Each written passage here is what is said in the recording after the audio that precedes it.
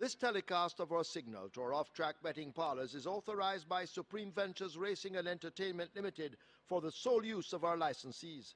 Any reception, interception, retransmission, redistribution, or other use of the signal without the express written consent of Supreme Ventures Racing and Entertainment Limited is strictly prohibited and will be the subject of criminal prosecution and civil action.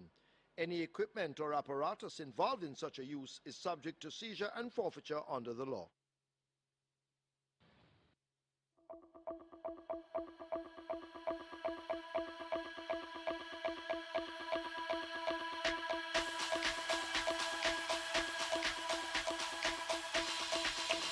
They're off for the first.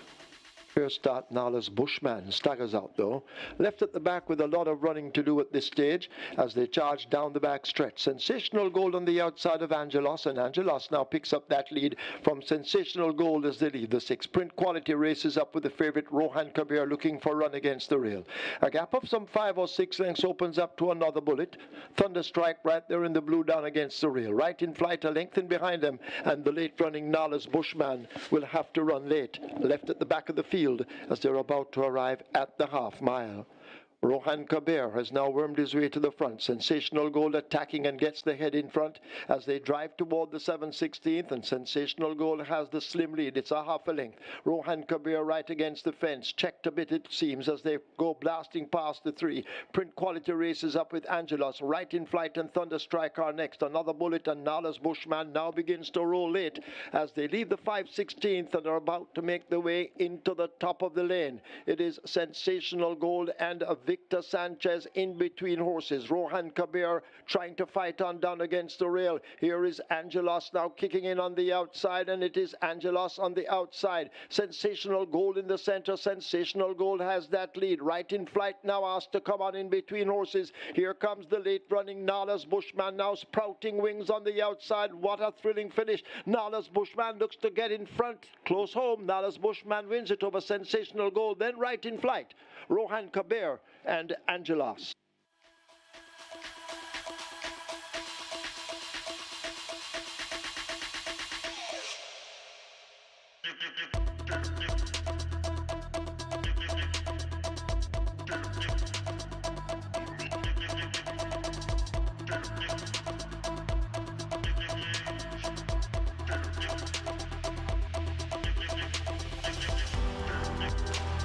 Furlong the trip, the Rockford Racing. Fly Messenger flying line of Ekati is left at the back of the field. They head down the backstretch and head towards the 6 furlong point, and it is a Curlin's Flight just the leader. Anonymous right against the rail in second. Sir John watches them closely from a third. Nakamura is next. Then comes Crimson going down into fifth. Just behind them, about a length and a half or maybe 2. That is a great trick, a big gap before we come to Fly Messenger, Fly Maya, and racing at the back of the field line of Ekati. They head toward the 4, and it is Anonymous now sneaks 2 and gets that lead. Anonymous right behind Anonymous. That is a Curlin Sir John rushing down into second. Then comes on the Curlin's Flight is right there too. Nakamura also there. Great Trick begins to find gear. It is Anonymous in front of Sir John racing second. Great Trick begins to take aim on these. Nakamura is right there too, backing out of it on the rail. That's Crimson, and out wide that is Curlin's Flight there at the top of the lane, and it's Sir John and Anonymous fighting for it. Sir John right against the rail. Anonymous right beside Sir John. One day coming on, that's Nakamura right against the rail. That's Great Trick. It's Sir John in front and begins to go away from the Sir John in front with the sneaky fox. And it looks like he has this one in the back. Sir John going on to beat Anonymous, running on for second. That is Great Trick. So it's Sir John, Great Trick. Then comes Anonymous, Nakamura, and the Crimson.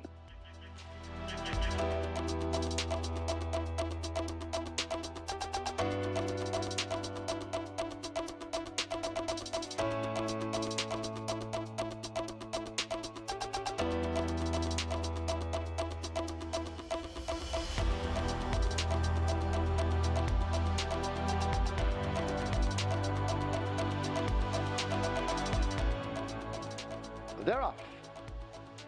Mr. Lee steps off slowly. Danka didn't and gets an early lead. Platinum Princess in pursuit, a length down, now a half a length as Platinum Princess and Danka make a race for that lead as they slip past the 5/8 pole. These two glued together. Bad Girl Carisi races back in third spot on the rail. That's Simply Enchanting, joined by Ascend. Beautiful Sunset is racing with that group of horses, and Mr. Lee left at the back. They're about to arrive at the 5/16th, and it is a Danka near the rail. Platinum Princess pressing home the attack all the time on the outside as they turn for home, and the favorite Danka is asked to kick. Platinum Princess trying to stay with Danka. Simply Enchanting is over against the rail. Beautiful Sunset drifting off the fence, but it is Danka, the favorite, who has that lead. Platinum Princess continues the chase, but needs to find 3 or more. Danka out in front. Platinum Princess and Beautiful Sunset, they look to be battling for minor shares as Danka continues to hold the advantage. They drive to the line, and Danka hangs tough to win by a length. Beautiful Sunset running on too late is second. Then Platinum Princess and Mr. Lee is fourth.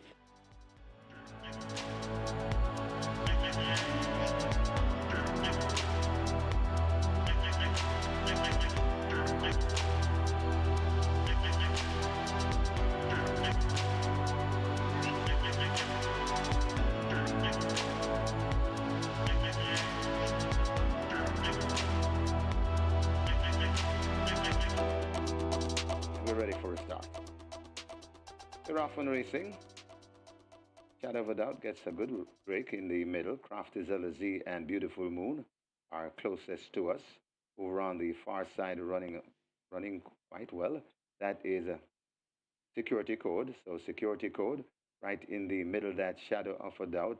Right there to the near side, that's Beautiful Moon. So these are the principal. Burnell tacking across on the far side too, as it is Shadow of a Doubt. Could just be the overall leader from Beautiful Moon right there too. Burnell left back in third, and on the near side, that is a Sparkling Tradition. They're coming out of the chute and coming to the furlong and a half pole, and it is Beautiful Moon and Shadow of a Doubt. These two going at it. Burnell toward the far side trying to make it a threesome, but it's now Beautiful Moon looks to have the lead, but still fighting on. That is Shadow of a Doubt. Beautiful Moon and Shadow of a Doubt, they're going at it. This is where the race will be.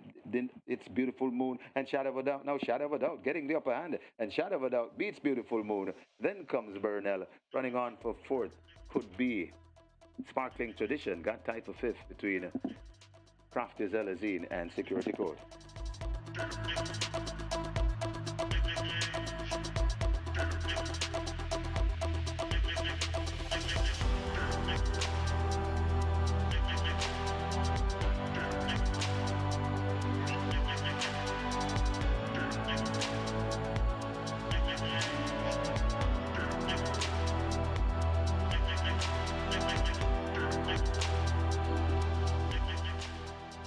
They're off immediately, 5 furlongs straight.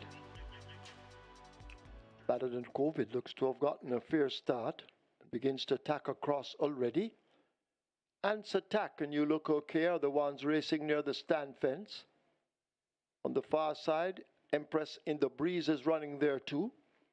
Okoe Warrior is way over on the far side, as they've sorted themselves out. Better than COVID running in the red headgear. You Look Okay may just have that overall lead. Last Hurrah racing in behind them. Answer Tack has more running to do. In the Spirit is the one nearest to us, as You Look Okay looks okay as they leave the quarter pole with that lead, a good looking one at the moment. Last Hurrah continues to chase. Better than COVID is on the far side, way over on the far side. That's Okoye Warrior, but they're spread right across the course. And bursting through in the center, that's Last Hurrah. Okoye Warrior over on the far side. It's Last Hurrah and Okoye Warrior battling for it. Okoye Warrior, Last Hurrah. It's a head bob. They've gone by. It's close. Could be Okoye Warrior, but it's close. Finishing in second, it would seem, is Last Hurrah. In behind them, Answer Tack, then Empress in the Breeze.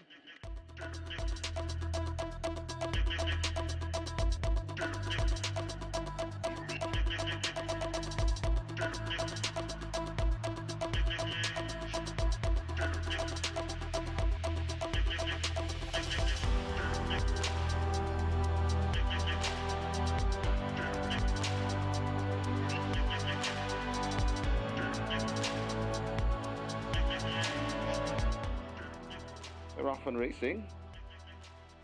Avajoy gets a fly in the middle and is traveling nicely. tacking towards the rail fence. That's Lady Asar Sutter. Over there, that's Linstead Market.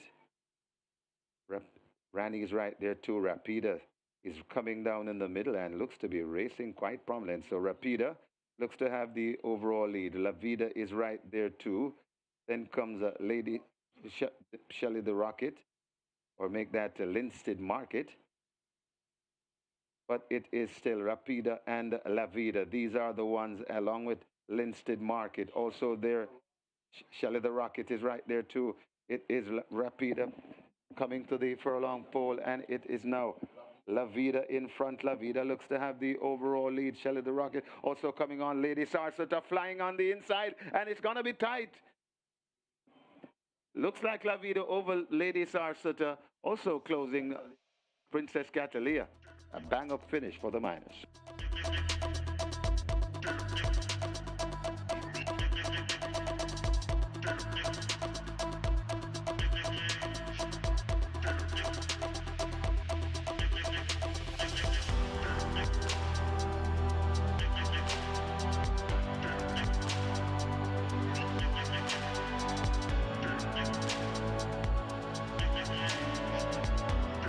There.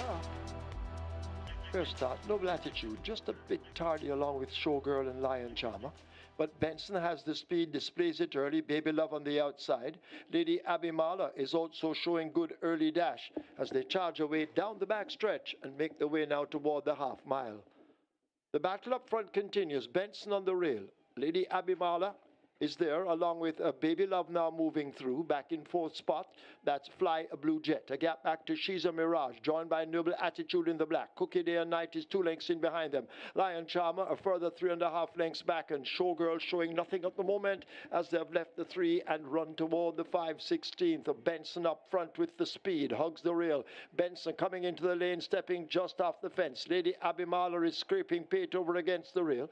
In behind them now, asked to close up, that's Baby Love. Out wide, Cookie Day and Night in the green cap, but Benson continues to fight hard, but has to find more as Cookie Day and Night now explodes out wide, and Cookie Day and Night grabs the lead from a fading Benson. Lady Abby Marla, Noble Attitude, they're near the rail, but it's Cookie Day and Night holding on to the advantage on the devastating Dane Dawkins, and in the slop, Cookie Day and Night wins a double for Dane Dawkins. Noble Attitude is next, then Lady Abby Marla, Showgirl, and Benson.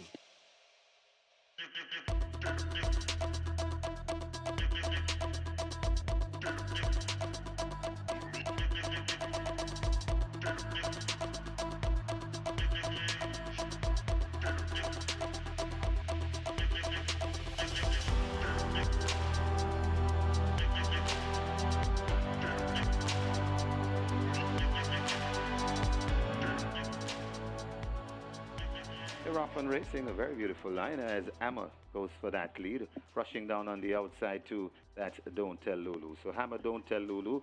Right there is Go West Young Man. Right against the rail, that is Never. Then comes Oil Machine.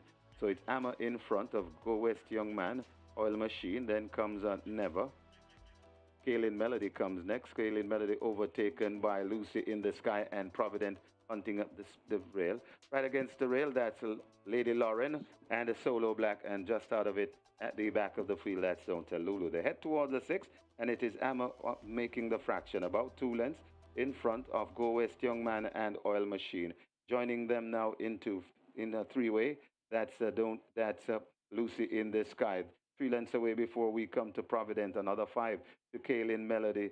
Then comes Lady Lauren, Solo Black, Never, and way out of it, that's Don't Tell Lulu. They head towards the 4, and Hammer still takes them along. About 4 lengths now in front of Oil Machine, gone down in 2nd.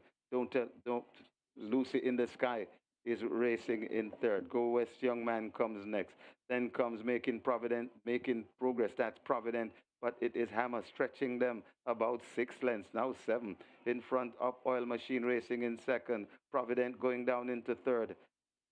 Lucy in the Sky racing in 4th, overtaken now by Kaylin Melody and Go West Young Man behind those. They're at the top of the lane, and Amma tells them goodbye about 5, 6, 7, and this one looks very good from now. It's Amma in front, and looking good. Kaylin Melody, though, begin to cutting to that margin. Coming to the furlong pole, it's Amma in front of Kaylin Melody, Provident, and Oil Machine. Amma still has a good-looking lead at the half a furlong pole. Amma taking them from pillar to post, and Amma, but Kaylin Melody trying to get to Amma. Dick Cardenas and Amma hanging on from Kaylin Melody and Radish Roman. Then comes Provident, Oil Machine, and Lady Lauren running on for fifth.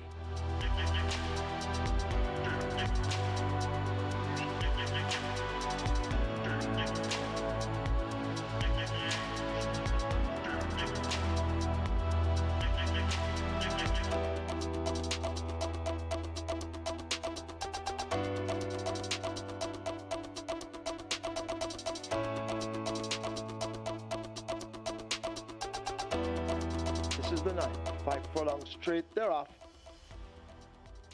First start, Indestructible is drifting nearest to us. Irish Wish is running near to us as well. As they're sorting themselves out, the main action, seems to be here right under the stand fence. Indestructible looks to have the overall lead. Catalina Princess is racing just toward the inside of that one, ahead of Irish Wish now coming through to take second, it looks at this point. Catalina Princess, the Miracle Angel, a breath of fresh air. They're close to each other. Undisclosed location is over on the far side, but they're inside now the last quarter, and it is Indestructible who holds the lead in the yellow headgear. Indestructible out in front. Irish Wish in the red and white now trying to cut into that lead. Hot Red Scammer on the far side. Undisclosed location also asked to come on, but it's Indestructible and Radish Roman. Here is Hot Red Scammer now storming through on the inside. Indestructible, Hot Red Scammer, they've gone by together very, very close. Irish Wish is next ahead of a breath of fresh air. Then Catalina Princess going by with the Miracle Angel.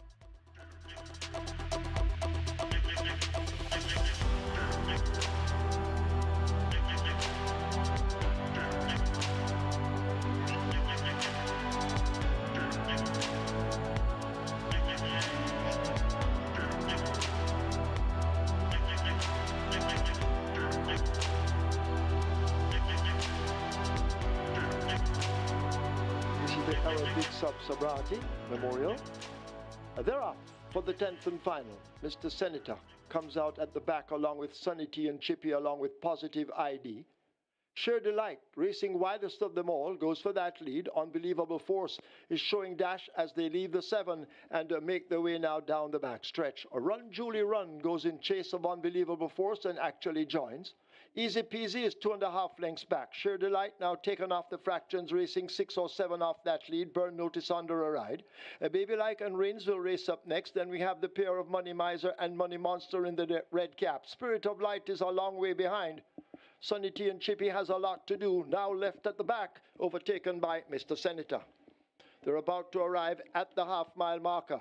Run Julie Run hidden from view. Unbelievable Force nearest to us, and these have opened up a 7-length lead. Sheer Delight chasing with Easy Peasy. 5 back to Burn Notice. Rainsville now goes a hunting. Behind them Money Monster, Money Miser. A Baby Like is next as they've left the 3. A break back to Spirit of Light, then Mr. Senator and Sunny T and Chippy, and a long way last is Positive ID as they'll come thundering into the top of the lane in the 10th and final. Unbelievable Force continues to hold that lead. Run Julie Run left back in second as they drive past the 3/16th. It's Unbelievable Force getting cracks on that right-hand stick from Radish, the sneaky Fox Roman. A furlong to run. Run Julie Run now switch to the inside. Unbelievable Force drifting off a true line. Run Julie Run trying to close up with Sheer Delight and Rainsville. It's Unbelievable Force giving way. Here is Rainsville and Run Julie Run over on the rail, and Rainsville takes it over. Run Julie Run. Sheer Delight is next, close between Money Miser on the rail and Unbelievable Force.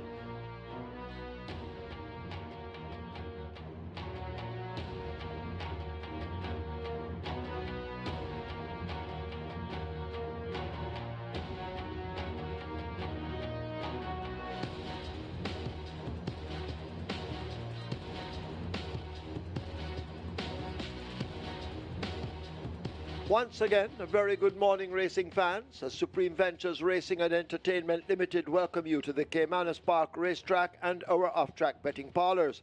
As usual, in a short while, we will be announcing the program changes. Now we ask you to stand, honor the Jamaica National Anthem.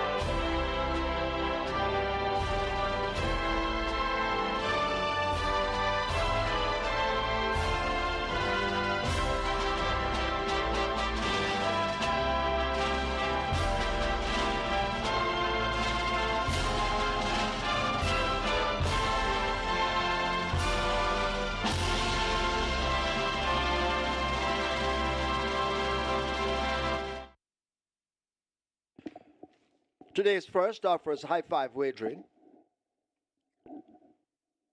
And this is where the Reggae 6 begins. Also the Catch 9. The Reggae 6 has a single winner jackpot in excess of 2.178 million. The Catch 9 has a mandatory payout today with a single winner bonus in excess of $2,668,000. Moving on to race 2. Quick 4 and play spot 8. Quick 4, single winner bonus in excess 834,000. A play spot 8, single winner bonus in excess 392,000. In the second event, scratch number 5, Stanislaus. Stanislaus is injured. Race 2, scratch 5, Stanislaus injured. Race 3, that's where the early 5-star begins. Race 4, high 5 wagering, and the start of the Twilight 6. Race 5 is the Titania Trophy. High 5 wagering, and the start of the late 5-star. Moving on to race 6, high 5 wagering. We also offer strike 4 wagering with a single winner bonus in excess of $1.313 million. In the sixth event, scratch number 7, Golden Loyalty. 7, Golden Loyalty, a scratch. Golden Loyalty is lame. Moving on to race 7, it's the Royal Dad Trophy. And that's where the late triple begins. Race 8, high 5 wagering. Race 9, high 5 wagering. And of course, races 8 and 9, that's where the late double begins, race 8. That's it for the moment. I'll be back with you later on. It's now time to go over to our racing analyst, Mr. Michael Kane, as he tries to decipher the program for you, aiding you in your selections, hence allowing you to leave here with a bag of cash. Over to Michael.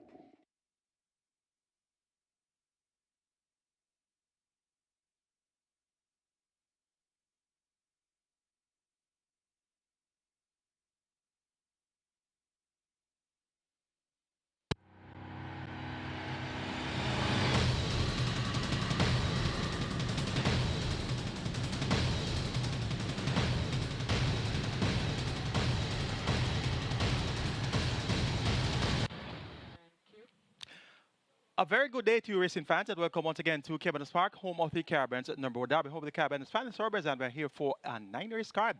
And we have 3 trophy races today. The NIGEL NUNES Memorial Cup, that's going to be race number 9, 1.25 million purse money there, and Open Allowance Contest. They go 1,000 meters straight, a big field of 13, and that will be the 9th and final, the night pan. The Royal Dad Trophy will be race number 7, 1.19 million in purse money there. A field of 6 will go 1,820 meters or 925 yards. And we're having the Titania Trophy, that's going to be race number 5. Fillies only, a field of 9 will go 5.5 furlongs. That's a restricted allowance 2 for native bred 3 ounces of 2, and the purse there is $1.1 million. Reggae 6 kicks off in the first event. Jackpot over 2.1 million. Minimum guarantee payout 3.5 million. And today is mandatory payout in the Catch 9. And we have over 2.6 million in that jackpot converted to a carryover. So it's going to be mandatory mania with the Catch 9. That, of course, begins in the first event. Bright and sunny conditions here in St. Catherine, Jamaica. The racing surface is in superb condition. We had some rain yesterday, and the track was sloppy for the latter stages of the 10-race card. And things still remain quite dampened here for the start of our Sunday card. We are 43 minutes to go to post for the first event, and the first event, of course, begins the Regular 6 and Catch 9. And the minimum guarantee payout for your Regular 6 is $3 million. Off the field of 9 to start the card, it's a 5 up nuns of 3, and we have importees 5 up nuns of 2, and the purse here 750,000. Off the field of 9, comprised to go posters here. My top 4 includes 1 Just Move In, 2 General Chief, 8 Sneaky Joe, and 9 Muzo. 1, 2, 8, and 9. That's my best 4 for the open contest. Number 1, Just Move In. This one opens up at 5-1. Matthew Bennett riding for Captain Marlon Brown. And we have 3-2 for number 2, General Chief, and that's Everton Stone, more popular known as Goosey, riding for Turner Spencer Chong. And number 8 is Sneaky Joe at odds of 6-1. Philip Parker, and therefore Donovan Hutchinson. And number 9, Muzo. This one is at 65. Victor Sanchez riding for trainer Spencer Chung. So Spencer Chung has a strong hand in the first event. 2 entries at 65, Muzo, and 3-2, General Chief. So both of the Spencer Chung horses are being bet as if losing is out of the question. With 42 minutes to go to post, they are joined in the favoritism right now. Just Move In. This one last time out went up at even money, coming off a break since February, and ran over the straight course. Looked a little bit heavier on the middle. Had a close look at this one through my binoculars on the 6th of October, and noted that Just Move In looked a little bit heavy around the middle. So clearly, she will have strip fitter for that third place effort, third by 8 3/4 lengths over the straight course behind Adenosine and Tap It Good. And I'm expecting Just Move In to have tightened up a bit and should be that much sharper for the 6.5 furlong contest. Matthew Bennett picks up the mount, replacing Radish Roman, and the trip now increased from 4 furlongs to 6.5 furlongs. And as such, Just Move In should be right there when it's being decided. Last one by 50 lengths on the 13th of January, romped that day in 129 flat for 7 furlongs, beating Salud and Diamond Rock. So look for Just Move In at 5-1 with 41 minutes to go to post. This one should certainly come down from 5-1 by the time they're closer to post, but I'm going to have this one as my top selection. Just Move In gets a vote in the first event. Number 8 is Sneaky Joe, and this one has Philip Parker riding for trainer Donovan Hutchinson, more popularly known as Dude. And every time I see the horse Sneaky Joe on the program, I say, and I say to you, my fans, and I say to myself as well, there's nothing worse than a Joe, but a Sneaky Joe. So this one, a Sneaky Joe, last time out, 3-5, third by length and a half, had traffic problems, waited for the room on the inner rail, and that room really did not open sufficiently for him to be at his best. Had to switch out from the inside towards the center of the course, maybe a furlong from home, and still finished a length and a quarter in third behind Princess Tiffany, make that Principal Tiffany and Blue Sky. So from a trouble-free run today, and Philip Partrent riding for Donovan Hutchinson, this Sneaky Joe should very well fight out the finish. So I have Sneaky Joe as a top-rated contender here for the first event, and you're getting 7-1 in the early wagering for Sneaky Joe. So you know that we're going to keep this one on the right side. And of course, Sneaky Joe sneaks around the place. And of course, it's a Sunday, and they have a horse named Just Move In, horse number 1. So I like this Exacta and Quinella here in the first event. Just Move In and Sneaky Joe. So Sneaky Joe, Just Move In. We're going to watch out for these two horses. 7-1 for Sneaky Joe and 9-2 for Just Move In. The Spencer Chung pair, General Chief and Muzo. Muzo needs absolutely no introduction. This one has been sent off short prices on several of his last 10 races. Went up at 75 last time, up 2-5, 2 starts back, 3-1, 5-2, twice, 6-5, 4-5, you name it. Muzo has been sent off at short prices throughout. Victor Sanchez picks up the mount, replacing Aaron Chatry. The trip now 6.5 furlongs. Last time at 6.5 furlongs was second behind the last dance in 1:24 and 4/5 of a second. And 2 starts back, make that 3 starts back, was also second over 6.5 furlongs, beaten by Travelers Lodge in 1:24 and 4/5 of a second. So this Muzo, extremely expensive to follow, and have him as my third choice. I'll be least surprised if he wins, but I won't be surprised if he loses again, because he's the type that is always bet at short prices and just finds 1 or 2 too good. And the one that he may find good today is going to be his stablemate, General Chief. This one gets 2-1. Everton Stone, more popularly known as Goosey, he picks up the mount here for trainer Spencer Chung. He'll be aboard for the third consecutive occasion. Last time out was fought by 2 lengths in that same Principal Tiffany Blue Sky Sneaky Joe event, and that was his second outing coming off a 9-month break. His first outing off the break came at 5 furlongs straight. It was 6 by 13 and 3/4 then beat by Abel Jalen, and that would have been a nice race to get fitter coming off the 9-month break, and clearly he showed that he got a lot fitter when finishing 4th, just 2 lengths in arrears there over 6 furlongs. So half a run longer to travel. Look for General Chief to be back in contention at the finish. I'm going to make it 1, 8, 9, and 2 in the first event. Sneaky Joe, just move in. No, rather, the other way around. It's just move in, Sneaky Joe. And for third, make it number 9, Muzo. And for fourth, number 2, General Chief. Reggae 6 and Catch 9 both start in the first event. And of course, two very great exotic wage opportunities. And of course, today is mandatory payout in the Catch 9, 2.6 million plus in that jackpot converted to a carryover. Let's have a look at my Reggae 6 and Catch 9 tickets for the Sunday card. Starting off in race number 1 on the Reggae 6, going to go 1, 2, 8, and 9. The aforementioned quartet of interest, just move in, General Chief, Sneaky Joe, and Muzo. Race number 2, banking number 4, and that's Noble Impulse. And it's going to be a lot easier now for Noble Impulse to win, given that Stanislaus is a scratch. So race number 2, Stanislaus and on the runner. Stanislaus has speed and would have been a pace factor there. So it should be an easier assignment for Noble Impulse. So a firm selection here in race 2. The banker is going to be number 4, Noble Impulse. Race number 3, make it 5, 6, 7, and 8. Dot this link, Silver Fox, Fear It Is, and Stick It On. Race number 4, make it 1, 2, and 3. Tiffany Blue, Shinita Estrella, and Ruby's Light. Race number 5, the Titania Trophy, make it 4, 5, and 6. Immeasurable Joy, Battle Angel, and Francis. And race number 5, please note that number 7, Golden Loyalty, is a scratch. Going to go 4, 8, 9, 11, and 12. Acknowledge Me, Equinox, Blinking Light, Uncle Nob, and Digital Light. 7,200 will get you my Reggae 6 ticket. And remember, the jackpot is 2.1 million. Minimum guarantee payout is $3 million. Robert Harvey's Reggae 6 starts off with 1, 2, and 8. Race 2, Robert goes 4 and 5. And number 5 is a scratch, and that's Stanislaus. So you can cut that budget in half from 2,160 to 1,080. Race number 3, Robert goes 7 and 8. Race 4, 1, 2. Race number 5, the Titanic Trophy, Robert goes 4, 5, and 6. And race number 6, 4, 8, and 9. 1,080 will get you Robert Darby's Reggae 6. Catch 9 on mandatory payout day starts off with 1, 2, 8, and 9. The same 4 horses I used to start the Reggae 6. Just move in, General Chief, Sneaky Joe, and Muzo. Race number 2, banking number 4, Noble Impulse, once again, kindly note. Number 5, Stanislaus, is a scratch. Race number 3, make it 5, 6, and 7. Dot this link, Silver Fox, and Fear It Is. Race number 4, make it 1, 2, and 3. Tiffany Blue, Chinita Estrella, and Ruby's Light. Race number 5, the Titanic Trophy, make it 4 and 6. Immeasurable Joy, and Francis. Race number 6, 11 and 12, Uncle Nob, and Digital Light. And once again, please note that number 7, Golden Loyalty, is a non-runner. Race number 7, the Royal Dad Trophy, make it 2, 5, and 6. Princess Amale, Allegiance, and Riches to Rags. Race number 8, we're going to go 3, 5, and 7. Bad Investment, Money Box, and Slam Dunk. And race number 9, the NIGEL NUNES Memorial Cup. I'm taking a chance and making number 8, Press Conference, my single, my banker to close my Catch 9 on mandatory payout day. 6,480 will get you my Catch 9 ticket. That's my idea of a very live Catch 9 ticket.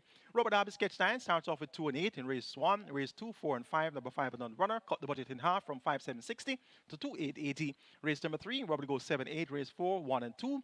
Race number 5, Robert's tips are 4, 5, and 6. Race 6, 4 and 8. Race 7, 5, and 6. Race number 8, Robert goes 1 and 5. And race number 9, the catch-out leg of the Catch 9 on mandatory payout day, Robert goes 7, 8, and 10. 2,880 is going to be the revised cost there, given the scratch of Stanislaus in the second event. Cut the budget in half there for the Catch 9 on mandatory payout day. Race 2 is next. Here's where we're going to start the quick 4 and the place what 8. Both have a minimum guaranteed payout of $250,000. And we have a field of 6, and they go 1,000 meters round. And this is for the claiming level, 250 to 200,000. And we have a purse of 700,000 up for grabs. The non-runner of number 5, Stanislaus, makes it an easier task for the top choice, Noble Impulse. Noble Impulse has good speed. Led for the first half mile in a 500 furlong contest last time out, won by Absolute Blue over Noble Impulse was second, and Just an Illusion was third. So with no Stanislaus present here, it should make it an afternoon stroll for Noble Impulse. The Speedy, excuse me, goodbye, finally released made certificate last time out. Did it at the 180 level, beating Weir, Honor, and Galway Bay. Dane Dawkins had a trip yesterday, so he's riding in great form, and he rides here for third. And Fitzgerald Richards, you're going to keep excuse me, goodbye on the right side. Sam Solana, number 2, showed an indication of return to form last time out in 4 by 7.5 lengths at 5 straight. A trip which is way too short. Make that 4 furlong straight, a trip which is way too short of Sam Solana's best. So I'm expecting Sam Solana, now coming 5 round, to be thereabouts at the finish as well. And towards the outside action run, last race in June, was claimed October last year. Actually claimed September last year for 400,000, ran once in October and didn't come back until June this year. And since June, has been away until now October. So clearly South, there's a major issue here for Action Run. Daniel Thompson rides for Rand Darby and owner Raphael Gordon. The Action Run of old would be able to get the job done here. But Soundest, indeed, a major concern. Going to take number 4, Noble Impulse, to get the better of number 1, Excuse Me Goodbye, then 2, Sam Solano, and 6, Action Run. Race 3 is next. Here's going to start early 5-star, minimum guarantee payout 300,000. Congratulations to the 5-star winner yesterday. $1 million plus in dividends there for one lucky winner of the 5-star. And indeed, you were quite skillful in getting that done. Race number 3 has a field of 8, and they go a distance of 1,100 meters or 5.5 furlongs. It's for the claiming level, 400,000 out of 300,000, and they run for a purse of 790,000. The best 4 here for race number 3 includes 5, 6, 7, and 8. And that's Dodges Link, Silver Fox, Fear It Is, and Stick It On, 5, 6, 7, and 8. The one that comes on the top for me is number 7, Fear It Is. Reason being, last time out was second by half a length, just beaten by T. Brady. And the whip fell at a crucial stage in the event, maybe about a furlong and a half from home. The whip suddenly fell from Shavon Townsend's grasp, and in turn, that paved the way for T. Brady to rally strongly with Victor Sanchez in the saddle there. And of course, T. Brady with his rider having the use of the whip. That made a significant difference at the finish there. Just a half a length behind was his Fear It Is that day. And he's back here now among similar opposition. And indeed, Matthew Bennett replaces Shavon Townsend in the saddle. Fear It Is gets a vote here in the third event. Number 5 is Dodges Link. Abigail Abel rides for Orville Johnson and owner Hewitt Miller. And this Dodges Link has been thereabouts in the last couple of races, but has not been on his best form.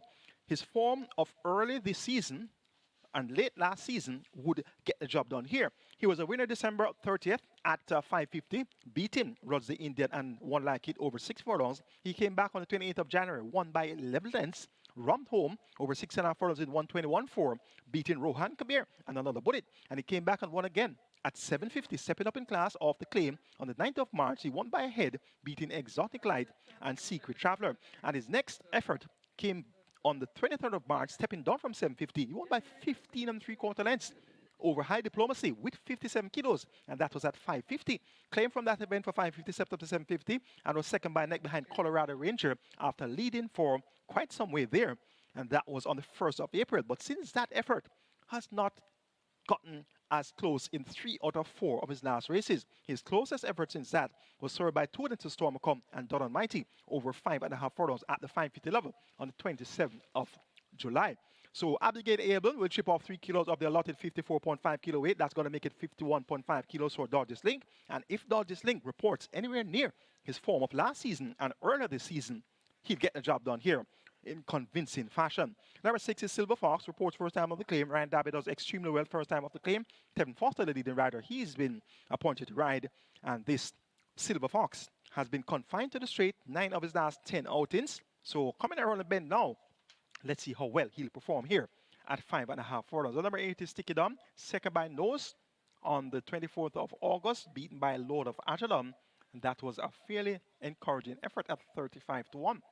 Philip Parchan picks up the mount for Courtney Williams, more popularly known as Stickman, and Stick It On.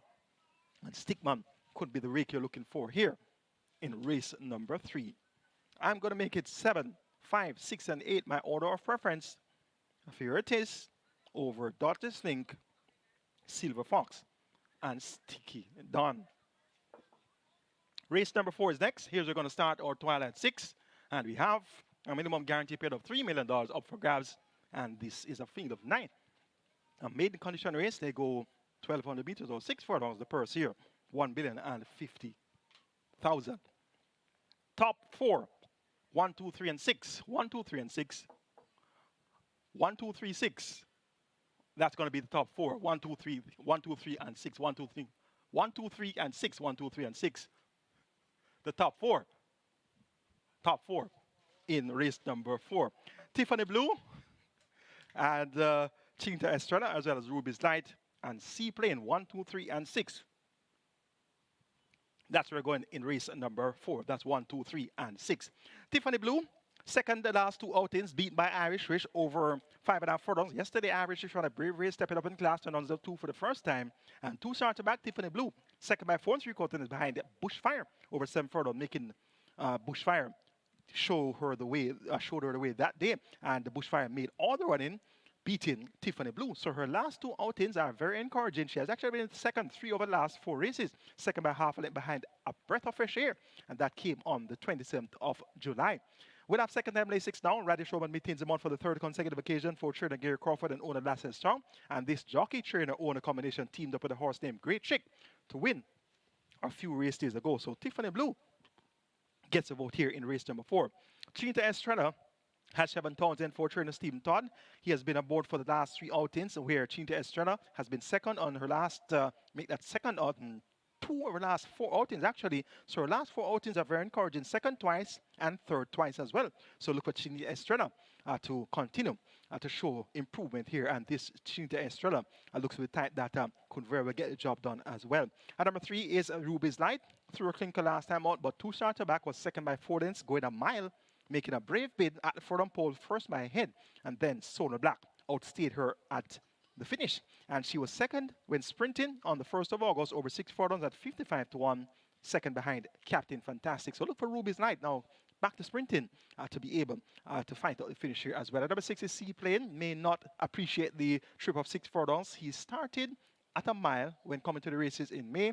He ran 7 furlongs. He showed a liking for the distance of 7 furlongs. He went 9 and 25. He was prominent and showed a liking for the distance there. And he went a mile again when on the 28th of September, finishing 3rd by 4.5 lengths in that same Solar Black Ruby's Night event. So cutting back to 6 furlongs now may not necessarily be the best thing for Seaplane, but he should get a swift enough pace here to chase. And if the speed comes back, look for Seaplane to possibly earn a share here. Got to go 1, 2, 3, and 6 as my order of preference for race 4 to start our Twilight 6. Tiffany Blue to get the better of Chinta Estrella, Ruby's Light, and Seaplane. Twilight 6 begins in the 4th. Let's now take a look at my Twilight 6 ticket for the Sunday card.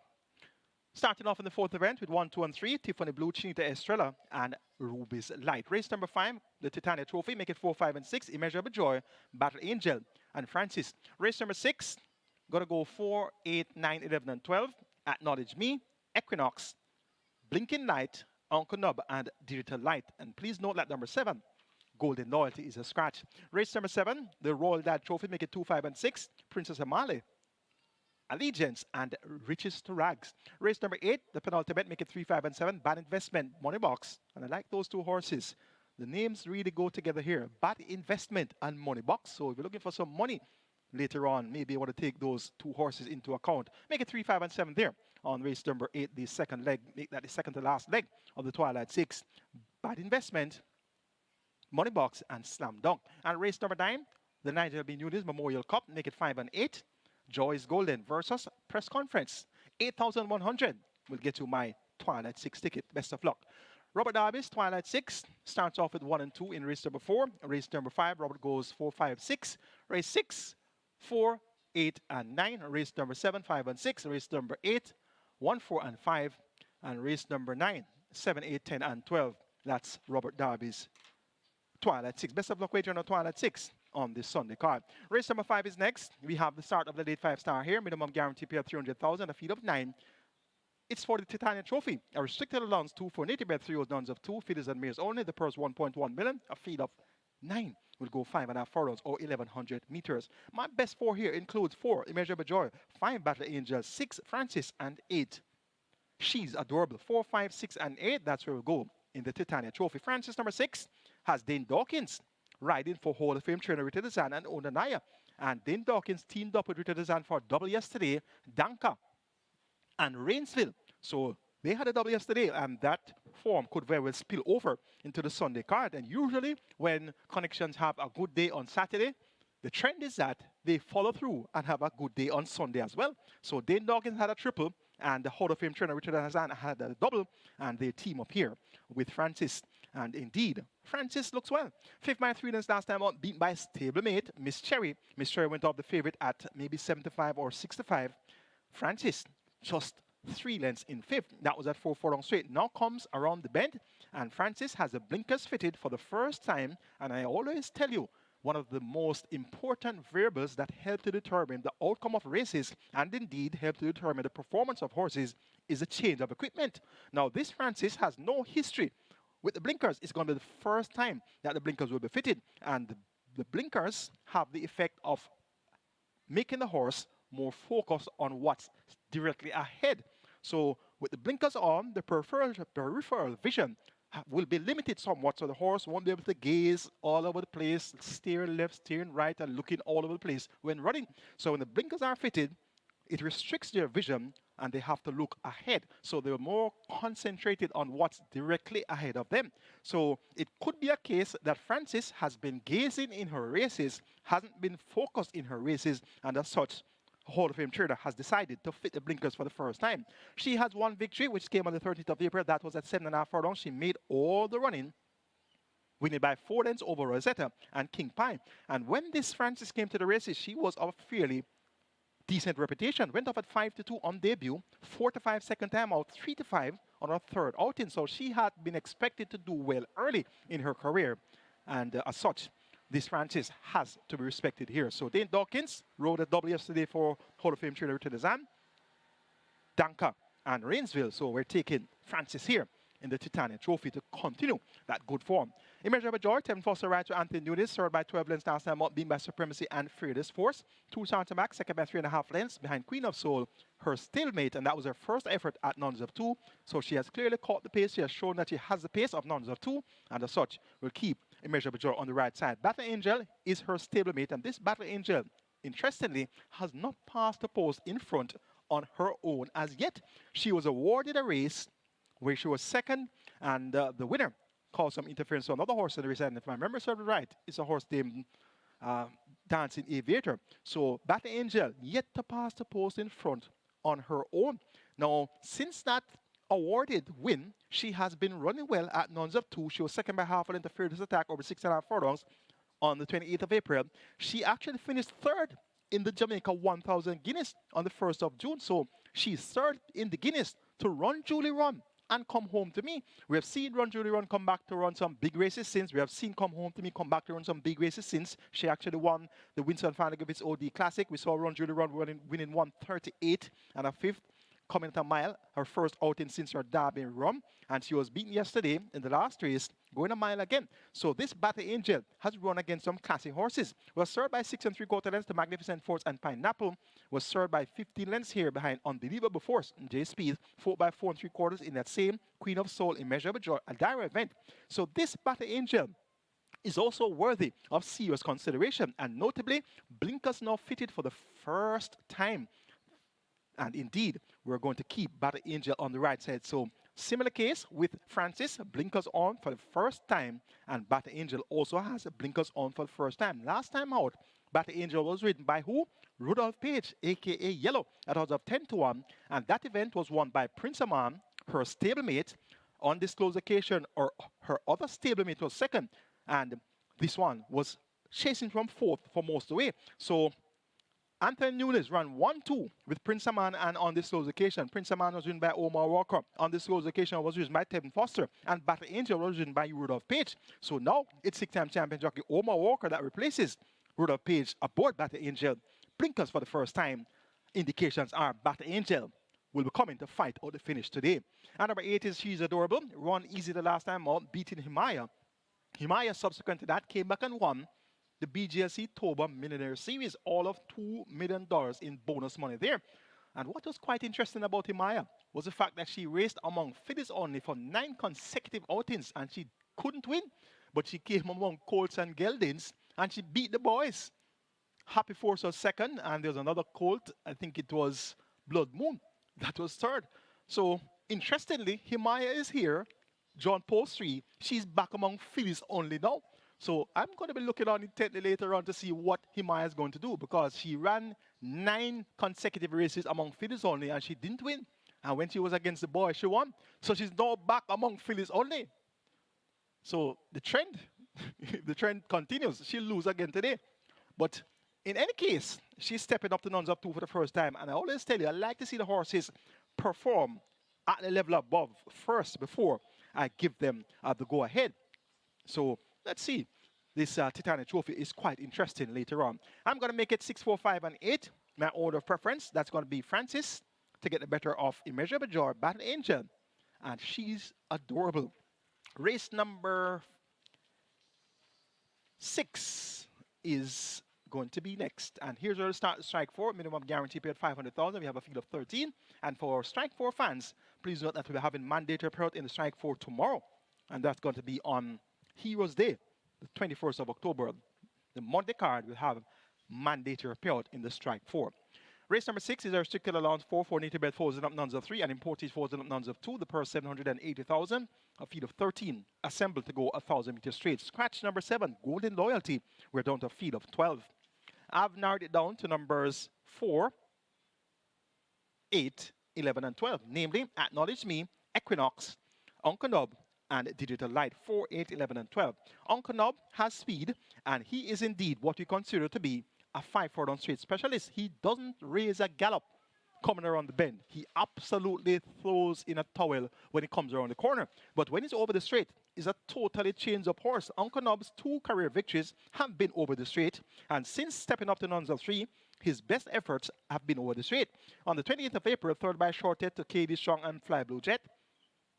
On the 28th of September, his next best effort, third by 3/4 of a length.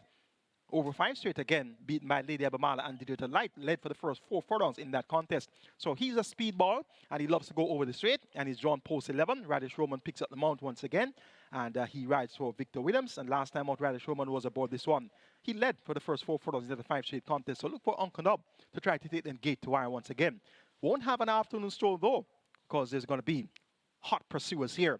Number 12 is Digital Light, second of the last 2 out in, second by half a length in that same Lady Abimala event where he got the better of Uncle Nub by a head, ran on quite effectively in deep stretch. So look for that to be the tactic to be employed here by Tevin Foster, having this one from just off the pace and then finishing effectively inside the final furlong. Look for Digital Light to be bang in contention at the end. And how about Radish Roman and Tevin Foster? They're starting the show here. They had 1 wins apiece yesterday, and yesterday they won the first 2 races. Tevin Foster won race 1 with Nala's Bushman, and Radish Roman won race 2 with Sir John. And after those first 2 races were run, we expected it to be a terrific Tevin Sneaky Fox show, but neither were able to win another race for the rest of the day. And they got some beating there. They were second and third in a couple of races. So clearly the other riders made them know for sure that they aren't the only 2 jockeys riding here at Caymanas Park.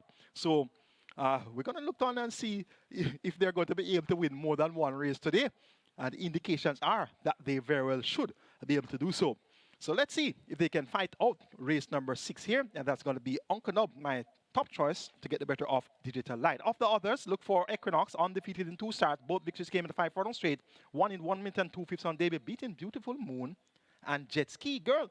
Beautiful Moon has not been able to frank the form since in some easier races. So that's not all of a great recommendation for Equinox. And Equinox stepped out on 2 and 1 by a head, making all the running, but had to be driven out to hold on from Job Lane and Simply Sensational. Job Lane has come back to disappoint since. Simply Sensational has come back to disappoint as well. So Equinox, though winning 2 times from 2 starts, it can be said that she hasn't beaten much. So stepping up to nuns of 3 for the first time, though she's of very good speed, she may very well be found wanting where it matters most. But an undefeated horse is something that you cannot take lightly. So this one can also be improving at a rapid rate. So we're going to keep the lightly weighted Equinox with a mere 48 kilos on the right side. Acknowledge Me number 4. Last time out at 75, was not able to justify the favoritism. 6 by 11 and a quarter lengths to Mrs. Lindhurst. James and Digital Light over 5 furlong straight. Blinkers taken off. Dick Cardenas, a Wiley Coyote, he returned to the winner's enclosure yesterday in fine style with an all-the-way win aboard Amma. So look for the Wiley Coyote to be throwing his hat in the ring as well. So we have a very competent set of riders here at Caymanas Park. And indeed, these last couple months of racing, it's going to be very competitive indeed. Dean Dawkins back in action, Dick Cardenas back in action, and I hear from a good source that we're going to be having some other top riders coming in from overseas later on this year, later on this month, early next month. The likes of Christopher Mamdine said to be here. We also have Dane Nelson that is expected to be here as well. And a couple other riders that went away. Javelin Patterson is said to be on his way to be here to toward the latter stages of this year. So it's not going to be all about Tevin Foster and Radish Roman. Some very capable riders are on their way to make Caymanas Park the place to be for the remainder of the season. I'm going to make it 11, 12, 8, and 4. My order of preference are race number 6, Uncle Nob, to get the better of Digital Light, Equinox, and Acknowledge Me. Race number 7 is next. Late Triple begins here. It's a Royal Dad Trophy. We have a field of 6, and they go 1,820 meters of 925 yards. It's a restricted stakes event for importees, 3,000 up, nuns of 3, and native bred 3,000 4 years, nuns of 4. The purse 1.19 million. Of the field of 6, a competitive field of 6, I'm going to make it 1, 2, 5, and 6 my top 4. Blue Sensation, Princess Amali, Allegiance, and Richard Sirags 1, 2, 5, and 6. Richard Sirags last time out was hindered repeatedly in that 6 furlong contest won by her stablemate Impressive Force. Was actually awarded second after Queen of Souls, second past the post, was disqualified for causing interference to Richard Sirags. So Richard Sirags could have gotten a lot closer hadn't she run into that traffic problem. So this time around, she goes 9 furlongs and 25 yards, 2-turn distance. She has been at the trip at least once before, third by 4 1/4 lengths to King Pie and Brenda Boy. That was in April this year. She has improved since and won twice. Won by a length, going 6.5 furlongs, then releasing the main tag, beating Sipping on Sunshine and Buttercup. And she came again and won over 5.5 furlongs at 36-1, upsetting the apple cart there, beating Motivate Me Baby and Commander Z with a late burst of speed. Second, when stepping up to the level for the first time, beaten by Unbelievable Force, her stablemate, over 5 furlongs straight. And last time out, as I said, hindered repeatedly in that 6 furlong contest. So Richard Sirags should get the relaxed pace of 9 and 25 very effectively, and she's going to be back in contention at the finish. Allegiance also will be back in contention. 10 Foster rides for third Anthony NUNES, and this Allegiance has been second on 2 of his last 3 races. Beat by Antarctica, beat by Come Home to Me. So look for Allegiance to be right there throughout as well. He should appreciate the 2-turn distance as well, and he finished second in the Winston Fan-Givitz OD Classic, chasing Come Home to Me for a long way in that 9.5 furlong contest. Number 1, Blue Sensation, also appreciates a distance of ground. 1 over 7 furlongs, also won over 7.5 furlongs. Was prominent for a long way in the Portmore, and was also prominent for a long way in the Oaks. And we saw her stablemate, Amma, win yesterday, and this Blue Sensation was just as prominent as Amma was in that Jamaica Oaks on the 3rd of August. So we're going to respect the chances of Blue Sensation as well. Dick Cardenas, he's looking for the double for trainer Peter Don Bassard, having scored about Amma yesterday. We'll keep Blue Sensation on the right side. And Princess Amali also has to be kept on the right side. Dane Dawkins had a trip yesterday. He rides there for Robert Pearson. Tongue tie now fitted, and this tongue tie is actually being refitted. She usually runs well in the tongue tie. So we expect that Princess Amali will run a favorable race here. She worked well on the 13th of October, 6 furlongs in 1:14.4. So look for Princess Amali to now be stretching her pace to the 2-turn distance for the first time, and this should see her being bang in contention from the word go. A small field of 6 for the Royal Dad Trophy. The other 2 entries here, Teflon Don, he'll be a pace factor as well. And Mac and Rome also has proven that he goes well over 2-turn distances. Both his career wins have been at distances in excess of 9 furlongs. 1 9 and 25, 1 9.5. So we're going to keep Mac and Rome on the right side as well. Small field of 6, but it's very competitive, can go absolutely any way. My way is 6, 5, 2, and 1. Richard Sirags over Allegiance, Princess Amali, and Blue Sensation. The 8th and penultimate is next, and we're going to start late double here. Late double, usually quite attractive in wagering. And we have race 8, a field of 9, and race number 9, a field of 13. So the late double could very well be very richly rewarding here. The 8th event is a restricted allowance 5 for native bred 4s and up, nuns up 2, and imported 4s and up maidens. The purse here 750,000. They go 1 mile, 1,600 meters or 8 furlongs. Of the 9 horses declared to go postwards, make it 1, 3, 5, and 7. My best 4: Glitter and Magnum, Bad Investment, Money Box, and Slam Dunk. 1, 3, 5, and 7. Number 5, Money Box. Paul Francis rides to Edward Stanbury. Visor on, cheek pieces off. Pay attention whenever there's equipment change. Pay attention whenever there's equipment change. This one worked well on the 15th of October, strode 6 furlongs in 1:22 flat. On the 28th of September, strode 5 furlongs in 1:10 and 3/5 of a second. Has been getting closer and closer, but not necessarily winning as yet. Paul Francis maintains the mount for the 5th consecutive occasion. Always pay attention when you see a jockey sticking with a horse. That means that he wants to win on that horse. So this Money Box now gets a mile, and he is the type that will stay a mile quite effectively. I'm expecting a major effort here from Money Box today. Number 3, Bad Investment. Well, if you have a Money Box, maybe you make a bad investment because you have so much money, you don't know what to do with it. So I like the ram here. I like the 2 names here. Bad investment, money box, bad investment. So money box is going to be the top selection here, and bad investment is going to be the second chart. This bad investment, the last two efforts, I'm drawing a line through both of those efforts, 5 straight and 6 furlongs. Look at the effort of the 8th of September. Hindered a furlong from home and was restored by half length behind Miss Linton and Princess Ifia. That came at 5.5 furlongs. And he didn't appear to be all that focused on his next 2 assignments. So Radish Roman on board, and that should mean that he will be that much more focused at the task today.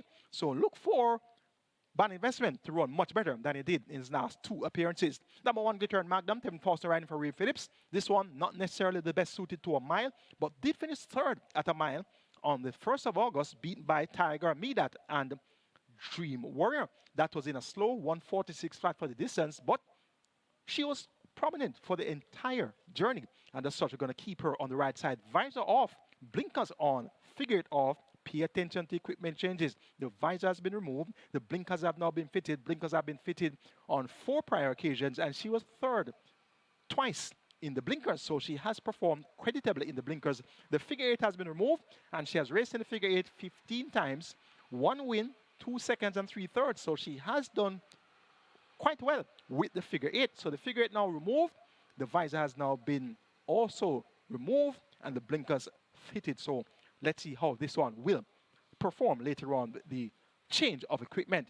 And number 7, Slam Dunk. Aaron Chachi rides for trainer Colin Ferguson, a.k.a. Fergie, and owner, Singers and Players Syndicate.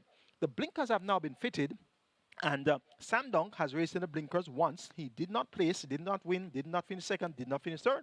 So blinkers now on, and indeed, Slam Dunk has been thereabouts, but just not performing up to expectations. He has been well fancied. 7-1, 9-2, 3-1, 2-1 twice, 5-2, even money. So he has been a type that has been well fancied in most of his last 10 races, but he just hasn't gotten the job done at non-winners of 2 yet. And if my memory serves me right, the only race that Slam Dunk has won was a race that he was awarded 1st place. So he actually won a race. Oh, rewind. Let's back up before I reach to the point where he got that race. His first race that he won, as in passing the post in front, he was disqualified. So he won, passing the post in front, and he was disqualified because of interference that day to another horse.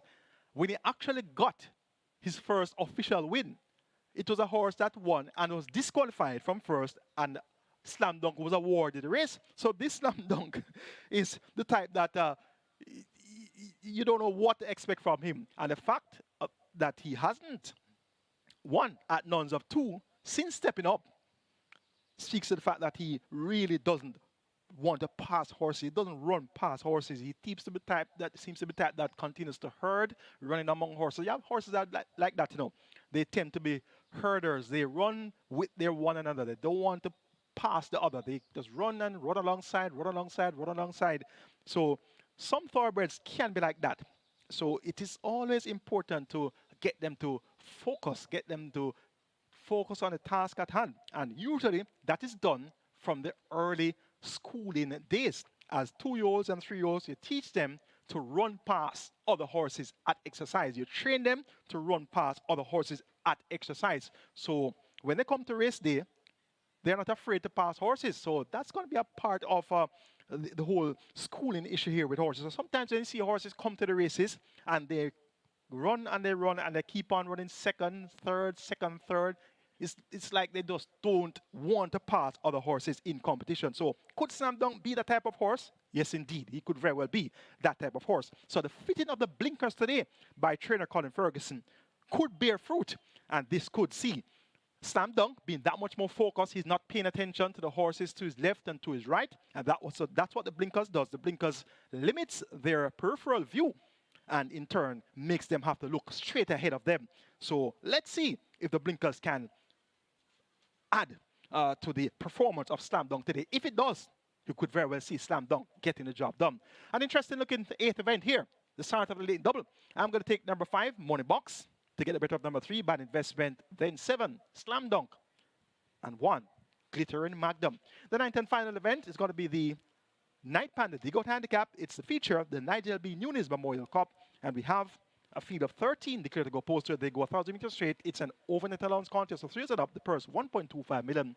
A field of 13 will come down the straight here. It's going to be a cavalry charge for the 9th and final. My best 4 includes 4 Freedom Street, 5 Joy is Golden, both trained by Patrick Lynch, 7 Taurus Boy, and 8 Press Conference. 4, 5, 7, and 8. That's where I'm going in race number 9, the NIGEL B. NUNES Memorial Cup. Freedom Street. What can I say about Freedom Street? But if you haven't heard about Freedom Street yet, you may not be a Jamaican. Freedom Street. Calvin Bailey, right through trainer Patrick Lynch and owner Joyous Racing. And the blinkers have now been fitted. Freedom Street has raced in the blinkers 5 times prior, 1 second and 2/3, so he has performed creditably in the blinkers. Was second over the straight course, ridden by Arnaldo Boca Chica on the 7th of September, beat by sensational move in 59.4, came back over 6.5 furlongs and really didn't finish well there behind the impressive Park Plays in 117.3 for 6.5 furlongs. 5 furlongs straight, not necessarily the best trip for Freedom Street, but the blinkers have now been fitted and he could be that much more focused for the assignment at hand. So Freedom Street, we're going to keep this one on the right side. Number 5, Joyce Golden, his stablemate. They're both owned by Joyous Racing, and Joyce Golden has Samantha Fletcher in the saddle. She chipped off 2 kilos of the lot in 56 kilo weight, so it's going to be 54 kilos here for Joyce Golden. And Joyce Golden, second 2-starter back, beat by Wall Street Trader, and had a hat-trick of wins earlier this season, March, May, and June. 1 over 5.5 furlongs in March, 5 3/4 lengths clear in 107.1. Stepped out on 4, 1 again over 5 straight with Delroy Bahari at 10-1. Upset the apple cart there, beating Speedy here and box. Stepped out the overnight for the first time.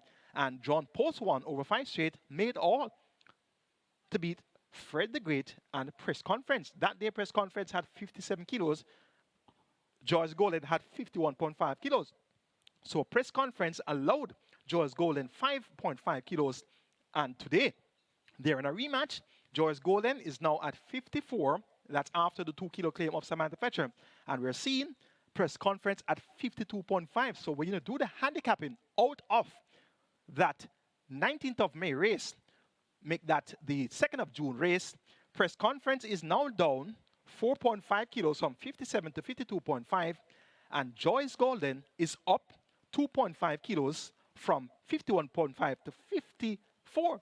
So when you do the arithmetic and you add the 2.5 kilos to 4.5 kilos, that's a swing of 7 kilos in favor of Press Conference. I hope you are making notes. I hope you're learning. It's the handicapping seminar, and this is how you handicap horse racing. You look at the swing at the scale, you do the differential between the horses to be able to determine which horse returns on more favorable terms. So out of the 2nd of June race, where Joyce Golden won by 3 lengths, beating Press Conference, Joyce Golden is now 7 kilos worse off to Press Conference, and in turn, Press Conference is 7 kilos better off to Joyce Golden. And as such, I've made Press Conference my top selection in that rematch with Joyce Golden. Taurus Boy number 7, Richard Henry Wright of Filipino D and Lakeland Farms. And this Taurus Boy was a winner over 5 furlongs straight at overnight on the 14th of April. Ran on to beat KP Choice and Volatility. Subsequent to that, stepped up the open allowance, raced in the Reggae Trophy, third by Tenants, Is That a Fact? Then came back at open allowance again, beat by Further and Beyond and Mahogany. Came back at open allowance again, beat by Mamma Mia and Funky and Dumb. Steps back down to overnight now for the 3rd occasion, beat by Sensational Move and Freedom Street 2-starter back, and over 6.5 furlongs. Last time out was beaten 6 by 26.5 length. The visor has been removed. The customary visor has been removed and has started in the visor 39 times in his career. 4 wins, 4 seconds, and 6/3. So the visor now taken off today. Let's see how well Taurus Boy will perform here with apprentice Richard Henry riding for the Maestro Filipino D. And I always tell you, when you see Filipino D change equipment, don't take it lightly. Look and have another look. Taurus Boy, we expect this one to do well. And number 8 is Press Conference. The Sneaker Fox Riders Roman rider trainer Ian Roberts and owner O&S Racers of O&S Tackroom fame. And we have the O&S Tackroom that had all the supplements, all of the very lovely things to give the horses. So whenever you see a horse reporting for O&S Racers, you know that that horse is not short of anything. And they get the best of the best that thoroughbred has to get. So whenever you see O&S Racers, look and look again. Now, this press conference, as I told you, has a 7-kilo swing in his favor versus Joyce Golden, who beat him in June. Has run some decent races since third by length and 3/4 over 6.5 furlongs with Alita and Perfect Brew. Was second by half a length over 5.5 furlongs to Madeline Sunshine in 107 and a 52nd. Third by 4 3/4 lengths to Atlantic Conference Sensational Move over 6 furlongs.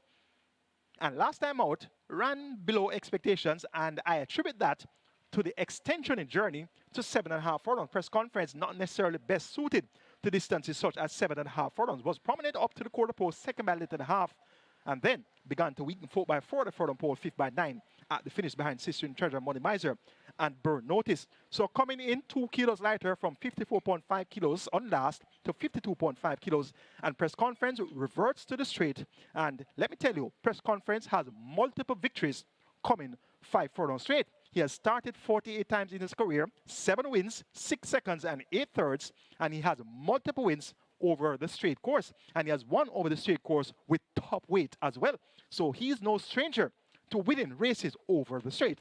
And as such, I'm going to make this one my top selection for the Nigel B. NUNES Memorial Cup number 8 press conference for the O&S Racers crew. Watch out for this one to be chanting, of course, later on, and proving to be as slippery as I need. So number 8 press conference to get the better of number 5 Joyce Golden, then 4 Freedom Street, and 7 Taurus, more 8, 5, 4, and 7 in the 9th and final.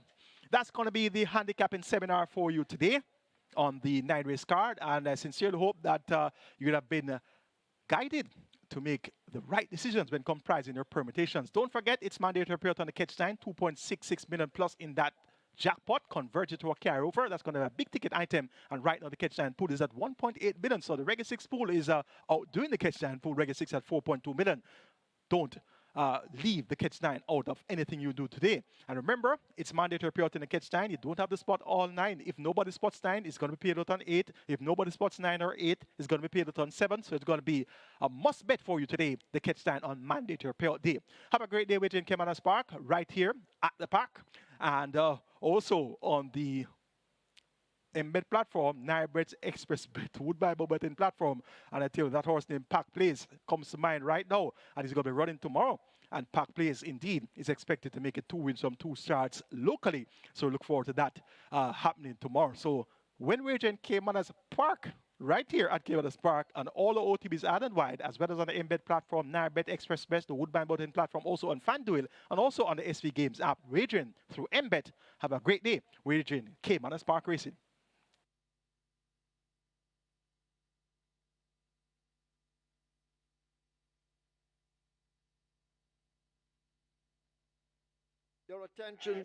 Your attention, please. Jockeys Matthew Bennett and O'Neill Mullings down for the day. In the first event, number 1, Just Move In. Make the rider Radesh Roman. Radesh Roman rides 1, Just Move In, race 1. Moving on to race 3. Number 7, Pharaoh It Is, Radesh Roman. Radesh Roman rides 7, Pharaoh It Is in the third event.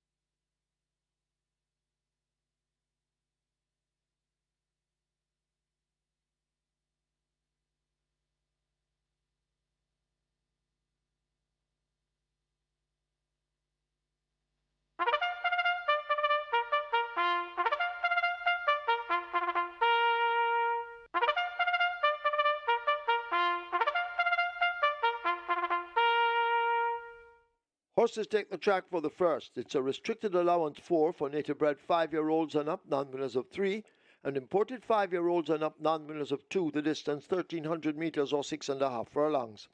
1, Just Move In, make the rider Radish Roman, the weight 53 kilos or 117 pounds. 2, General Chief, 54 or 119. 4, Tap It Good, 53.5 or 118. 5, Millennium Star, 52.5 or 116. 6, So Magnificent, 56 kilos or 123.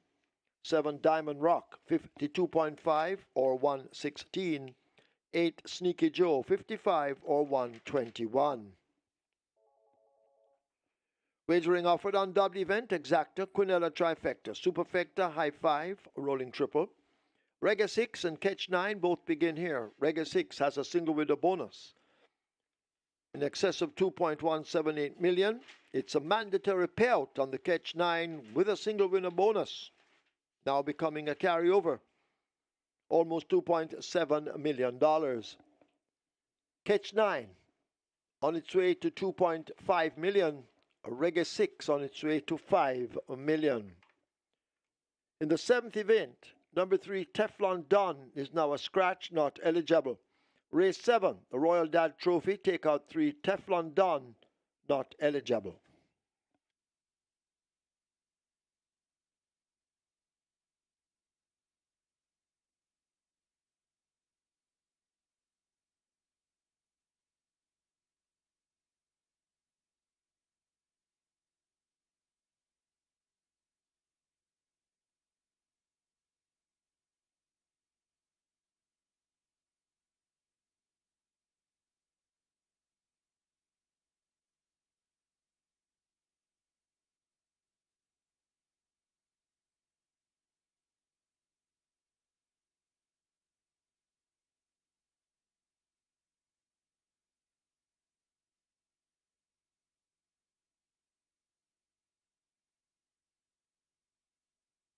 Runners making their way to post. This is race number 1. This is where the life-changing Reggae 6 begins. Reggae 6 pool on its way to $6 million. On its way to $6 million. And this is where we have the mandatory payout on the Catch 9. Jackpot bonus carryover nearly 2.7 million. And the pool at the moment on its way to $3 million. I-5 wagering also available. I-5 pool approaching 200,000. Get your bets on as the runners make their way to post.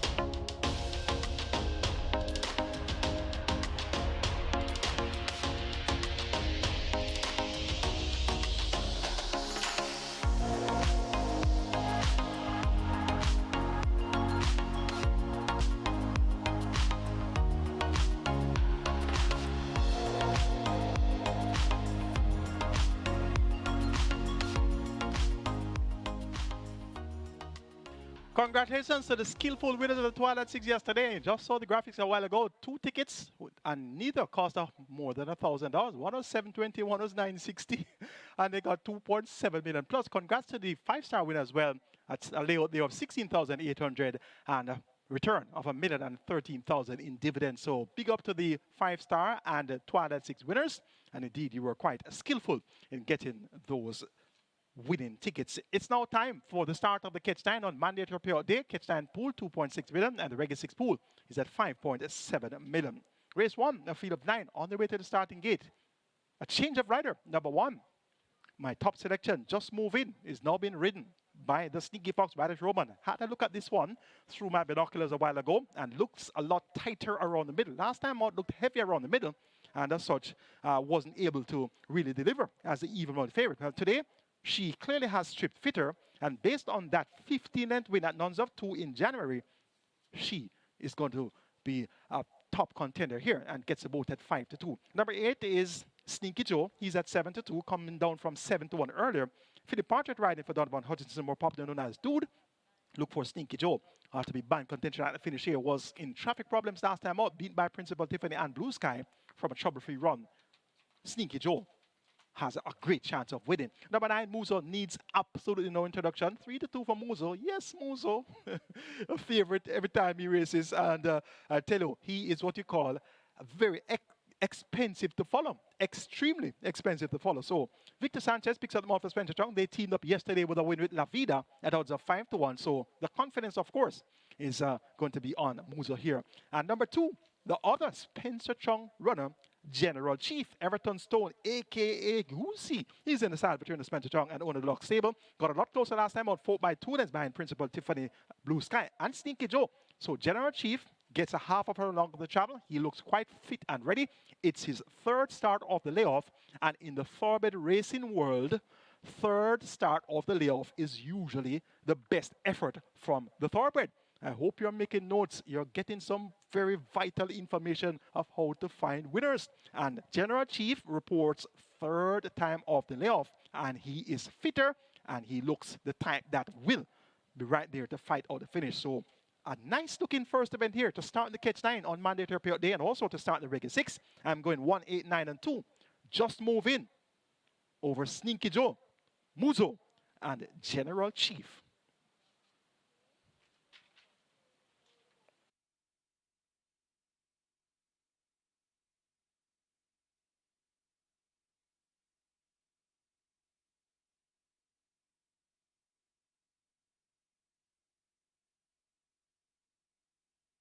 So the runners have arrived at the post. The runners are at the post, and the high five approaching 250,000, nearly $3 million in the Catch 9. Jackpot bonus carryover nearly 2.7 million, and the Reggae 6 approaching $6.5 million. Get your bets on. Runners at the post.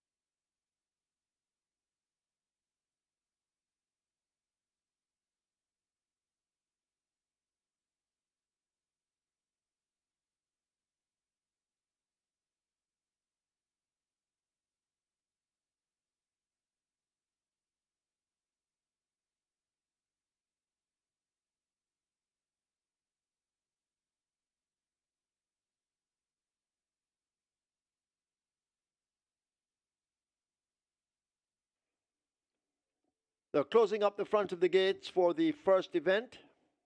High Five on its way to 250,000. Catch 9, almost at 3 million. Reggae 6 on its way to 7 million, but you need to get your wagers on. Riders adjusting their goggles, which means loading up is about to begin. Get your wagers on.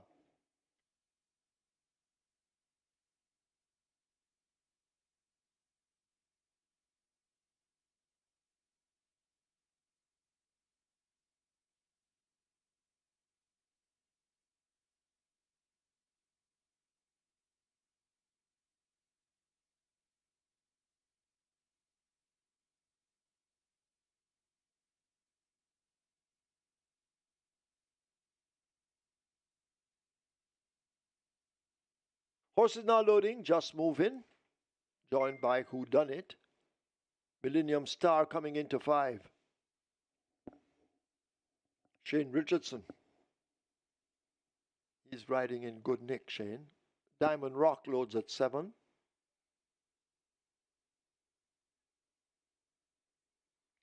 So Wonderful. They try with at 6.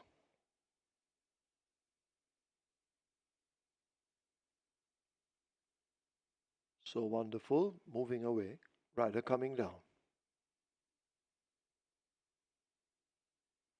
So this is 1,300 meters or 6.5 furlongs.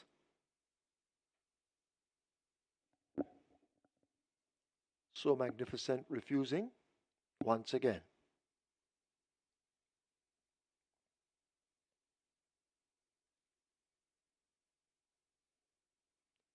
The rest milling around behind the gates.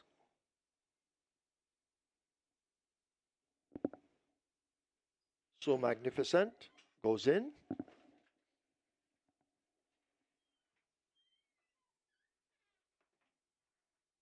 Sneaky Joe was loaded at 8. General Chief going in at 2. We wait on the final runner, Muzo. Tap It Good is in at 4.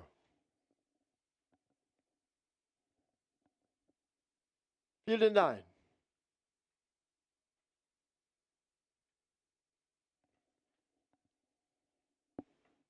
Starter ready. They're off for the first of 9. So Magnificent gets the worst start, left at the back with Millennium Star. Just moving as they leave the 6, has a narrow lead, a half a length in front of Tap It Good racing in second. Who Done It races just on the inside, overtaken now by Diamond Rock. General Chief is the one running near the rail. Sneaky Joe tucked in between horses. Muso out wide, now asked to overtake runners and make gains. A gap back to Millennium Star, and at the back of the field remains So Magnificent. They've left the half mile. The tempo should now increase as they're about to approach the 7/16th, and Just Moving is the one racing down against the rail as they drive away now, passing the 3/8 pole. Tap It Good on the outside now grabs a narrow lead. Just Moving continues to hug the rail run. Diamond Rock now shaken up for more and asked to close on the leaders. Muso is toward the outside. Then comes General Chief. Sneaky Joe in behind them along with Who Done It, but they're at the top of the lane. 3 of them right across the course near the rail. That's Just Moving. Tap It Good giving way in the center, and the Diamond Rock now kicking in on the outside, and Diamond Rock grabs the lead. Muso begins to run at him on the outside with General Chief. It is Diamond Rock inside the final furlong with that lead. Sneaky Joe now begins to sneak closer down against the rail. Diamond Rock, Sneaky Joe on the rail, asked to close the gap, but Diamond Rock is driven to the max. Here is General Chief flashing home on the outside. It's close between General Chief, Diamond Rock, then Sneaky Joe. Who Done It close for the minor.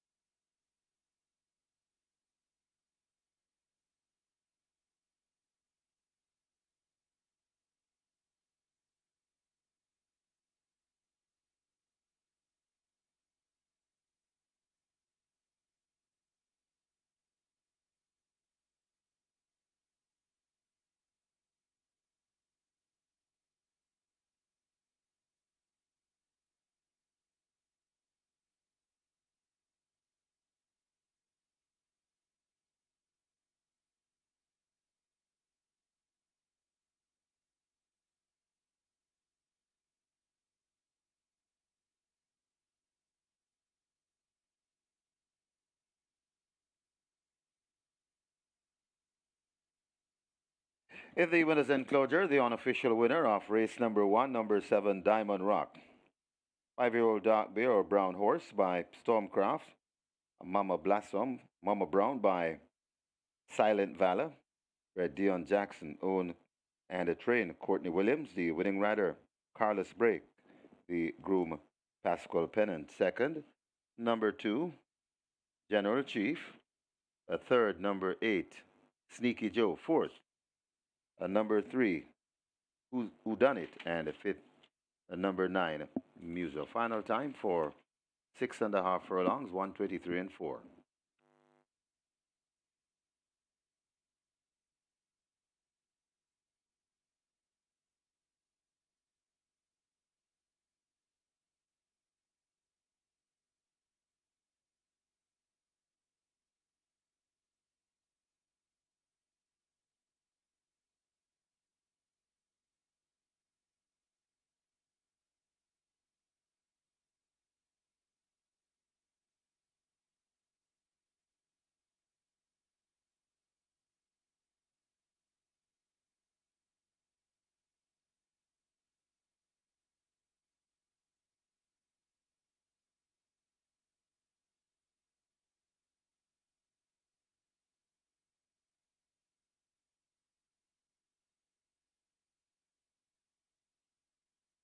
And that's the photo on screen for the win. Photograph for the win, number 7 on the far side. Diamond Rock getting the better of General Chief in that photo.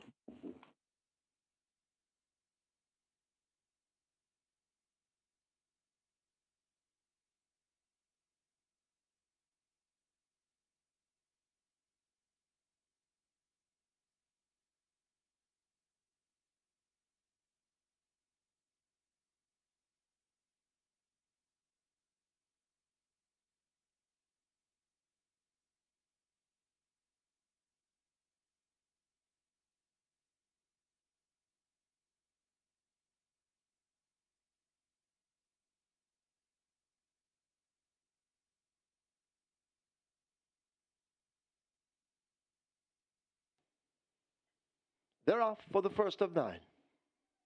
So Magnificent gets the worst start, left at the back with Millennium Star. Just moving as they leave the 6, has a narrow lead, a half a length in front of Tap It Good Racing in second. Who Done It races just on the inside, overtaken now by Diamond Rock. General Chief is the one running near the rail. Sneaky Joe tucked in between horses. Muso out wide now, asked to overtake runners and make gains. A gap back to Millennium Star, and at the back of the field remains So Magnificent. They've left the half mile. The tempo should now increase as they're about to approach the 7/16th, and Just Moving is the one racing down against the rail as they drive away now, passing the 3/8 pole. Tap It Good on the outside now grabs a narrow lead. Just Moving continues to hug the rail run. Diamond Rock now shaken up for more and asked to close on the leaders. Muso is toward the outside. Then comes General Chief. Sneaky Joe in behind them along with Who Done It, but they're at the top of the lane. 3 of them right across the course near the rail. That's Just Moving. Tap It Good giving way in the center, and Diamond Rock now kicking in on the outside, and Diamond Rock grabs the lead. Muso begins to run at him on the outside with General Chief. It is Diamond Rock inside the final furlong with that lead. Sneaky Joe now begins to sneak closer down against the rail. Diamond Rock, Sneaky Joe on the rail, asked to close the gap, but Diamond Rock is driven to the max. Here is General Chief flashing home on the outside. It's close between General Chief, Diamond Rock, then Sneaky Joe. Who Done It close for the minor.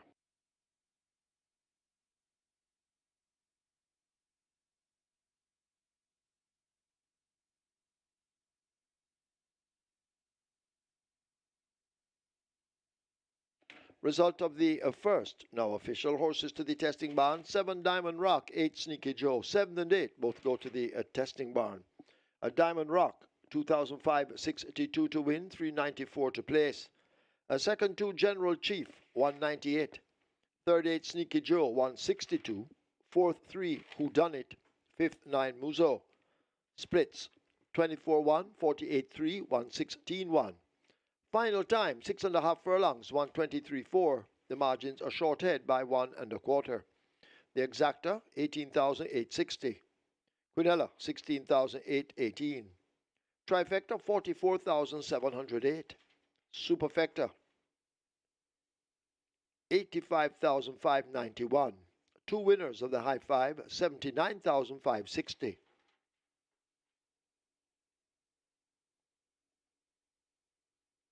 Margins are short ahead by 1 1/4.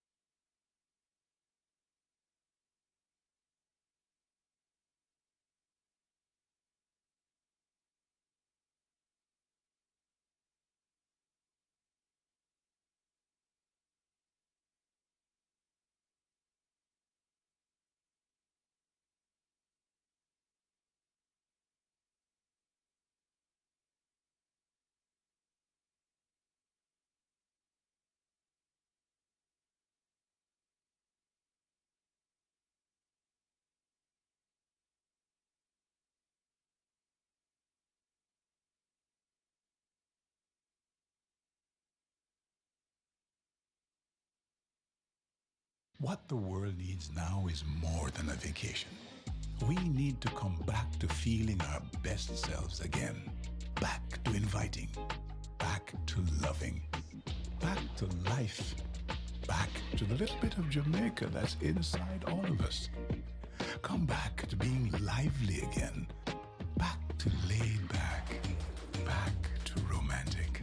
Come back to the vibe that comes alive in Jamaica.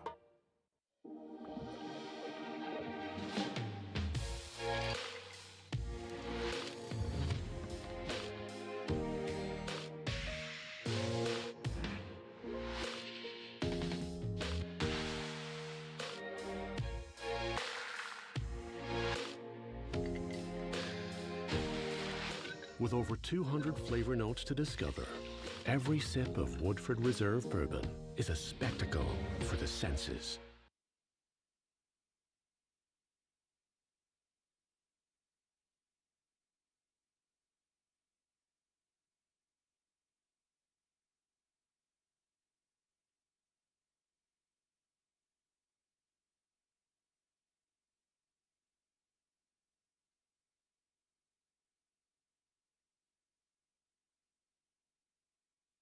Your attention, please. Your attention, please.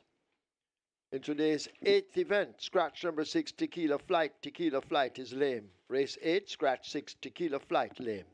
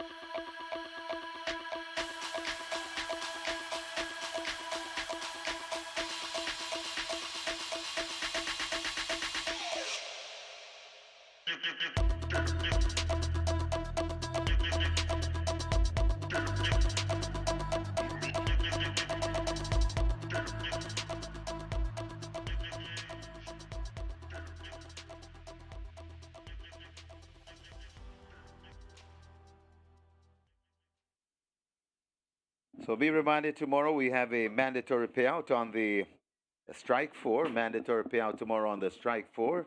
And just going over to simulcast for this afternoon or this evening.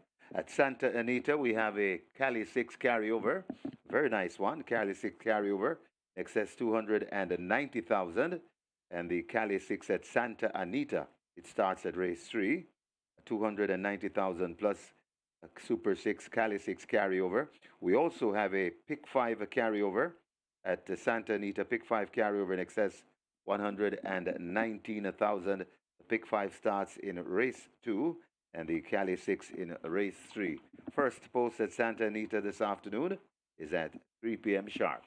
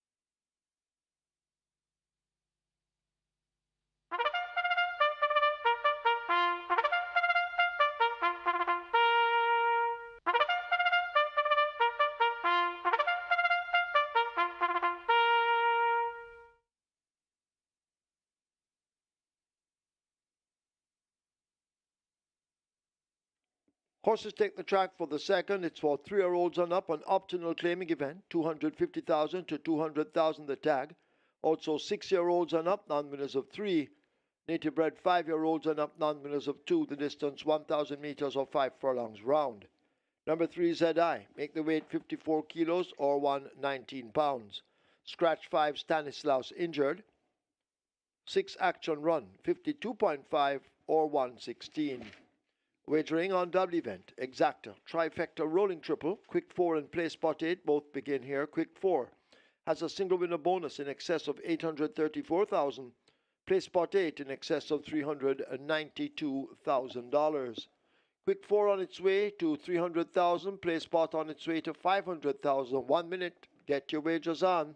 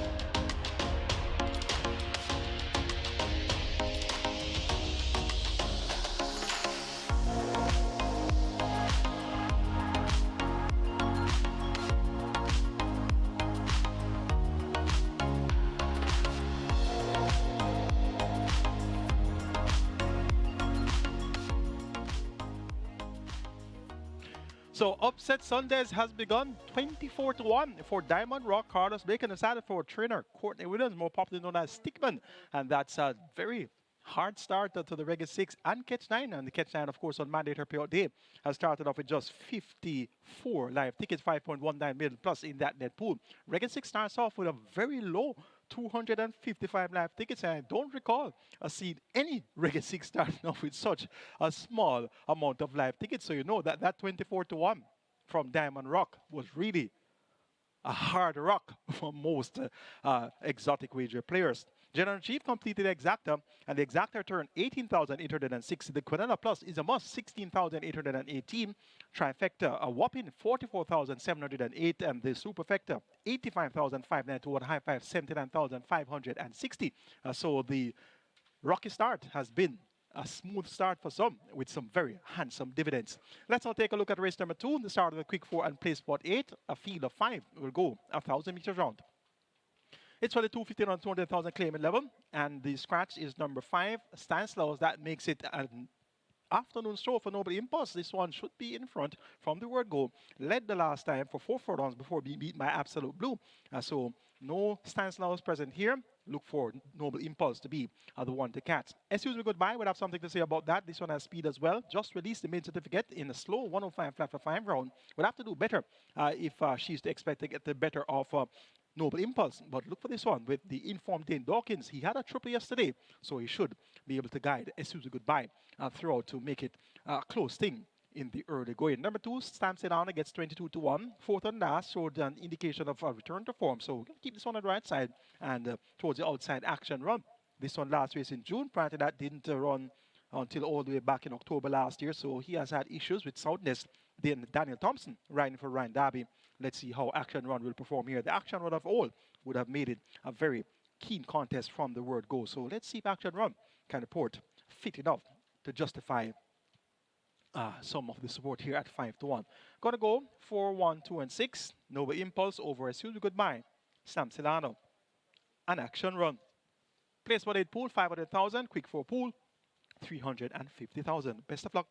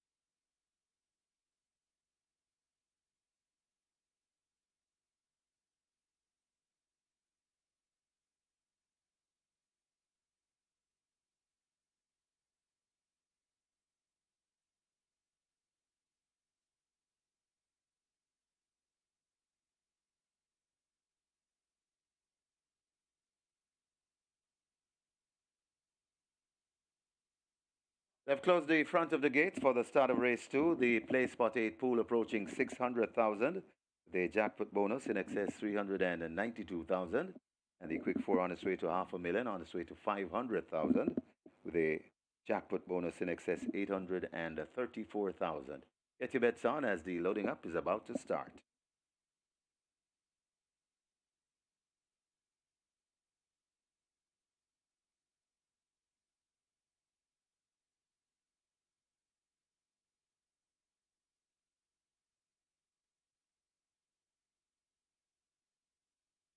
Loading up about to start. First one is Sues Me Goodbye. Rider comes down. That's the red hot Dane Dawkins. He has 3 winners yesterday. First day of the carnival. Let's see. This can add to his tally. They try with Sues Me Goodbye to gate 1. Right also off. ZI, Carlos Break. He opened the card on Diamond Rock. Sues Me Goodbye goes in. Lamsilano heads to 2.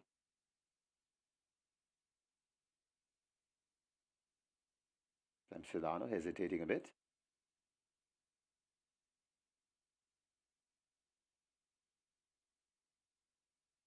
Lamsilano part of the way in. Needs a little encouragement to end this Lamsilano.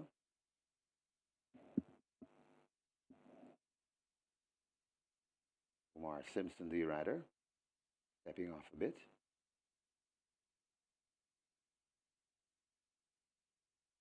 Still working on Slamsilano to gate 2. Slamsilano now goes in.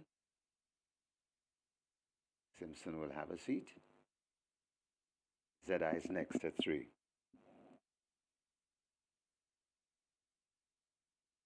ZI goes in. Carlos Blake will join in the gate.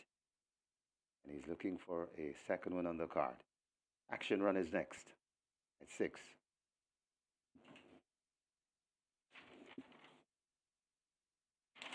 And the final one, Noble Impulse. The firm choice, 1 to 5 favorite.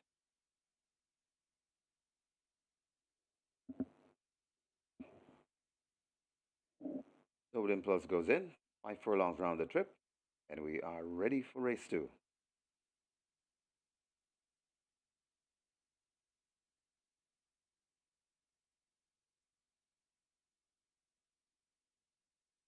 After holding them, maybe some action in the gate.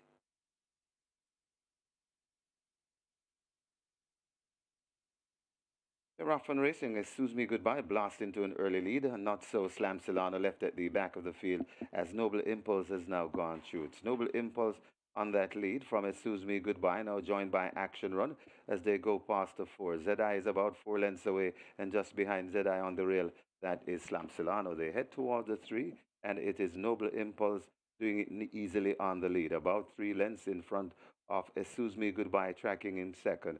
Another 4 before we come to Action Run, fading a bit. Also coming on that Slamsilano and ZI there at the top of the lane. And it is Noble Impulse on that lead, about 3 lengths in front of Chasing Hard on the outside, and coming on that it is Sues Me Goodbye. Noble Impulse still in front and traveling easily. Also pushed hard into second. That is Sues Me Goodbye, but Noble Impulse looks to have this one, all over bar the shouting. It's Noble Impulse on an afternoon stroll in the end. This may end up in double digits. The first one for the Sneaky Fox. Noble Impulse beats Sues Me Goodbye. Then comes ZI Slamsilano, and just trotting in. That's Action Run.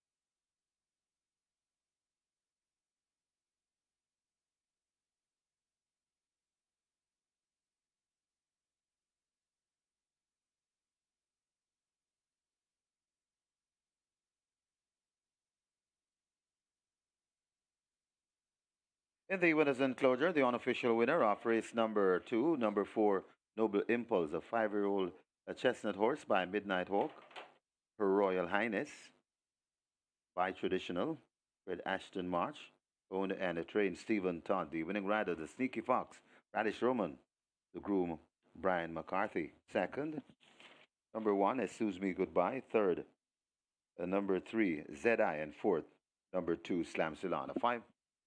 Final time for 5 furlongs round, 102 and 4.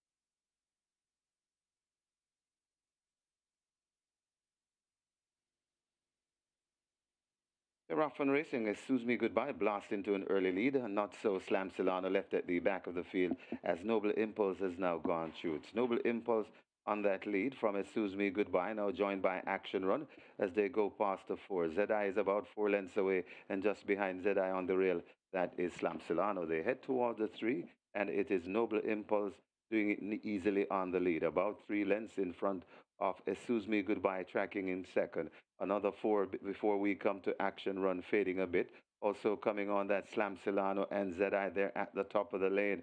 And it is Noble Impulse on that lead, about 3 lengths in front of Chasing Hard on the outside, and coming on that it Excuse Me Goodbye. Noble Impulse still in front and traveling easily. Also pushed hard into second. That is Excuse Me Goodbye, but Noble Impulse looks to have this one all over bar the shouting. It's Noble Impulse on an afternoon stroll in the end. This may end up in double digits. The first one for the Sneaky Fox. Noble Impulse beats Excuse Me Goodbye. Then comes ZI Slam Silano, and just trotting in. That's Action Run.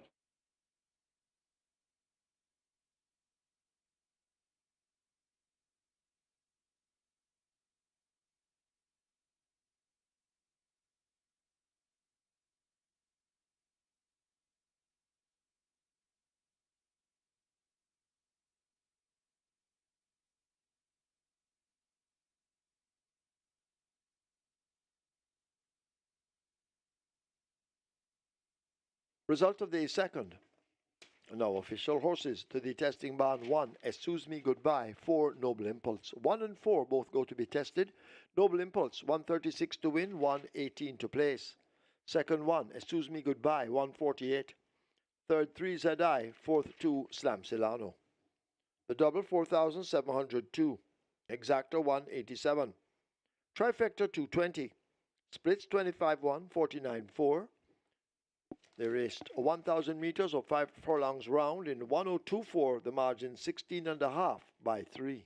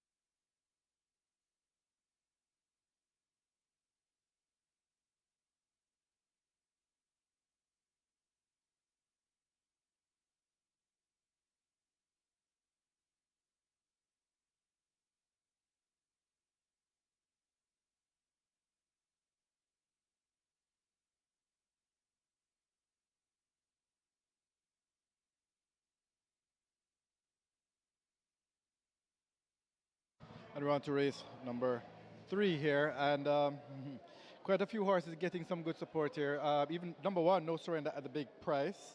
Number 2, a lot of whispers about this one, let him fly, was taking good support, although it opened at 51, it's drifted out to 61, but took some good little early support there. Number 5, Dodge this lane, currently at $6. At 7, Fair It is currently at $2. This one, well, this one opened at 2 and is still at 2, but it's number 8, Sticky Don, who opened at $6 and is down to $2.50. And Sticky Dam is by far the best back runner at the fixed odds windows for this race, and it's also the even money favorite in the tote. So, although the support is spread out, most of it is number 8, Sticky Don, currently $2.50 at your fixed odds windows. Looking a little later down the program, number 4. Race 4 rather, Tiffany Blue is the best back runner of the day. However, there's another horse in the race, the debutant, Alkebulan, opened at $7. It's back down to about $4 at the moment, so good support for the debutant in race 4. In race 5, Sipping on Sunshine, $31 down to $5, and also good support in race 5 for She's Adorable, opened at $26 down to $5 now. Race 6, Acknowledge Me at around the $2 mark is the one getting the support at the fixed odds windows. And in race 7, Princess Amali, $5 into $4.20. And in race 9, Press Conference, $5 into $2.50. That's currently the best back runner for race 9. That's Press Conference. So that's pretty much your update from the fixed odds windows. And good luck for race number 3.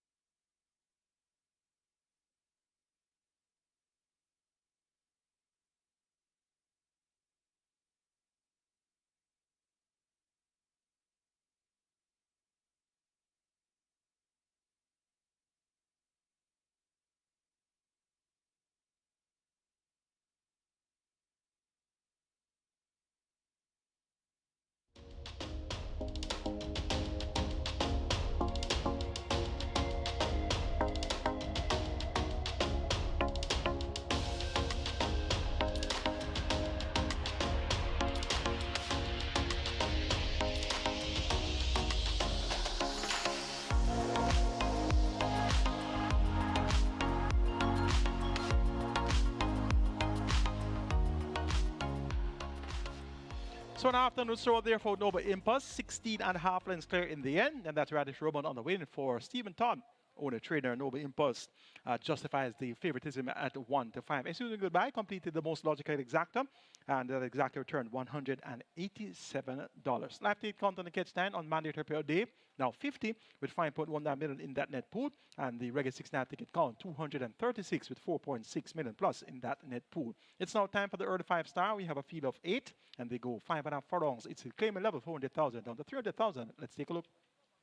The top selection is number 7, Fear It Is. Chance ride for Radish Roman. He replaces Matthew Bent in the saddle. And Fear It Is last time out second by half a length, beaten by T. Brady. Whip fell at a crucial stage there inside the final furlong, and that definitely cost Fear It Is the victory.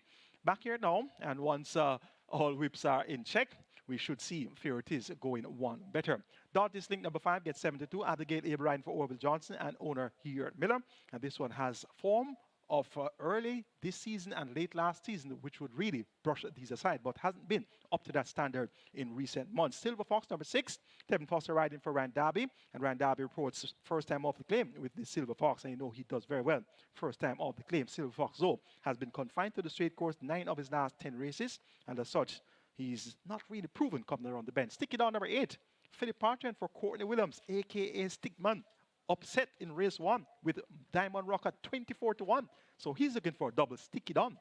Your even money favorite. Just lost by a nose last time on to Lord of Agilon. So we'll keep that one on the right side as well. 7, 5, 6, and 8 in race number 2.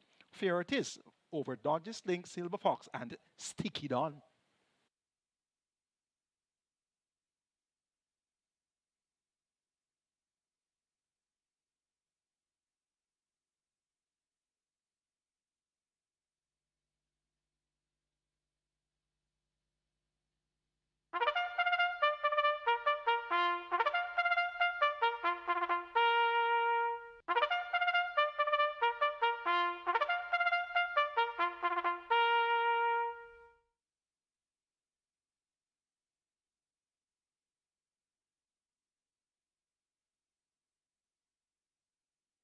Horses take the track for the third. It's for 3-year-olds and up, an optional claiming event. 400,000 to 300,000 the tag. Also 6-year-olds and up, non-winners of 4. The distance 1,100 meters or 5.5 furlongs. 1 no surrender, make the weight 56 kilos, 123 pounds. 3 traditional boy, 54 kilos or 119 pounds. Number 5 Dodge This Link, 51.5 or 114. 7 Pharaoh It Is. Radish Roman rides with a 54.5. Wagering on a double event. Exacta, Quinella, Trifecta, Superfecta, Rolling Triple. The early 5-star begins here. Early 5-star heading for 500,000. Get your wagers on. Runners make their way to post.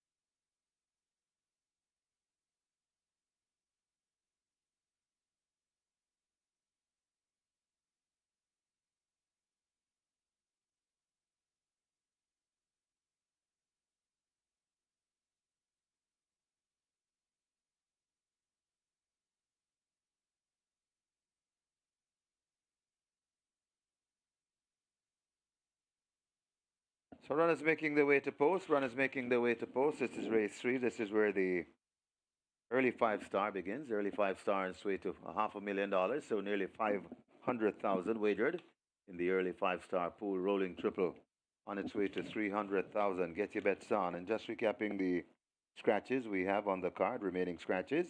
Race 6, scratch number 7, Gold and Loyalty. Race 6, scratch 7, Gold and Loyalty. Race 7, scratch 3, Teflon Don. Race 7, scratch 3, Teflon Don. And race 8, scratch number 6, Tequila Flight. Race 8, scratch 6, Tequila Flight. Those are the scratches on the card so we have so far.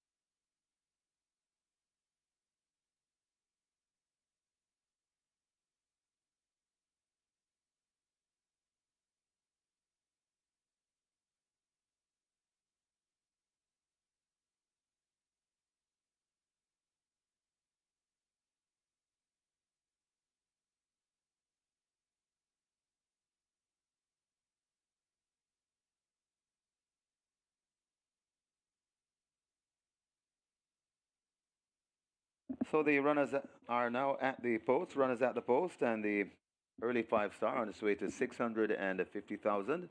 Early 5-star approaching 650,000. Rolling triple on its way to 350,000. Make your wagers as the runners are at the post. Limited wagering time remains.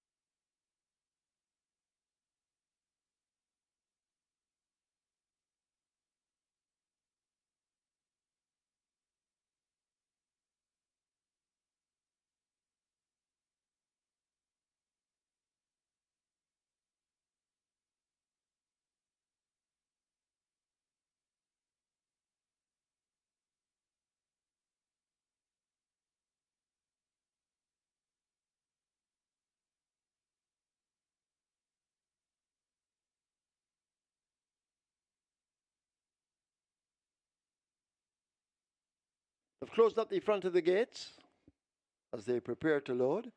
Early 5-star heading for 700,000, rolling triple 400,000. Get your wagers on.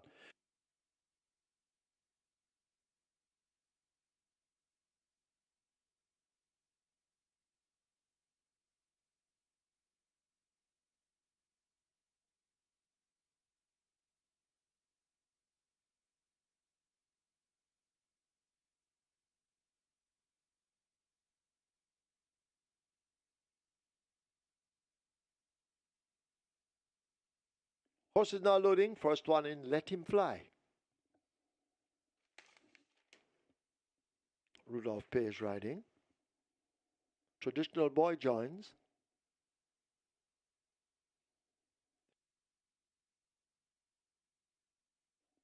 Duke of Springs follows suit.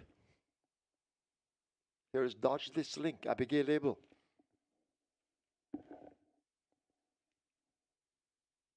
They're in. Silver Fox will be next at 6. Pharaoh it is lining up for 7. Pharaoh it is in. 2 to load. Sticky Don at 8. And No Surrender at 1. Sticky Don goes in. No Surrender up to 1. No Surrender goes in quietly. Field in line for the third of 9. 5.5 furlongs. Starter ready. They're off. Fair start. Sticky Don just a bit tardy at it with No Surrender. Also toward the back of the field, that's a Duke of Springs as Dodge This Link runs the rail. Silver Fox in close attendance, just a length separates them. Sticky Don is a further 2 lengths back ahead of Pharaoh it is. Let Him Fly in the red begins to motor down against the fence as they leave the half-mile marker. Pharaoh it is has made some progress, possibly 10 or 12 lengths off that lead. Duke of Springs toward the back of the field.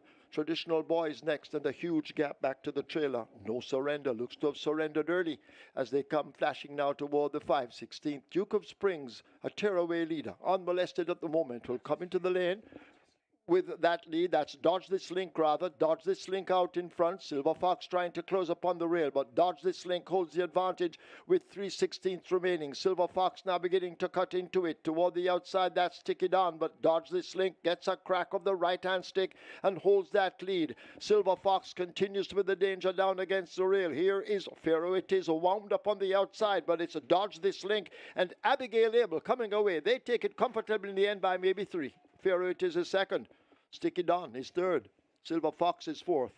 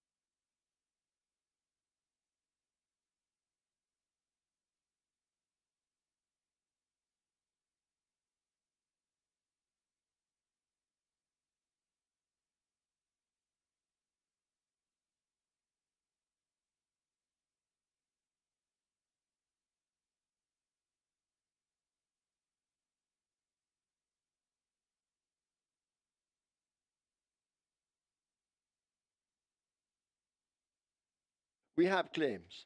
Number 5, Dodge This Link. 3 submitted. Joseph Thomas for K&A Syndicate. Joseph Thomas claims Dodge This Link for K&A Syndicate. 5 claims submitted for number 7, Pharaoh it is. Alfred Davidson for Rohan Daly. Alfred Davidson claims Pharaoh it is for Rohan Daly.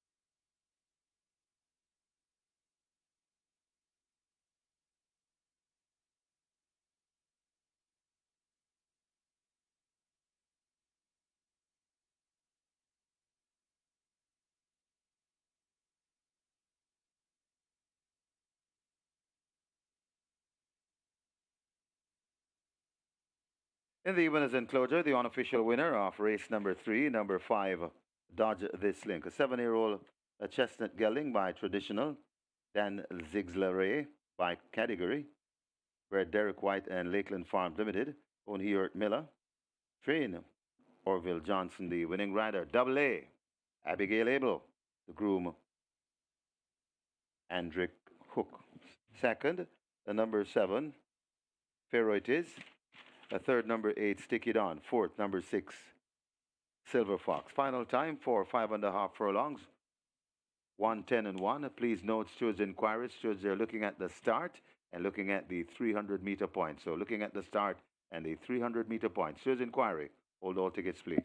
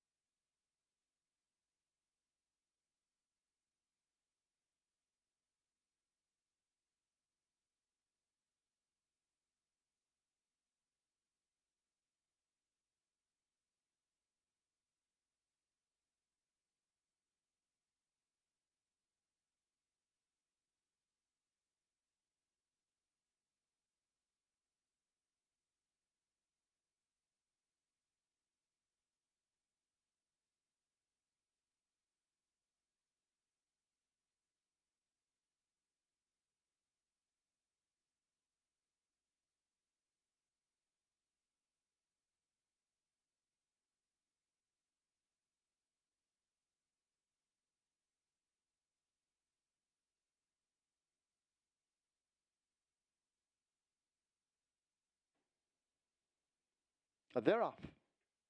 Fair start. Sticky Don just a bit tardy at it with No Surrender. Also toward the back of the field, that's a Duke of Springs as Dodge This Link runs the rail. Silver Fox in close attendance, just a length separates them. Stick It On is a further 2 lengths back ahead of Pharaoh It Is. Let Him Fly in the red begins to motor down against the fence as they leave the half-mile marker. Pharaoh It Is has made some progress, possibly 10 or 12 lengths off that lead. Duke of Springs toward the back of the field. Traditional Boys next, and a huge gap back to the trailer. No Surrender looks to have surrendered early as they come flashing now toward the 5/16th. Duke of Springs, a tearaway leader, unmolested at the moment, will come into the lane with that lead. That's Dodge This Link rather. Dodge This Link out in front. Silver Fox trying to close upon the rail, but Dodge This Link holds the advantage with 3/16 remaining. Silver Fox now beginning to cut into it. Toward the outside, that's Stick It On, but Dodge This Link gets a crack of the right-hand stick and holds that lead. Silver Fox continues with the danger down against the rail. Here is Pharaoh It Is wound up on the outside, but it's a Dodge This Link and Abigail Abel coming away. They take it comfortably in the end by maybe 3. Pharaoh It Is second. Stick It On is third. Silver Fox is fourth.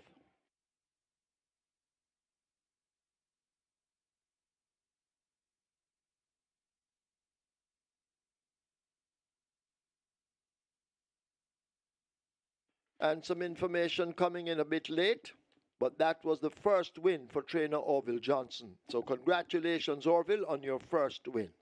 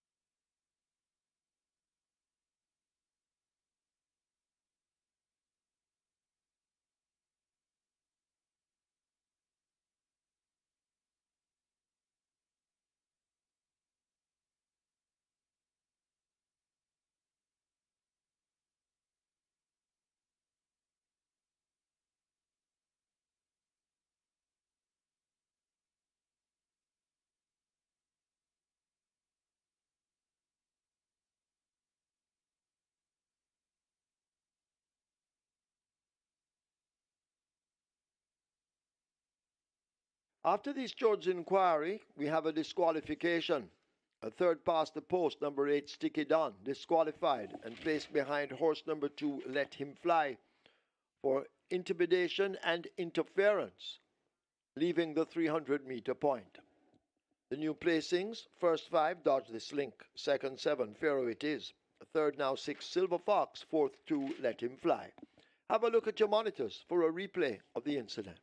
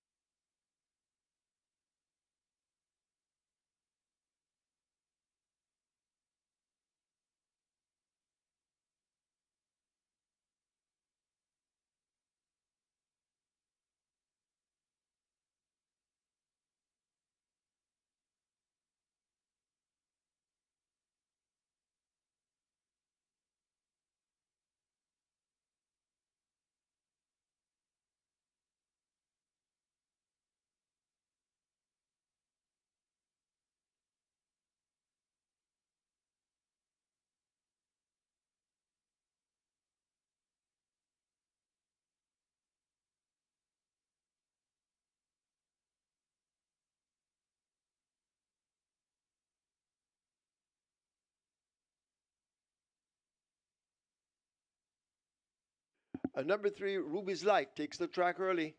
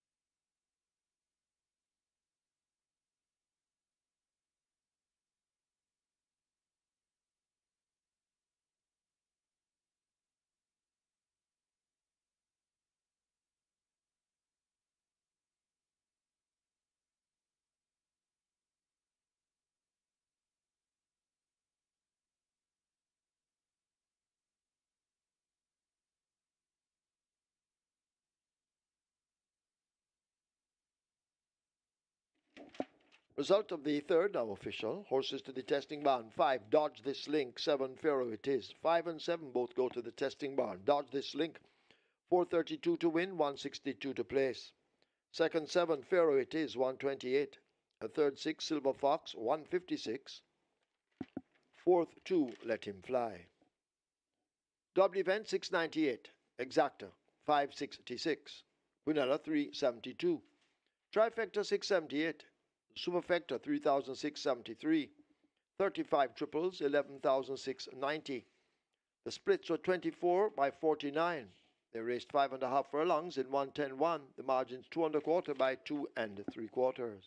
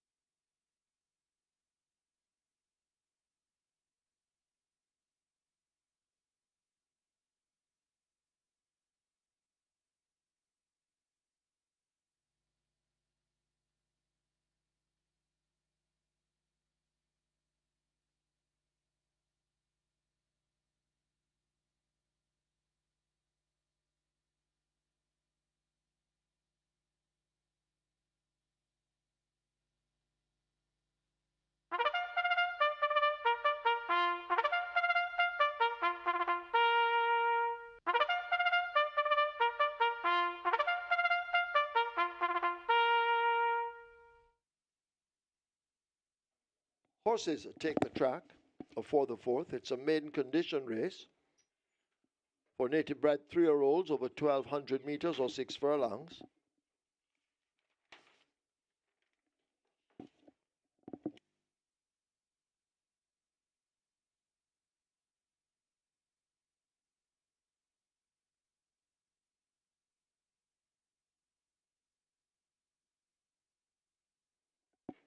Wagering offered on double event, exacta, quinella, trifecta, superfecta, high 5, rolling triple. This is where the Twilight 6 begins. Number 2, Chinita Estrella, goes with 53 kilos or 117 pounds. Runners will make their way to post.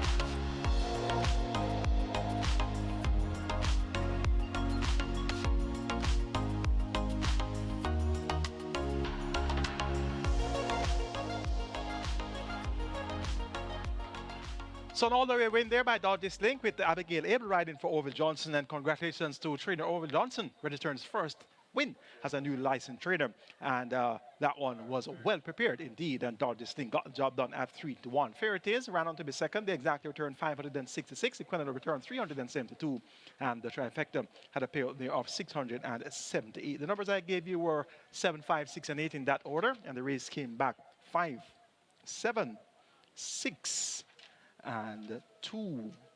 Live ticket count on the Reggae 6, 134, 4.6 million plus in the net pool. 23 tickets are live on the Catch 9 on mandatory payout day with 5.19 million plus in that net pool. And remember, don't throw away your Catch 9 tickets any at all, because it's mandatory payout day. And if nobody spots 9, it will be paid out on the highest amount of winners spotted. So hold all your Catch 9 tickets very close by. It's now time for the Twilight 6. Minimum guarantee pay of 3 million. We have a field of 9. It's a maiden condition race, so need 3 Jose go 1,200 meters or 6 furlongs. The purse here, 1,050,000. Top selection goes to the one, Tiffany Blue, Radish Roman riding for Gary Crawford and Lassell Strong. They teamed up recently with a win with a horse named Great Trick, and this one is your hot favorite at 1-5. Was at 1-9 a few months ago, so 1-5 for the big favorite Tiffany Blue. Second time in A6, and she has been second on 3 of her last 4 outings. Second by 4 behind Irish Wrist, second by 4 3/4 behind Bushfire, second by half a length to a breath of fresh air. So she's knocking at the door, and the door could very well open today. Tiffany Blue gets a top choice. Number 2 is Chinita Estrella. This one gets 10-1. Siobhan Townsend riding for Stephen Todd. Stephen Todd had a win earlier. That was with Nova Impulse. So he's looking for a double. And Chinita Estrella has good form to recommend. Second, 2 of the last 4, third on the other 2 occasions. So look for Chinita Estrella to continue knocking at the door. Ruby's Night number 3 gets a big price of 19-1. Was second 2 starter back at a mile, beaten by Solar Black in 145.4. And earlier in the season, on the 1st of August, second by 3 3/4 lengths to Captain Fantastic at 55-1 over 6 furlongs. So Ruby's Light is worth your wager there at 20-1.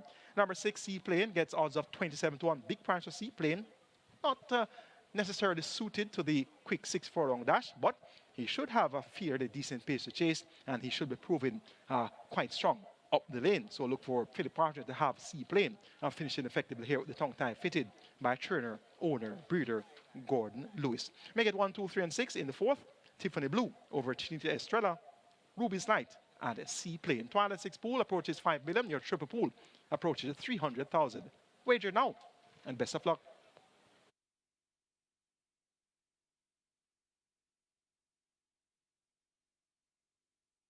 Your attention, please. Trainer Stephen Todd asked to go now to the storage room. Stephen Todd wanted in the storage room.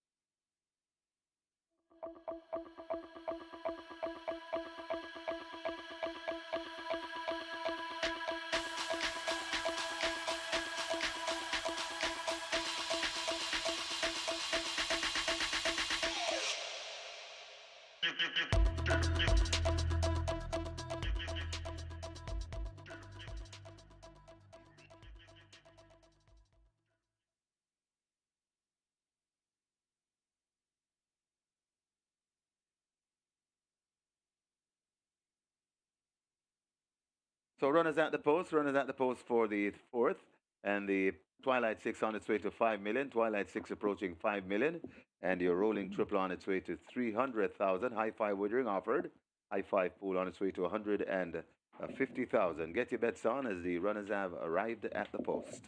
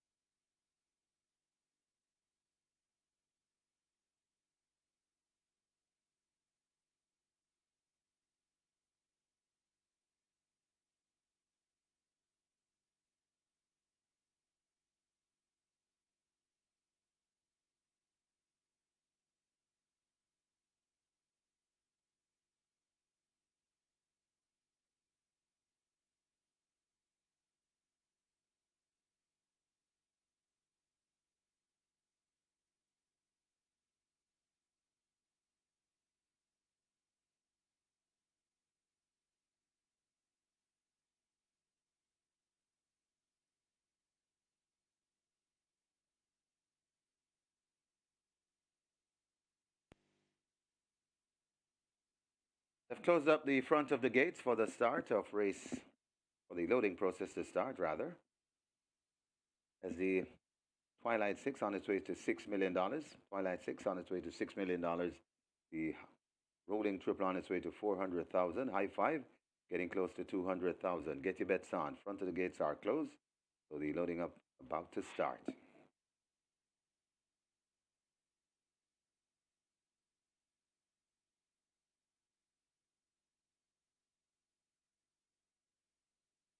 Horses loading.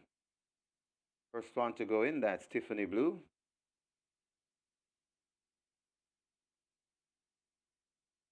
Radish Roman out of the saddle. Janita Estrella comes to gate 2, goes in quietly.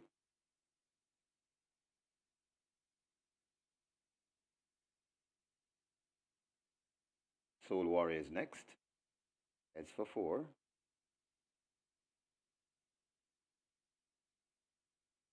Soul Warrior is in. Dream to Reality is next. Goes in at 5. Well, part of the way in, now in. Alkibulan, first time starter, goes to gate 7. Another first timer. Oh my gosh. Heads to 9.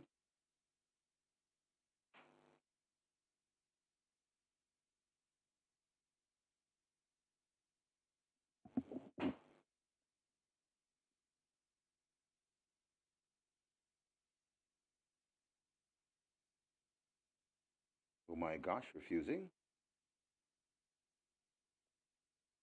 The one they're working on. Oh my gosh, to gate number 9. Waiting quietly, Seaplane, a Ruby's Light, and D-Bay Machine.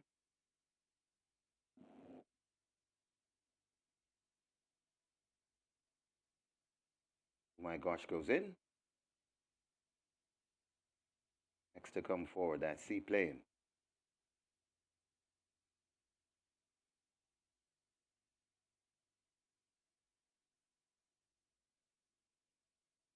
A 2 to load. A D-Bay Machine heads to 8. Goes in. Final one, Ruby's Light to gate 3. 6 furlong the trip. Ruby's Light goes in. And we're ready for a start. Race 4. Oh, Ruby's Light breaking out of the gate and is skillfully handled by the rider. That's Uville Pinnock. So we have a slight delay, more wagering time to the start of race 4. Courtesy of Ruby's Light breaking through the front of the gate.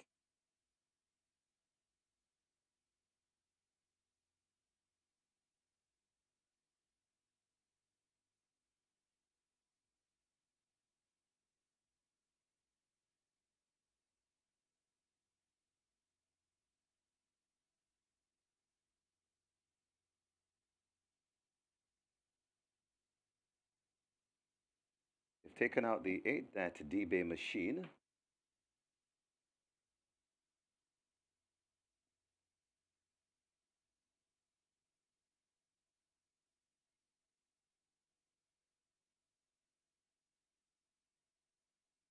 D-Bay Machine reloads. Ruby's Light looked on by the vet. Things seems to be okay. Ruby's Light heads to 3. Ruby's Light goes in. And this is take 2 to the start of race 4. Ready for a start once again. 6 furlongs a trip. They're off and racing. Crappy start from Alkibulan, left at the back of the field early. Going for that lead, that is Tiffany Blue. So Tiffany Blue attacked on the outside by Janita Estrella as they go past the 5. Then comes a Soul Warrior right against the rail in 4th. That's Ruby's Light. Then comes a Dream to Reality. Seaplane comes next. D-Bay Machine, Alkibulan, and racing way out of it. That's, oh my gosh. They head towards the 3 furlong point, and it is Tiffany Blue, just the leader from harassing all the while. That's Janita Estrella, 5 lengths away before we come to the Soul Warrior. Then comes Seaplane recovering. Also coming on, that's Dream to Reality, right against the fence, Ruby's Light, D-Bay Machine, Al Kibulan, and you can forget about, oh my gosh, they're at the top of the lane, and now Tiffany Blue kicks on, Tiffany Blue kicking away, here comes on the outside, trying to come in, that is the Soul Warrior, but Tiffany Blue is not for catching today, is really traveling well, and this could be the second one for the Sneaky Fox in the Jockeys Championship. It's the Tiffany Blue sprinting away and sprinting clear, and this will be another double-digit win. Tiffany Blue going on to win, eased in the end. Seaplane is second, then comes the Soul Warrior, D-Bay Machine, and Janita Estrella back in fifth.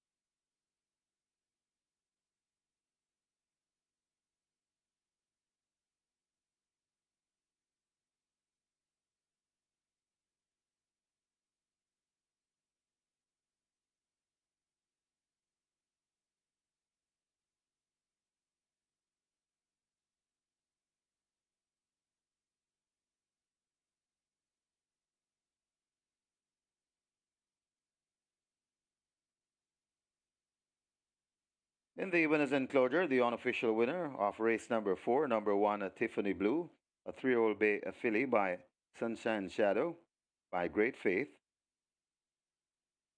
by Forest Danger, bred Donald Webby, owned Lassell Chung, trained Gary Crawford. It's the second win on the card for the Sneaky Fox, Radish Roman, the groom, Jeffrey Ashley. Second, the number 6, Seaplane. Third, number 4, the Soul Warrior. Fourth, number 8, D-Bay Machine. And fifth, number 2, Chinita Estrella. Final time for 6 furlongs, 1:14 and 4.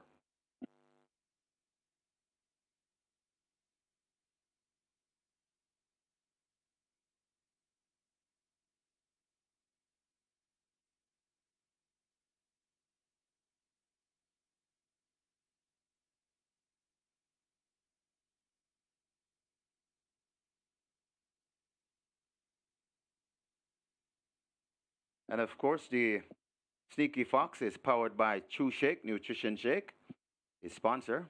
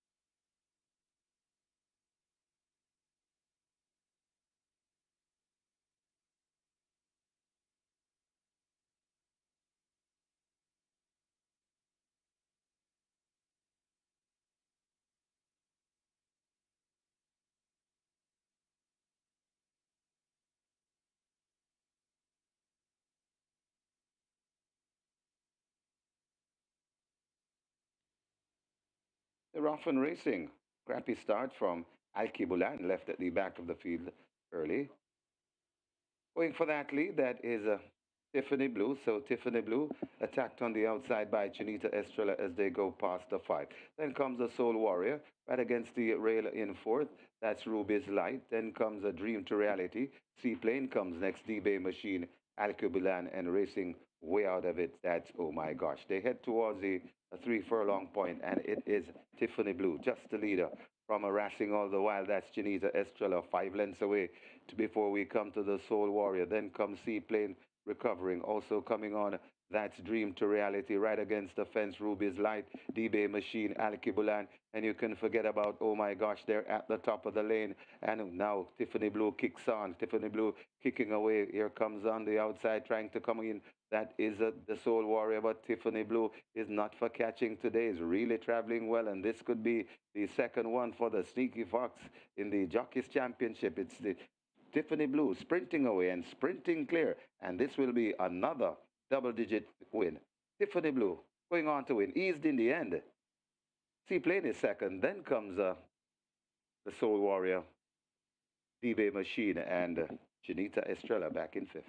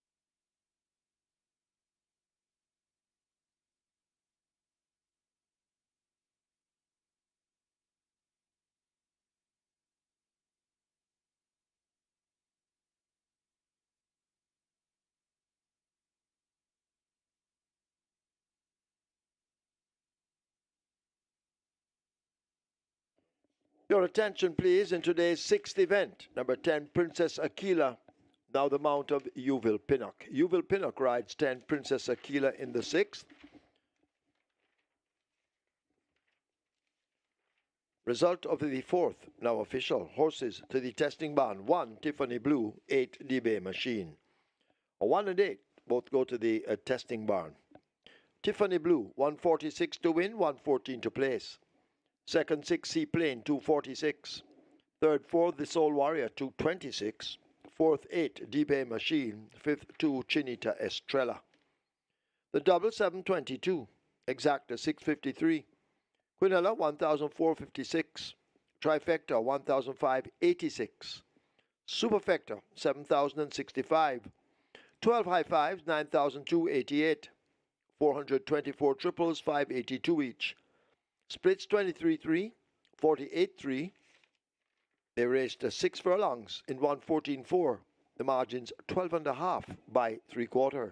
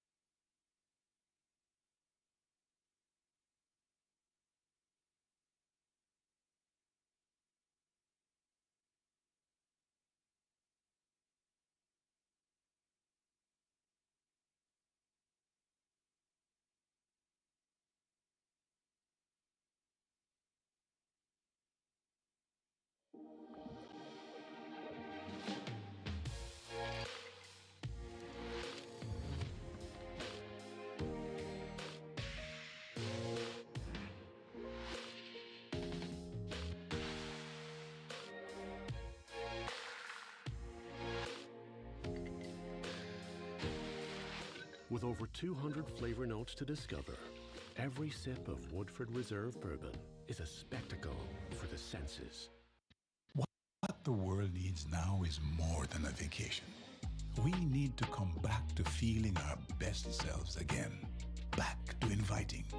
Back to loving. Back to life. Back to the little bit of Jamaica that's inside all of us. Come back to being lively again. Back to laid back. Back to romantic. Come back to the vibe that comes alive in Jamaica.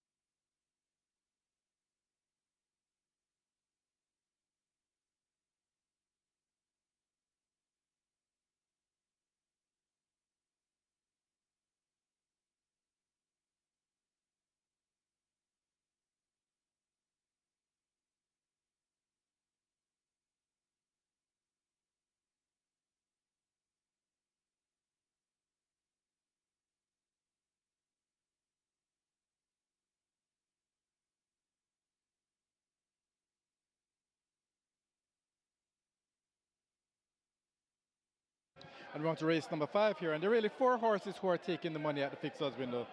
Quite a surprise. Number 2, Sipping on Sunshine. This one is at $5 now, but this one opened at a whopping $31. Number 4, Immeasurable Joy, currently at $1.95. 6, Francis at $2.90, and the best back runner in the race is number 8, She's Adorable. This one opened at a big price as well, and it's down to $8 now, but She's Adorable is the best back runner at the fixed odds windows for race number 5. So that's pretty much a story here. Good luck.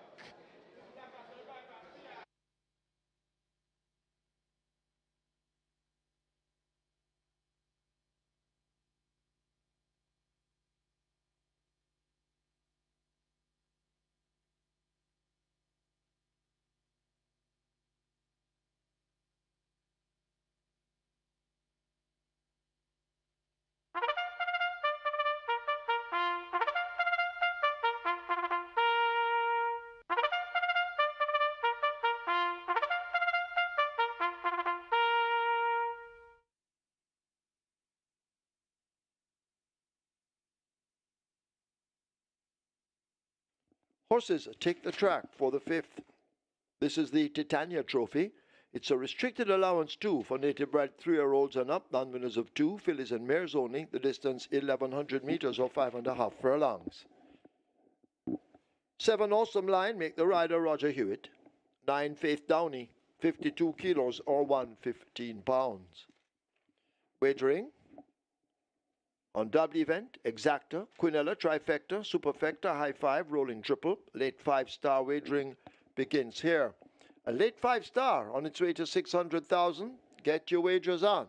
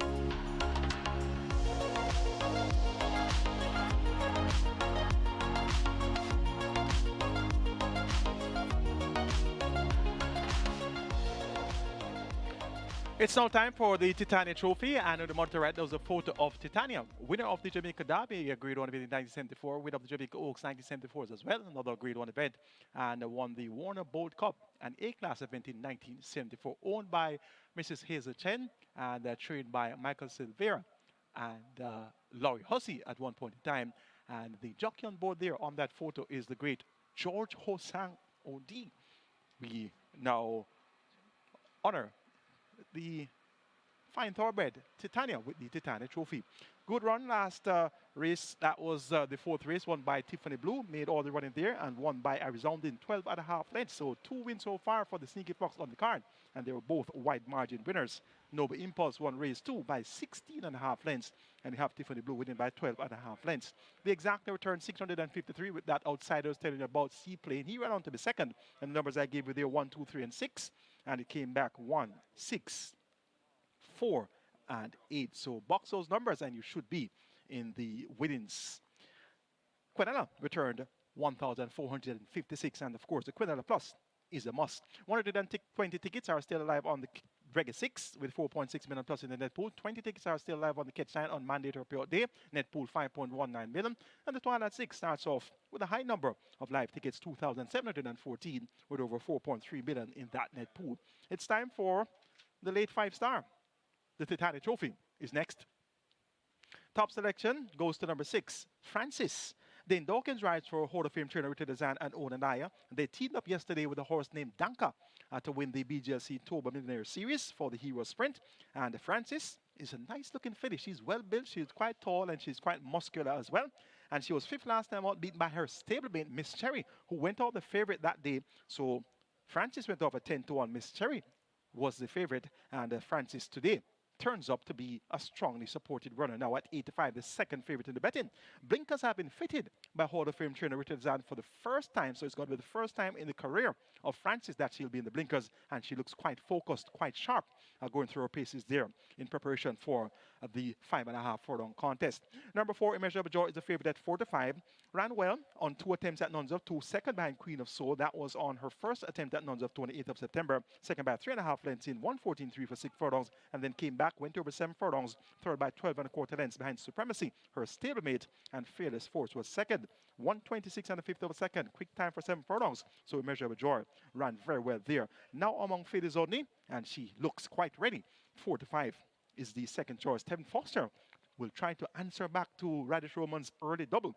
Let's see if Immeasurable Joy will be up to the task at hand. Number 5 is Battle Angel, her stablemate. That stablemate of Immeasurable Joy. She gets 10-1, and Immeasurable Joy is at 4-5. Now, this Battle Angel was third in the 1,000 guineas, third in a classic, and that was, of course, in June. So if she could have finished third behind the likes of Run Judy Run and Come Home to Me, she can definitely get the better of non-members of 2. And you're getting a reasonable price there. Bargain price, 10-1 for 6-time champion jockey Omar Walker, also known as Champo. And he's aboard, replacing Rudolph Page in the saddle. And blinkers are fitted for the first time in the career of Battle Angel. So we have 2 runners here who have the blinkers on for the first time in their careers. Francis and Battle Angel. They get a 95. Francis now 9-1. Battle Angel. Battle Angel could very well spring a surprise. At number 8 is She's Adorable. Won easily last time out, beating Humaya. And Another Mission has much more to do here. Steps up in class for the first time, and I usually like to see them run a time or 2 in the class above. That 124 flat for 6.5 furlongs. Not necessarily the time that you expect to cut it, stepping up to a higher grade for the first time. But we'll keep She's Adorable on the right side. Radish Roman is riding well so far today. Make it 6, 4, 5, and 8 in the Titania Trophy. Francis to continue the good form of Dane Dawkins and Hall of Fame trainer Richard Azan from yesterday, where they had a double, and they should continue that good form onto this Sunday card. Now 6-5 in a new flash in the betting for the good-looking Francis. For second, make it number 4, the even favorite Immeasurable Joy. For third, number 5, that live outsider Battle Angel, third in the 1,000 guineas, and for fourth, number 8, She's Adorable. 6, 4, 5, and 8 in the Titania Trophy. Late 5-star pool, 750,000 wager. Your triple is at 300,000. Best of luck.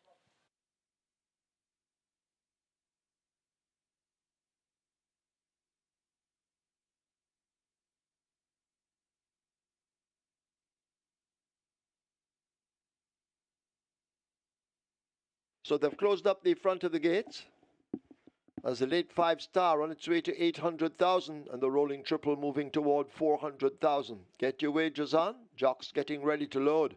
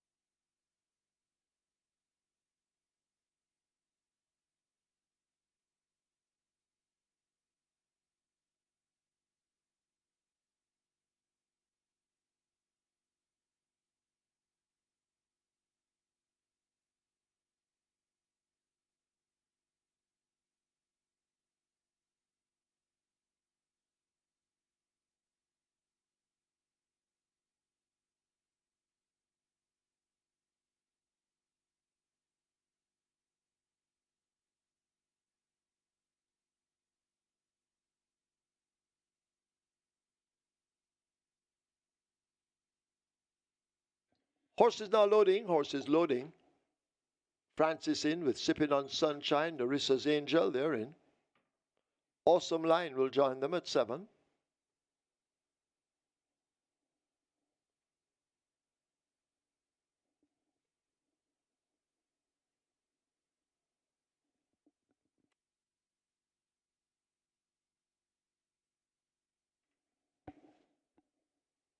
Francis is in. She's Adorable is in. Here comes Himaya. Faith Downey will be next.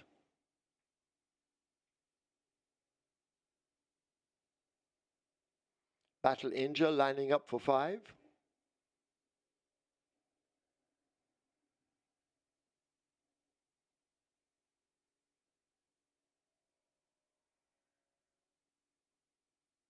So Faith Downey, part of the way in, now pushed all the way in. Battle Angel needs help and will get it.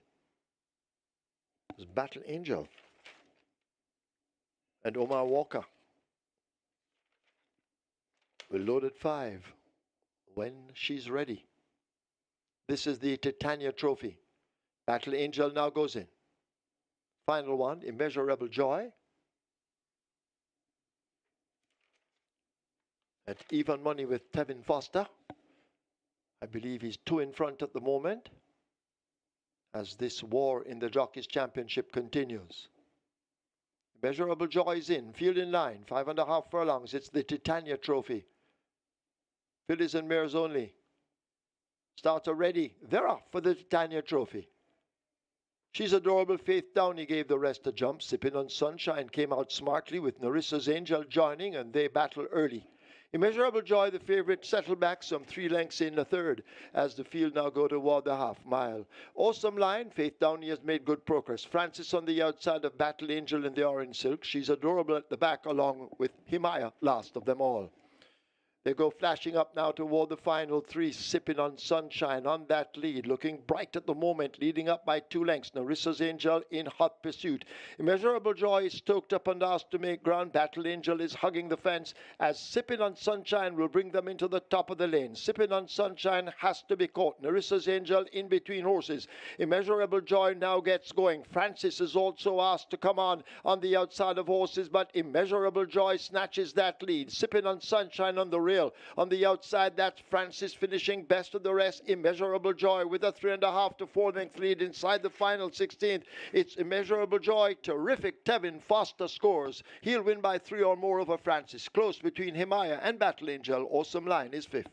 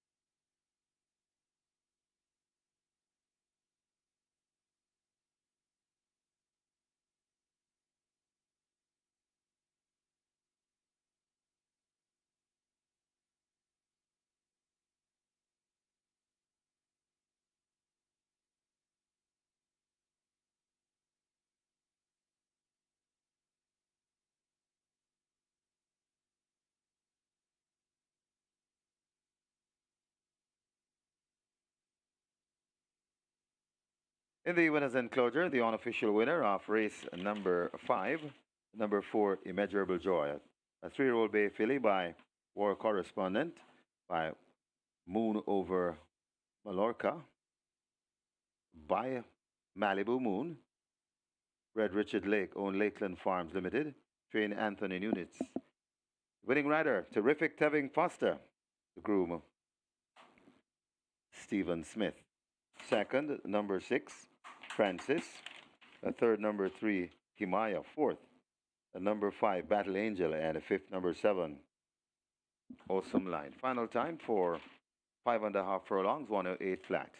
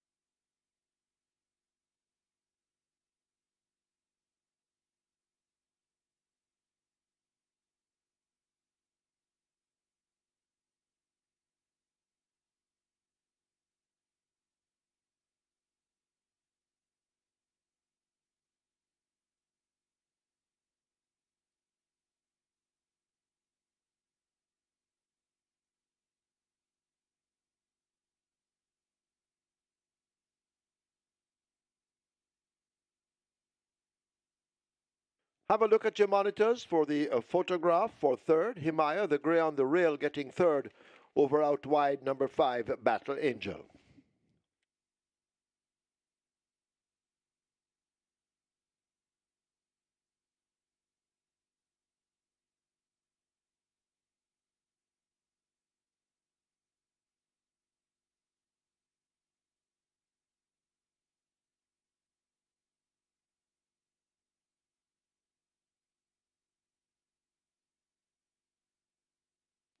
Fillies and mares only.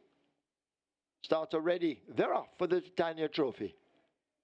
She's adorable. Faith Downey gave the rest a jump. Sipping on Sunshine came out smartly with Narissa's Angel joining, and they battle early.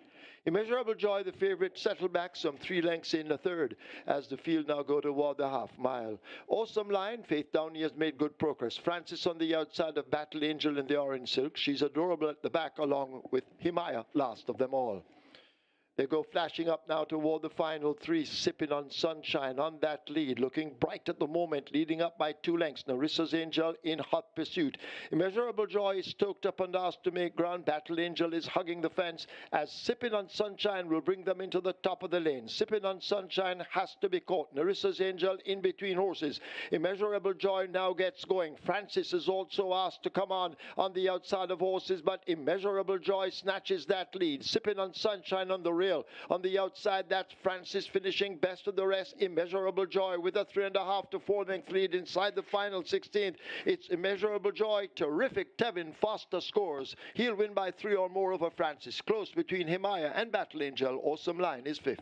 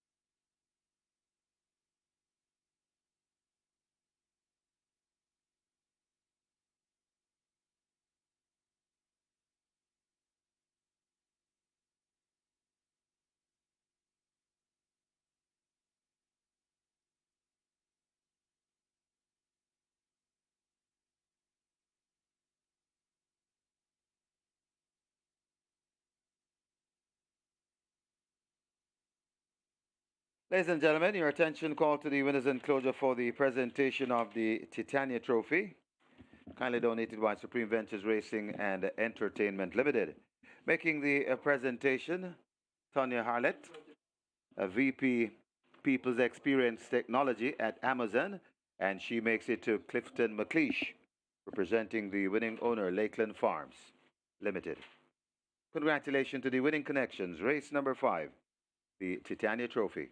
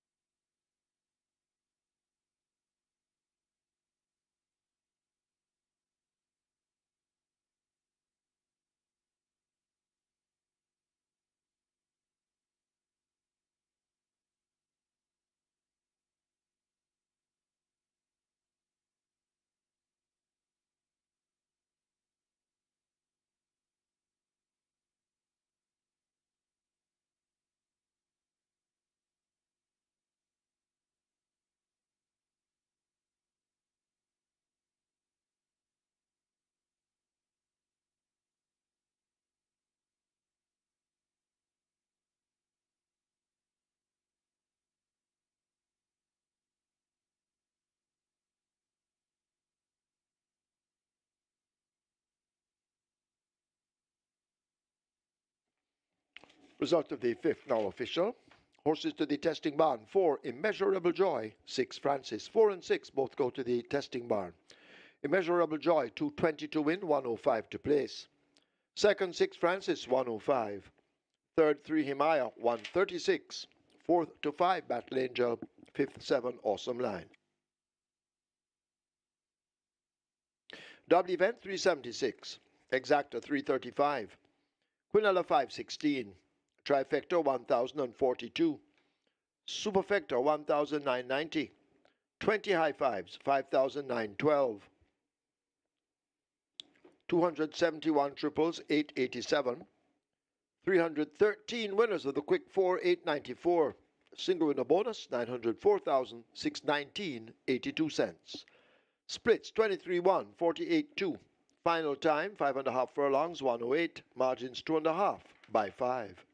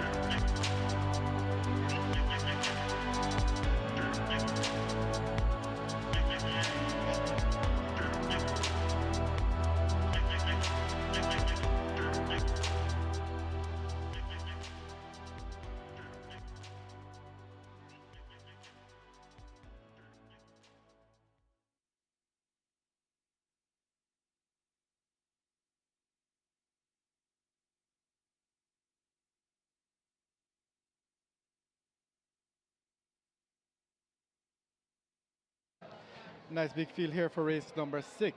And although there's so many horses, there are really only 2 horses that are really getting any degree of support at the fixed odds winners. And number 4, Acknowledge Me, currently at, well, it was at 2.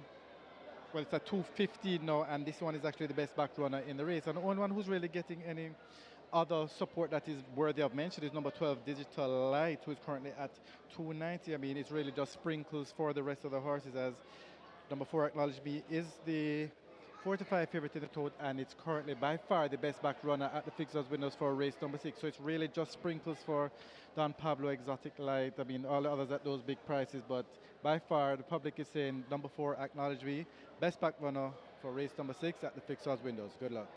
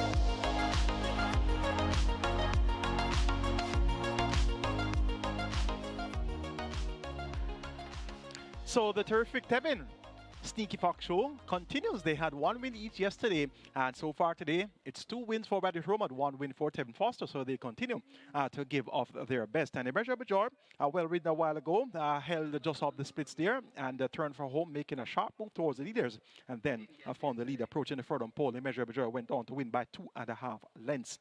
Completing exacta was Francis, and Francis went off well fancied as well. The exacta turned $335, so the top 2 favorites in the betting, and you get $335 for the exacta. And the Quinella Plus is a must, $516 for the 2 favorites in the 1, 2. And the numbers I gave you there were 6, 4, 5, and 8. And the race came back 4, 6, 3, and 5.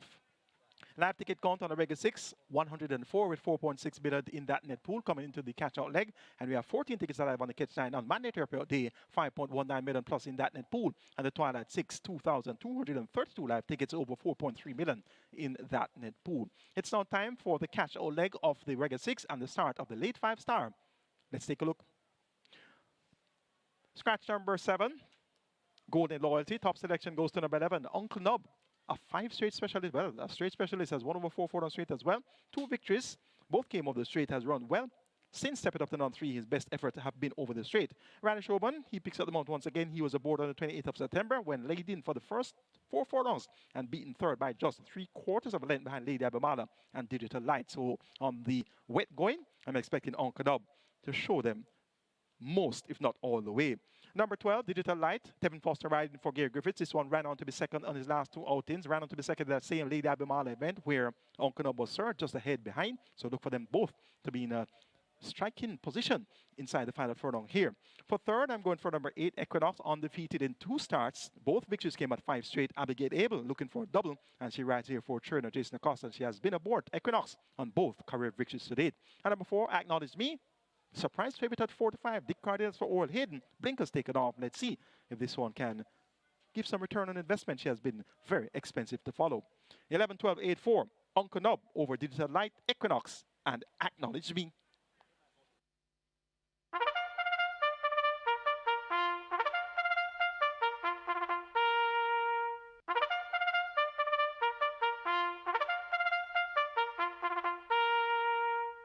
Horses take the track for the 6th. It's a restricted allowance 4 for native bred 4-year-olds and up, non-winners of 3, and imported 4-year-olds and up, non-winners of 2, the distance 1,000 meters or 5 furlongs straight. Number 1, Don Pablo, 53 kilos, 117 pounds. 2, Exotic Light, 52 or 115. 6, Kismet, 52 or 115. Scratch 7, Golden Loyalty Lane. 10, Princess Aquila, 51 or 112, make the rider Uville Pinnock. 13, Golden Syrup, 51.5 or 114. Wagering offered on double event, Exacta, Quinella Trifecta, Superfecta, High 5 Rolling Triple. Strike 4 wagering begins here. It has a single winner bonus in excess of $1,313,000 and it's heading for $500,000. Get your wagers on.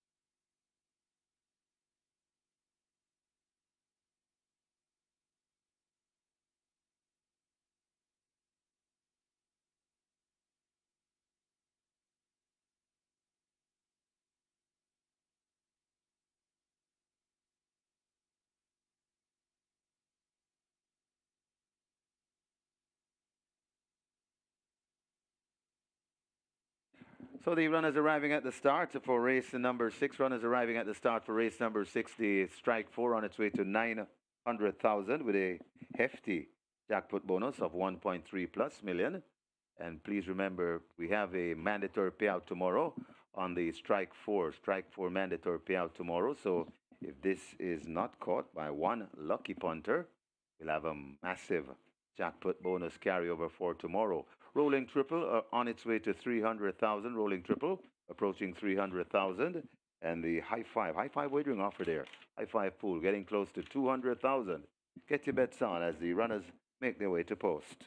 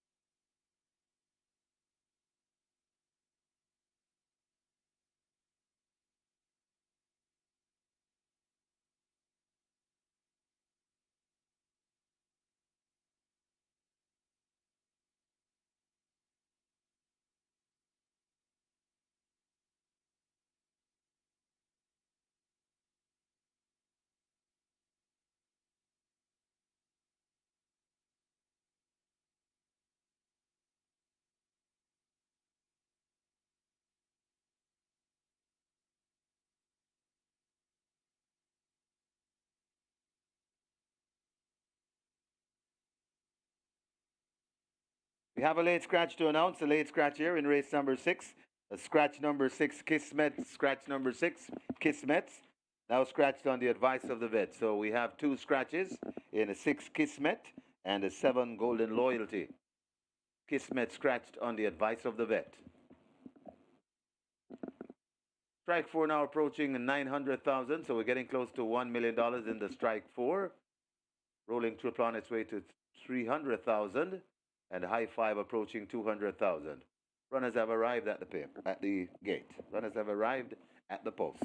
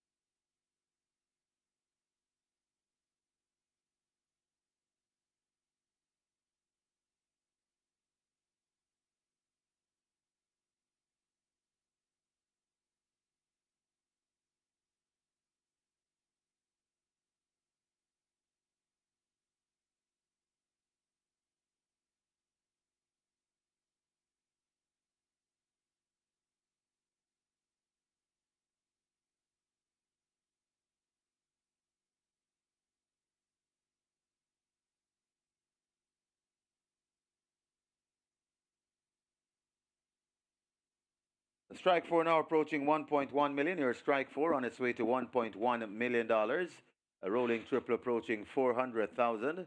High 5 approaching 300,000, and they're closing the front of the gate to start the loading process.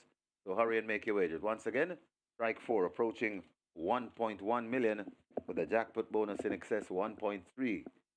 Rolling triple on its way to 400,000. High 5 getting close to 300,000.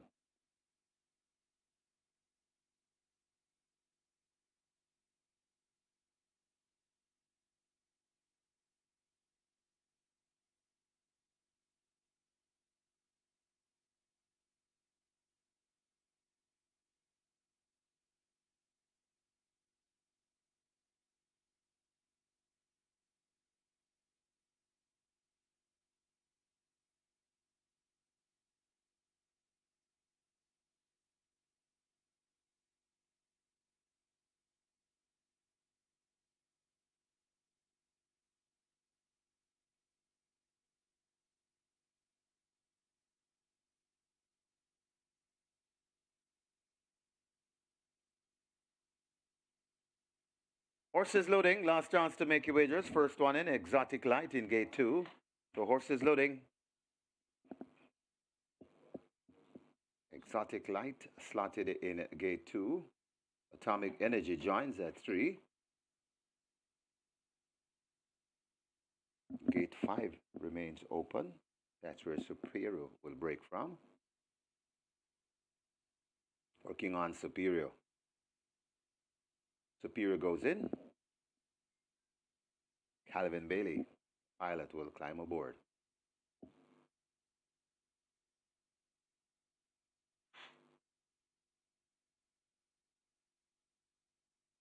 Very good. Strike 4, pull this.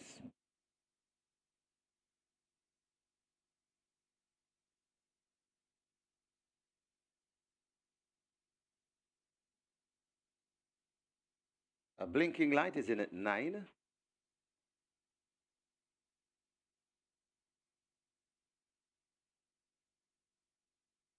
Princess Aquila in at 10.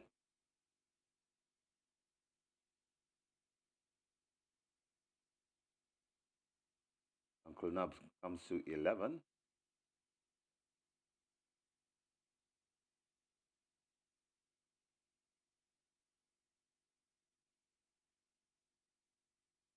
Don Pablo in at 1.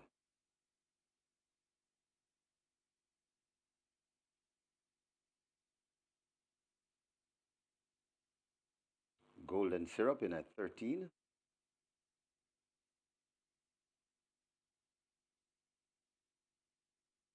So the loading up process well advanced. Flicker of a chance to get a wager. Digital Light is next at 12. Equinox comes to 8. The final one. Acknowledge Me into 4. Acknowledge Me loads. We have a line and we're ready for a start. 5 furlongs straight the trip.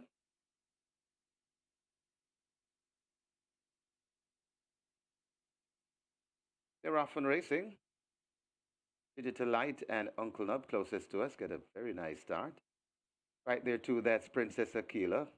Acknowledge Me is racing prominent and begins to tack to the middle of the racetrack. So Uncle Nub on the defense along with Digital Light. These two with just Uncle Nub, just the leader. From Digital Light switch toward the inside. Also there, Acknowledge Me is quite prominent. Equinox is not far away.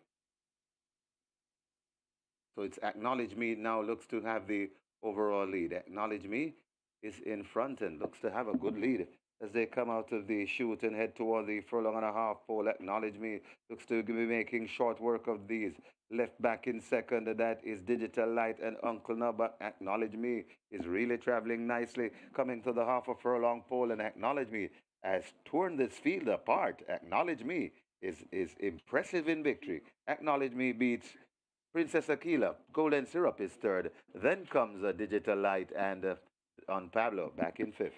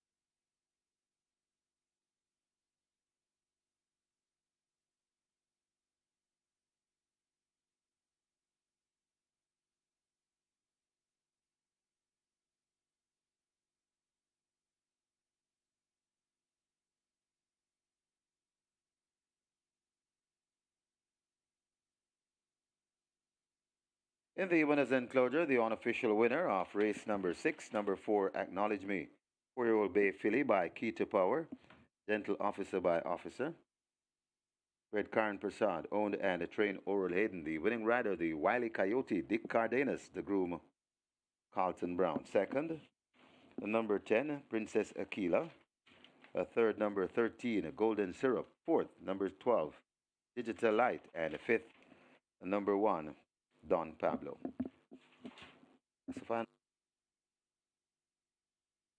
final time for 5 furlong straight, a zippy 59 flat.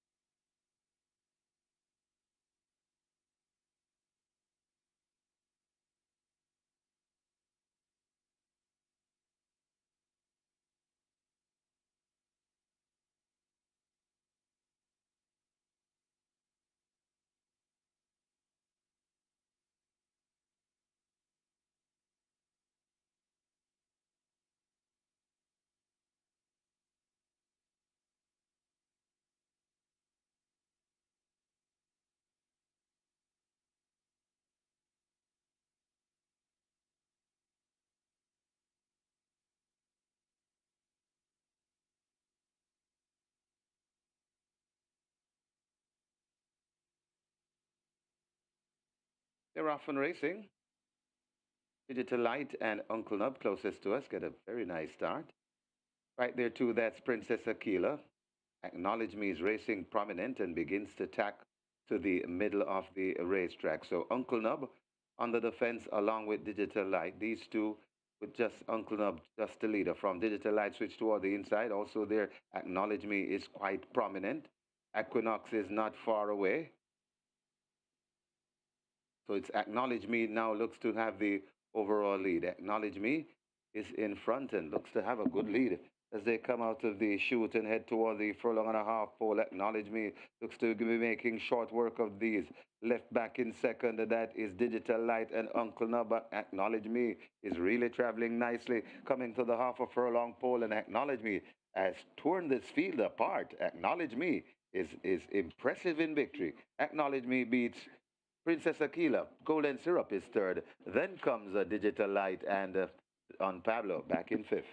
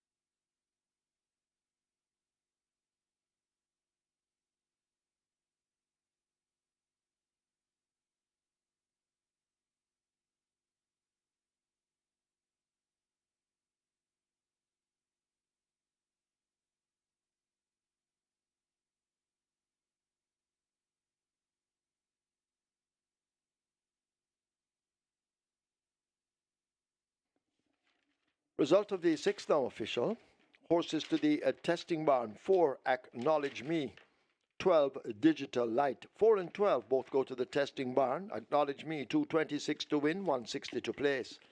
Second 10, Princess Aquila, 1,358. A third 13, Golden Syrup, 682. Fourth 12, Digital Light. Fifth 1, Don Pablo. There were 2 scratches, 7 Golden Loyalty, an early scratch. Kismet was a late scratch, special double, $358. Double event, 476. Exacta, 14,480. Quinella, 16,266. Trifecta, 103,840. Superfecta, 48,059. High 5 carryover to race 8, 140,668.97 cents. 591 triples, 414. 99 winners of the Reggae 6, 32,780. Single winner bonus in the Reggae 6, $3,491,605.64. Splits 23-2, 46-1. 5 furlong straight raced in 59 flat. The margins are whopping 13 by 1.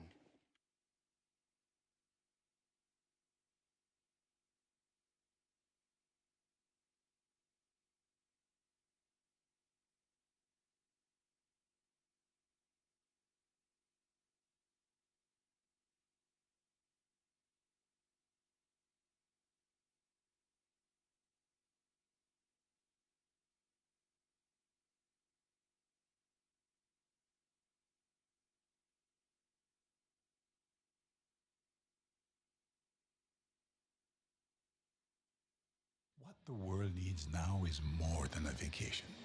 We need to come back to feeling our best selves again. Back to inviting. Back to loving. Back to life.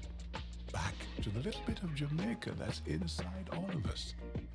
Come back to being lively again. Back to laid back. Back to romantic. Come back to the vibe that comes alive in Jamaica.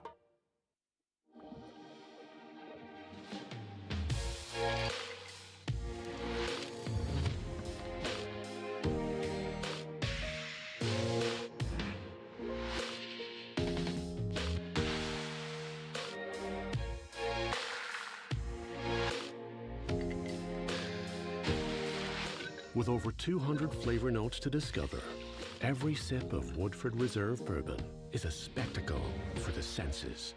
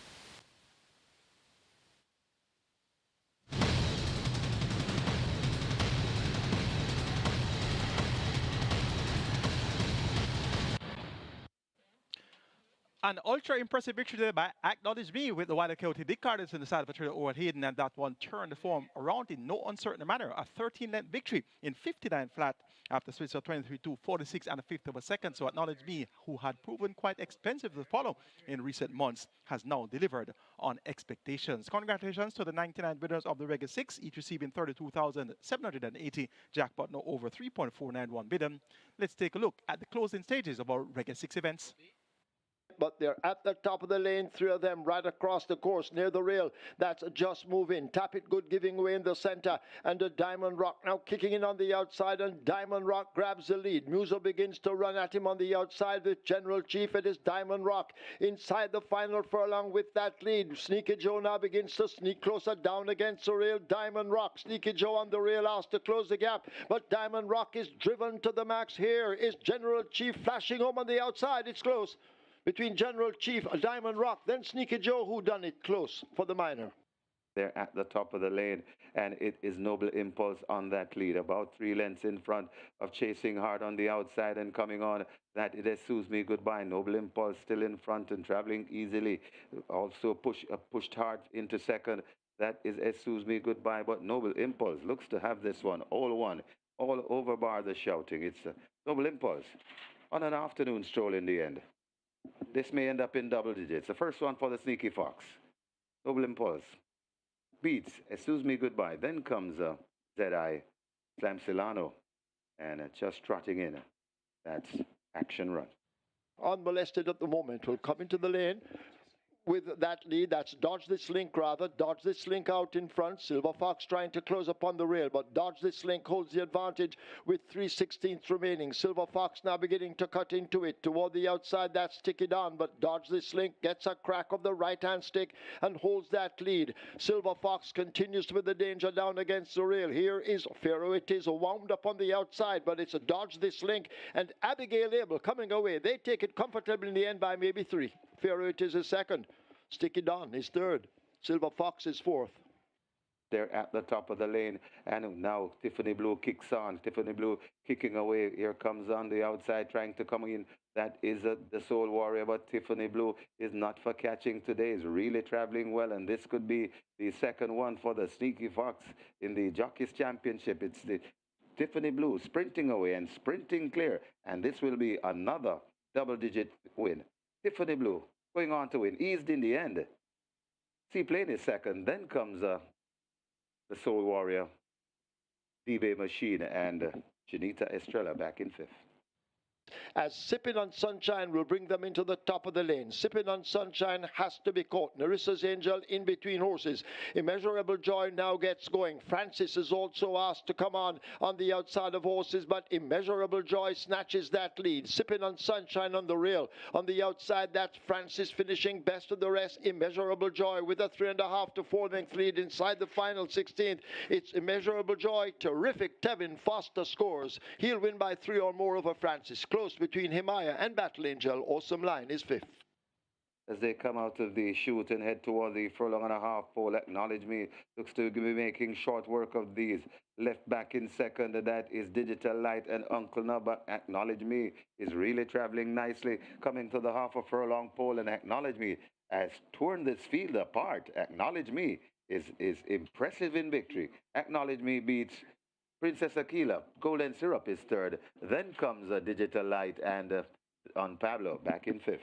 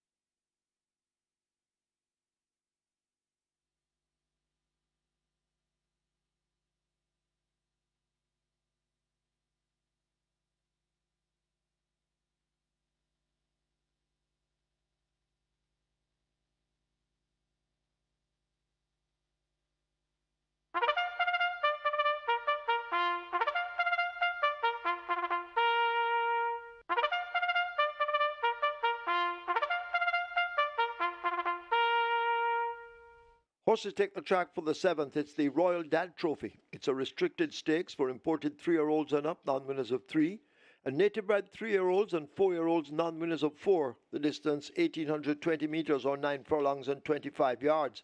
Number 2, Princess Amali, make the weight 53.5 or 118 pounds. Scratch 3, Teflon Don, not eligible. Wagering offered on double event. Exacta trifecta. This is where the late triple begins. The late triple on its way to 500,000. Get your wagers on.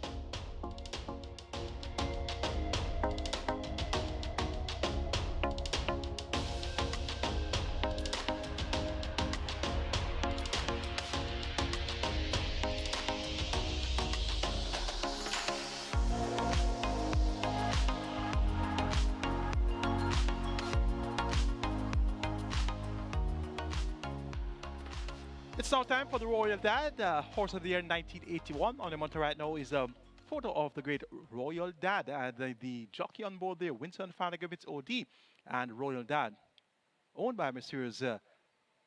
FC Swaby and Leslie Hu, trained by Kenneth Mattis OD.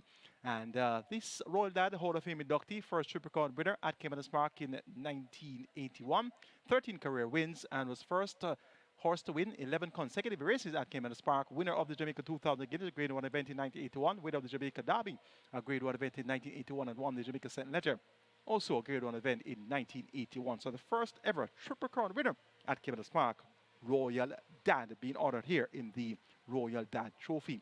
A restricted stakes contest for imported series and up nuns of 3 and native bred 3 and 4 years nuns of 4. A late scratches number 3, Teflon Don, we're down to a field of 5. And this, of course, is the spectator street. It begins right in front of the grandstands, 25-yard marker. That's where the starting gate will be positioned. And we have an interesting looking two-turn contest ahead of us. Let's take a look at race number 7. Top selection goes to number 6, Riches to Rags. Hindered repeatedly on last and was served by 3.5 lengths to stablemate Impressive Force. That was at 6 furlongs, and it now gets 2 turns to travel. Went 2 turns on the 27th of April when finishing third by 4.25 lengths to King Pie and Brenda Boy. So she has shown a liking for distance of ground. Ran on to win over 5.5 furlongs, also ran on to win over 6.5 furlongs, so she definitely has some late kick. Radish Roban, the Sneaky Fox Rider for Philip Fiano D and Hammock Farms, 3 to 5 is your short price favorite. Riches to Rags. Number 5, Allegiance, 95 for Tevin Foster, riding for Anthony Nunes and Yardie Stables. Now, this Allegiance chased relentlessly, come home to me in the 4th run of the Winston Panic episode, the Classic. That was over 9.5 furlongs. And indeed, Allegiance also shows, I like it, for a distance of ground. Was actually 4th in the 2000 Guineas, running on behind California Crown, Interesting Times Ahead, and Provident. So Allegiance, more than likely, will be fighting out the finish, and we could very well see the top 2 jocks fighting out the finish in the Royal Dad Trophy. Number 2 is Princess Amali. Dane Dawkins had a triple yesterday. He's riding well, and he rides here for trainer Robert Pearson. Tongue tie now fitted. Princess Amali has pace, and pace makes a race. It's 2-turn distance of 9.25, also known as a Sprinter's Paradise. So look for this Princess Amali to before the place here. She has worked well on the 13th of October, 6 furlongs with 1:14.4. 7 to 2 for the very good-looking Princess Amali. Number 1 is Blue Sensation, 9 to 1 for Dick Cardenas and Peter Dunpasar. They teamed up yesterday with Amma to make all the running in a 9.25 contest. So look for Blue Sensation to be prominent throughout. And this Blue Sensation was prominent for a long way in the Jamaica Oaks, which was won by Banadura over Rosetta, and Amma stablemate was third. So Blue Sensation gets great value at odds of 9 to 1. Small field of 5, but it looks to be quite an intriguing contest. Macan Room number 4 gets 9 to 2, has been very successful, going 9 furlongs or more. 1 at 9.25, and also 1 at 9.5 furlongs. So he definitely be throwing his hat in the ring as well for this, the Royal Dad Trophy. Looks like it'll come right down to the wire. I'm going to go 6-5-2 at 1 as my order of preference. Riches to Rags to get the better of Allegiance, then Princess Amali and Blue Sensation. Late triple is at 700,000. Get your bets on. Best of luck.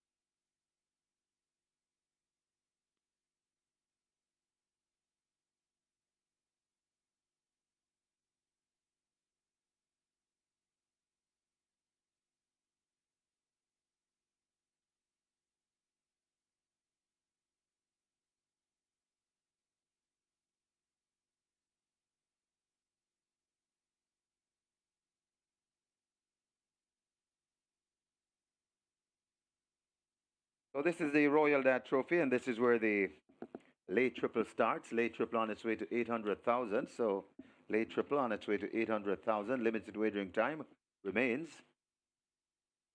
as they start to close the front of the gate. So you got to hurry to the windows if you want a piece of this late triple. Get your bets on. Late triple now approaching 900,000, and they're closing the front of the gate for the Royal Dad Trophy.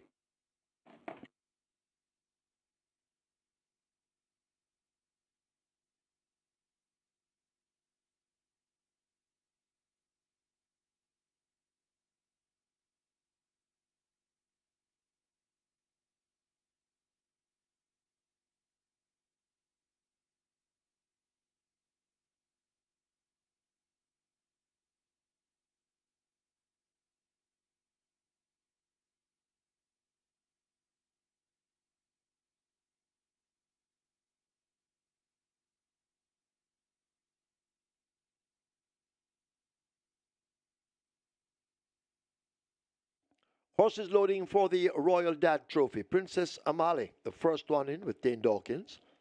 Back in Rome will come into 4. Allegiance heads for 5.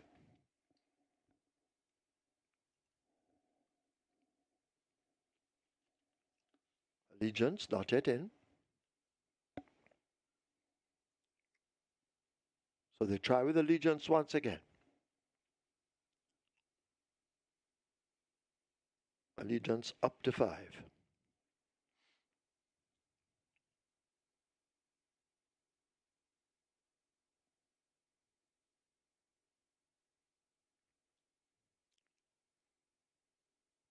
Next they try with Riches to Rags and Blue Sensation coming into 1.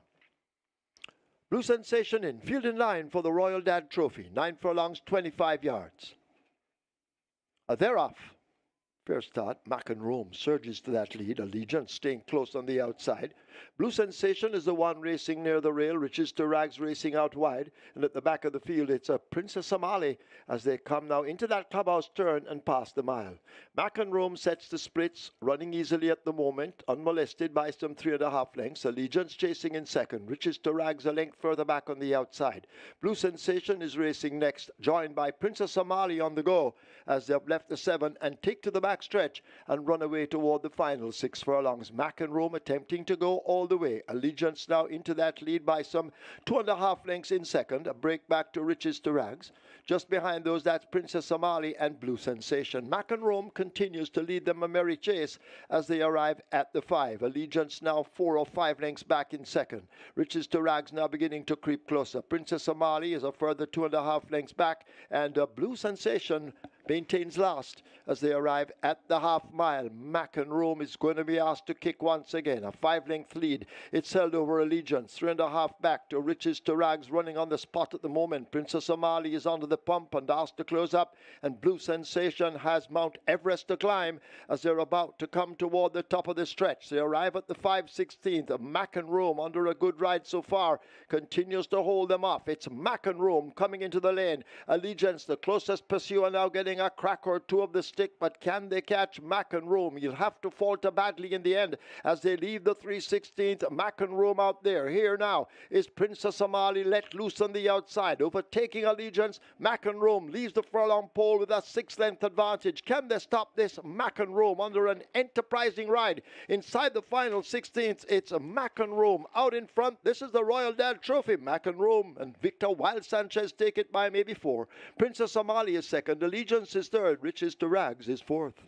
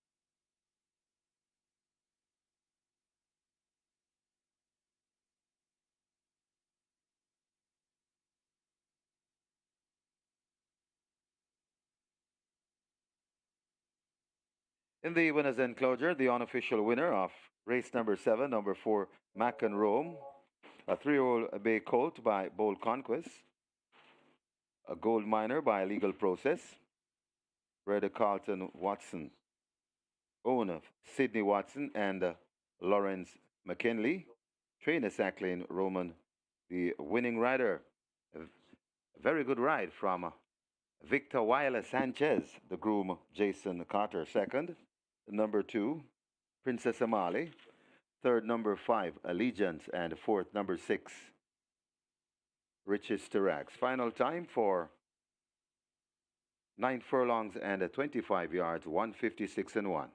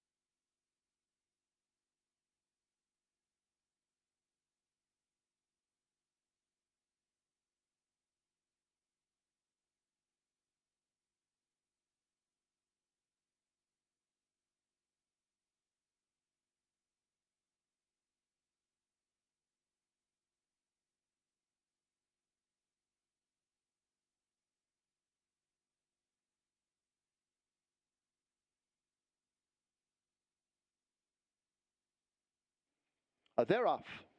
Fair start. Mac and Rome surges to that lead. Allegiance staying close on the outside.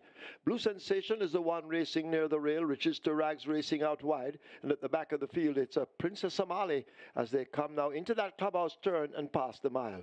Mac and Rome sets the splits, running easily at the moment, unmolested by some 3.5 lengths. Allegiance chasing in second. Riches to Rags a length further back on the outside. Blue Sensation is racing next, joined by Princess Amali on the go as they have left the 7 and take to the back stretch and run away toward the final 6 furlongs. Mac and Rome attempting to go all the way. Allegiance now into that lead by some 2.5 lengths in second. A break back to Riches to Rags. Just behind those, that's Princess Amali and Blue Sensation. Mac and Rome continues to lead them a merry chase as they arrive at the 5. Allegiance now 4 or 5 lengths back in second. Riches to Rags now beginning to creep closer. Princess Amali is a further 2.5 lengths back, and Blue Sensation maintains last as they arrive at the half mile. Mac and Rome is going to be asked to kick once again. A 5-length lead. It's held over Allegiance. 3.5 back to Riches to Rags running on the spot at the moment. Princess Amali is onto the pump and asked to close up, and Blue Sensation has Mount Everest to climb as they're about to come toward the top of the stretch. They arrive at the 5/16. Mac and Rome, under a good ride so far, continues to hold them off. It's Mac and Rome coming into the lane. Allegiance, the closest pursuer, now getting a crack or two of the stick, but can they catch Mac and Rome? You'll have to falter badly in the end as they leave the 3/16. Mac and Rome out there. Here now is Princess Amali let loose on the outside, overtaking Allegiance. Mac and Rome leaves the furlong pole with a 6-length advantage. Can they stop this? Mac and Rome under an enterprising ride inside the final 16th. It's Mac and Rome out in front. This is the Royal Dale Trophy. Mac and Rome and Victor Wild Sanchez take it by maybe 4. Princess Amali is second. Allegiance is third. Riches to Rags is fourth.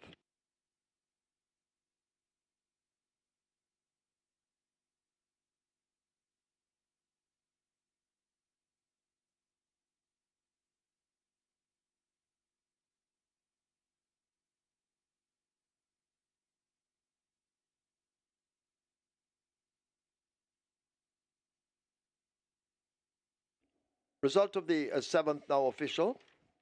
Horses to the testing barn. 2, Princess Amali. 4, Mac and Rome.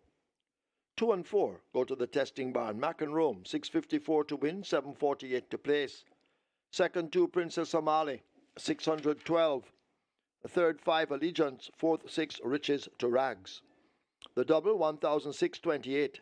Exacta, 1,008.98.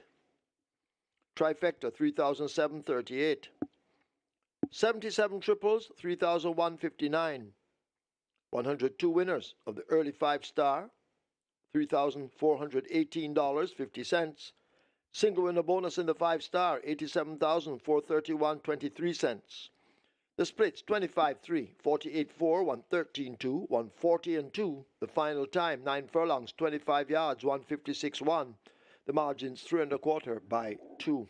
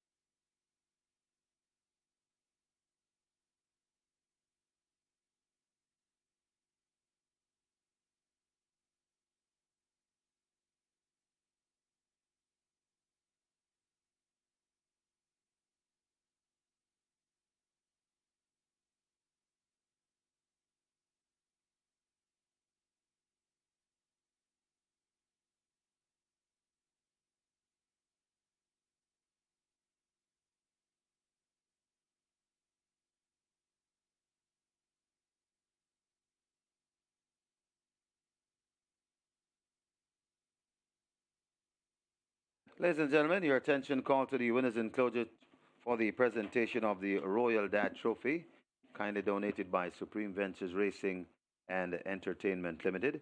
Making the presentation, Tanya Hallett, a VP People's Experience Technology at Amazon, and she makes it to part owner Sydney Roman. Congratulations to the winning connections. Race number 7, the Royal Dad Trophy.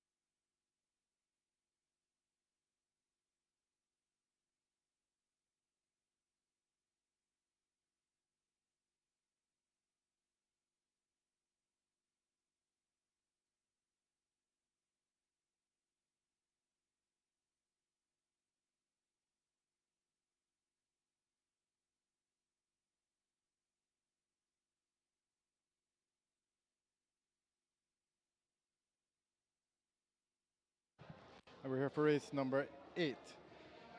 Another interesting one here. Number 1, Glittering Magnum, currently at 850. Quite a bit of support. This one is at 8-1 in the tote, so pretty similar pricing, but a lot of support for number 1, Glittering Magnum at the fixed windows.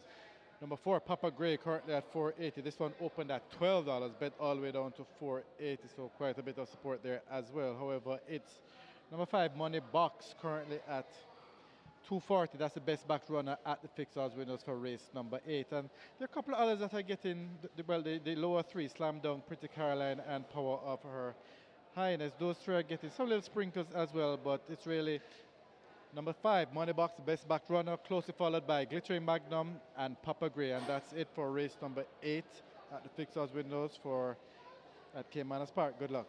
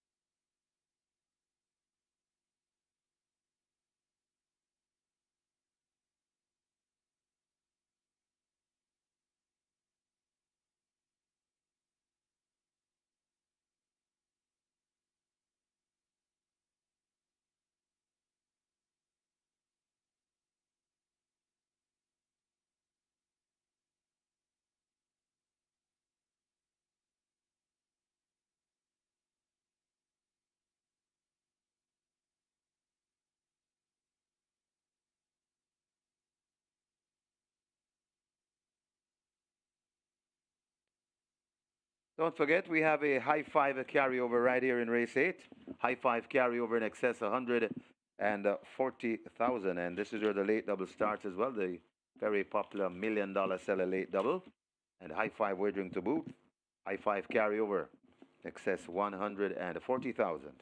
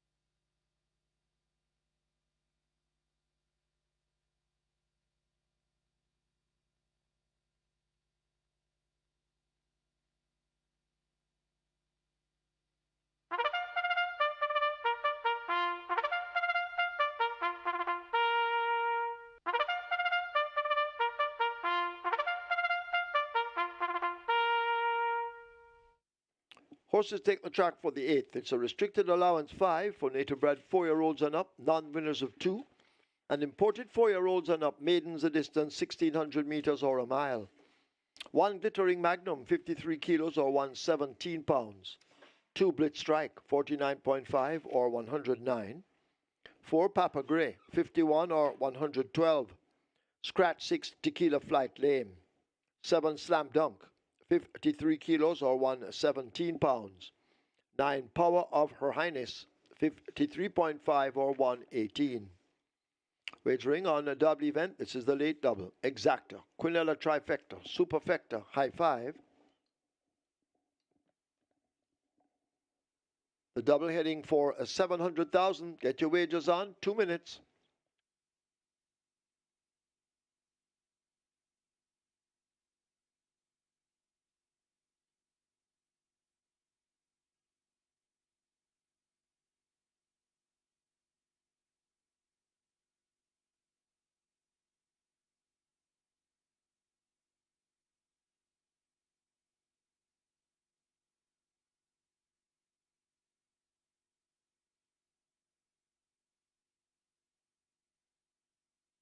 And please note the High Five has a carryover in excess of $140,000. It's on its way already to $250,000. Get your wagers on.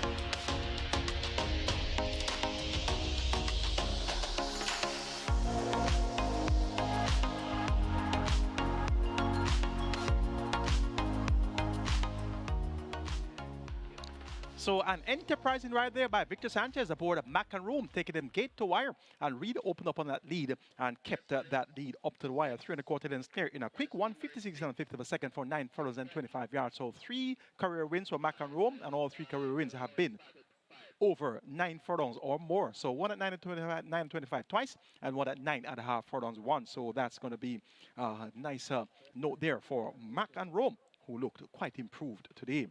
Lap ticket count on the Twilight 6 stands at 430 with over 4.3 million in that net pool. It's now time for the late double, race number 8, and we have a field of 8. Scratch number 6, Tequila Flight, and they go 1 mile. Let's take a look. The top choice is number 5, Money Box. Paul Francis rides for Edward Stanberry, and notable this one comes in for even greater support this time around. Went up at 4-1 last time out, 5-2, 2 starts back. I was at 5-2, 4 starts back, 7-2, 5 starts ago. So now the cash is even more for Money Box, and this one, even money. The favorite in the betting has looked up at exercise on the 15th of October, strode 6 furlongs in 122 flat. So Money Box, with the visor now fitted and the cheek pieces removed, is expected to enter the winner's enclosure. And this one is the top choice. Number 3, Bad Investment. This one gets 8-1. Radish Roman riding for Old Hayden, and this one was served by half a length, 3 starts back when checked at a crucial stage inside the final furlong there, and ran on to be just behind Miss Linton and Princess Sophia. So we're going to keep this one on the right side. Getting a good price here, 8-1 for the Sneaky Fox Radish Roman. Number 7 is Slam Dunk. Aaron Chachi riding for trainer Colin Ferguson, more popularly known as Fergie. And this Slam Dunk has the blinkers fitted, and this one has been thereabouts in races, just not getting his head in front where it matters most. The trip is now a mile, and this Slam Dunk is a seasoned non-winner of 2 campaigner. So look for Slam Dunk to acquit himself well here with the blinkers added. Towards the inside, we have Glitter and Magnum, 6-1 for Tevin Foster. Terrific Tevin Foster riding for Ray Phillips. Visor off, blinkers on, figure it off. And this one was third at a mile on the 1st of August. Not necessarily the best trip for Glitter and Magnum, but based on that strong third place effort, we'll give this one a look in as well. A competitive look in. 8th event, as you can see on the board, all the runners are in single digits odds. That's the competitiveness of the event. I'm taking number 5, Money Mox, to get the better of number 3, Bad Investment, then 7, Slam Dunk, and 1, Glitter and Magnum.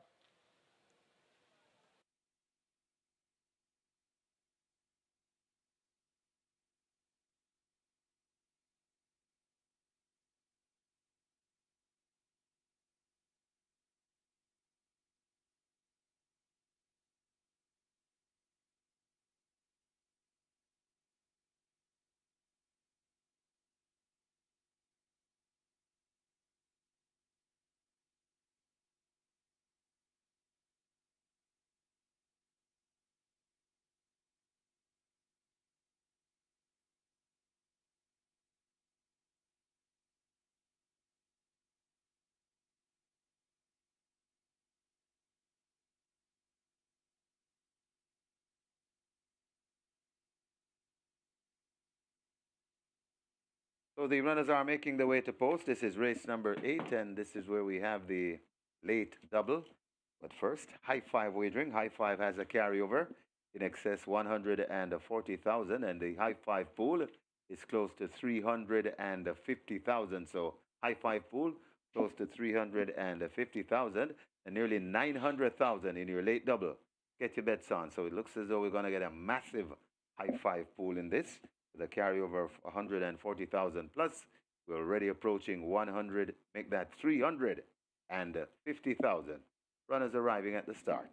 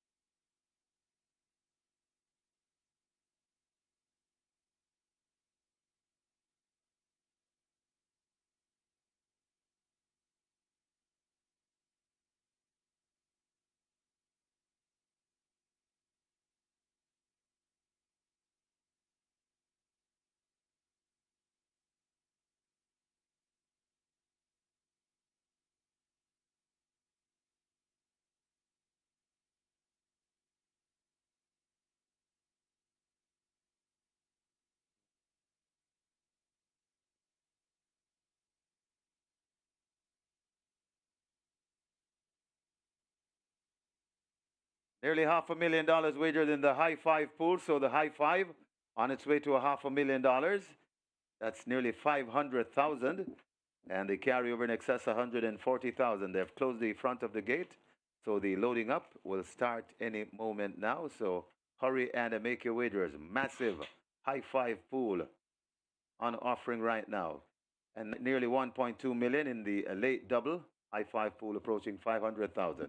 Get your bets on. Limited wagering time remains.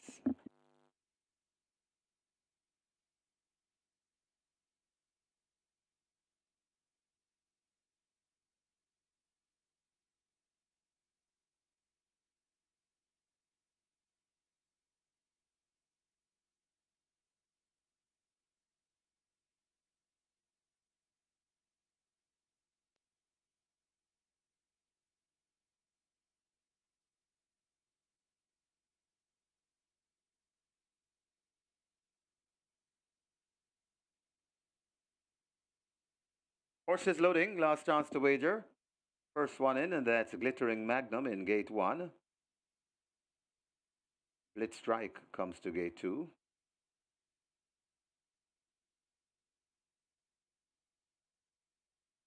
Make sure you get a piece of this high five though. Massive pool, carryover. Bad investment loads at 3.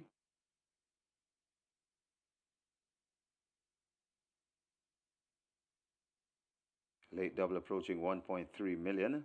Papa Gray heads to 4 and goes in.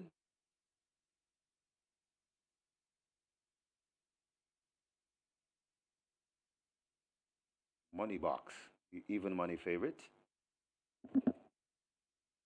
Heads to gate 5. Goes in.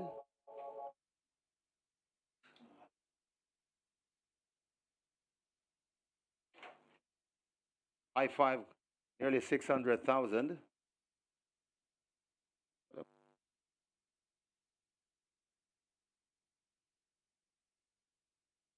Slam Dunk is in.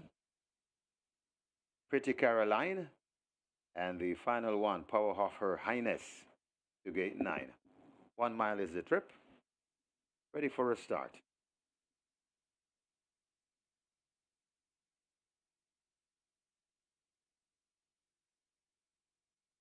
Start holding them. They're off and racing. Racing at the back of the field, that's Money Box, the favorite. Rushing through to get that lead, that is Papa Gray. Right there too, that's Power of Her Highness. Then comes a Glittering Magnum, right beside a Glittering Magnum. That is Bad Investment. They come out of the chute and go towards the 6 furlong point, and it is making the runnings. Papa Gray on that lead. Power of Her Highness just on the outside. On the inside of that one, that is Glittering Magnums coming up, rushing down into it. That's Slam Dunk, and Slam Dunk now goes to contest that lead. Right behind them, that is a Bad Investment. Then comes a Pretty Caroline, Money Box recovering, and Blitz Strike racing at the back of the field. They head toward the 4, and a Papa Gray and Slam Dunk doing it up front. Papa Gray on the outside. Slam Dunk now goes on, just about a half a length from Papa Gray. They're 4 lengths in front of Glittering Magnum. Money Box making stealthy progress is right there in 4th, coming on in 5th. That is a Bad Investment. Then comes a Pretty Caroline overtaking Power of Her Highness, and still away out of it. That's Blitz Strike. They're gonna come into the lane shortly, and it is Slam Dunk on that lead. Slam Dunk turning in the middle of the racetrack with that lead. Papa Gray right against the rail, also coming on. That's Money Box and Bad Investment. Also just behind them, that is Glittering Magnum, as now Bad Investment strikes the front. Papa Gray coming back for more against the rail. It's Bad Investment in front of Papa Gray. Bad Investment keeping on from Papa Gray.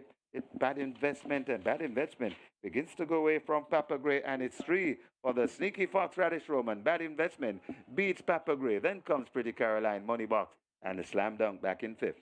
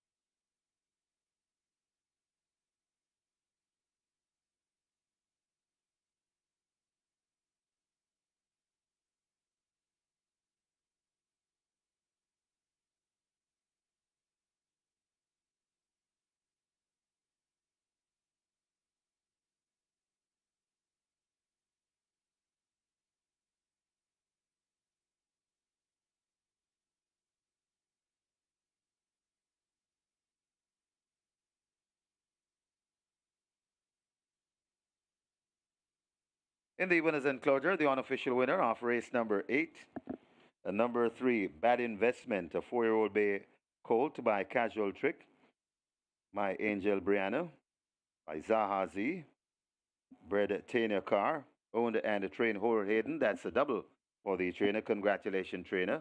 And it's 3 for the Sneaky Fox, the winning rider, Radish Roman, and Tevin Foster clinging on to a tenuous lead in the Jockeys Championship, the groom Carlton Brown. Second, number 4, Papa Gray. Third, number 8, Pretty Caroline. Fourth, number 5, Money Box. And fifth, number 7, Slam Dunk. Final time for 8 furlongs, 1 mile, 1:44 and 3.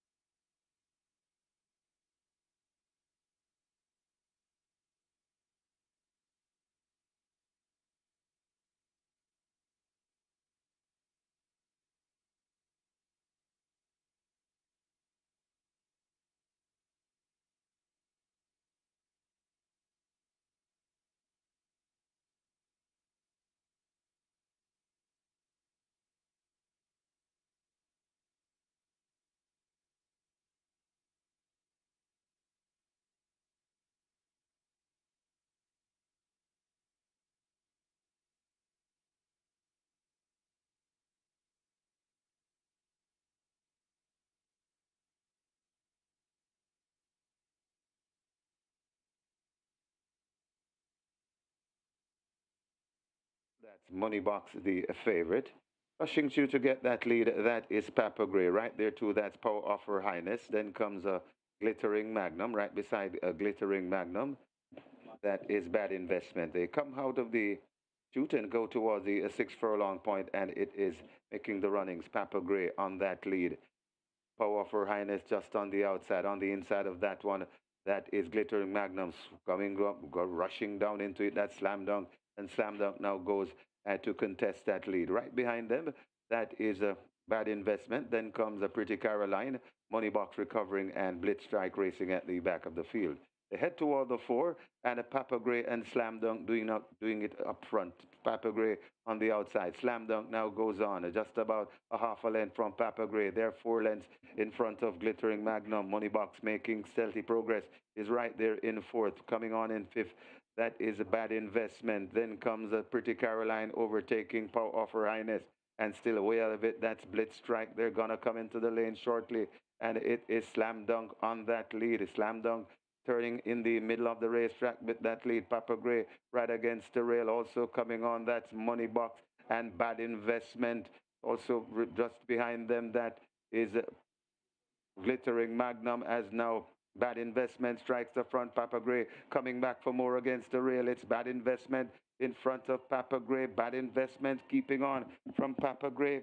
It's Bad Investment, and Bad Investment begins to go away from Papa Gray, and it's 3 for the Sneaky Fox Radish Roman. Bad Investment beats Papa Gray. Then comes Pretty Caroline, Money Box, and the Slam Dunk back in 5th.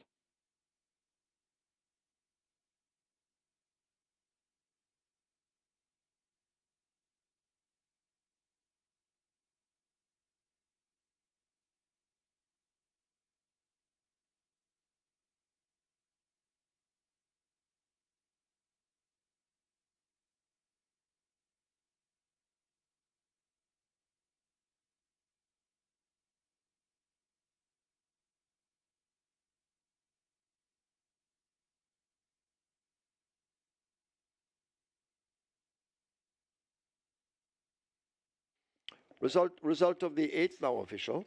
Horses to the testing barn. 3, Bad Investment. 8, Pretty Caroline. 3 and 8 both go to the testing barn. Bad Investment, 654 to win, 420 to place. Second, 4, Papa Gray, 306. A third, 8, Pretty Caroline, 362. Fourth 5 money box. Fifth 7 slam dunk. Dubbed event 4042. Exacta 2008-11. Quinella 2006-50. Trifecta 15,218. Superfecta 23,412. 9 high fives 53,910. And the 37 triples 6,061 each. Splits 24-2, 48-116. They completed a mile in 144.3. The margin 6 3/4 by 1. Up next, the Nigel B. NUNES Memorial Cup.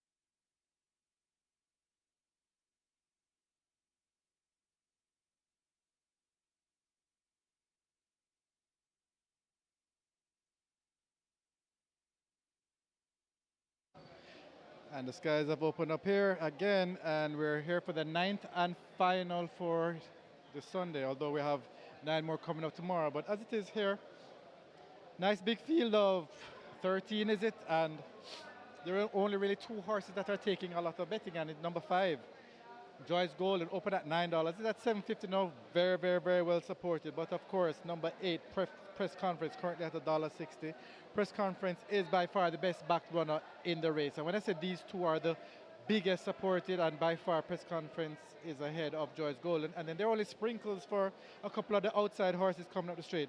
A Gift from Ben at $15, and number 13, Blue Vinyl. They've taken a little bit of money. They were at $7 not too long ago. They've drifted out to 15 and 8.50 respectively. So it's really Press Conference, a big, big, big, well-backed runner at the fixed odds window for race number 9, and closely followed by number 5, Joyce Golden, currently at $7.50. And that's it for the betting at the fixed odds windows for race number 9, and we'll see you tomorrow. Good luck.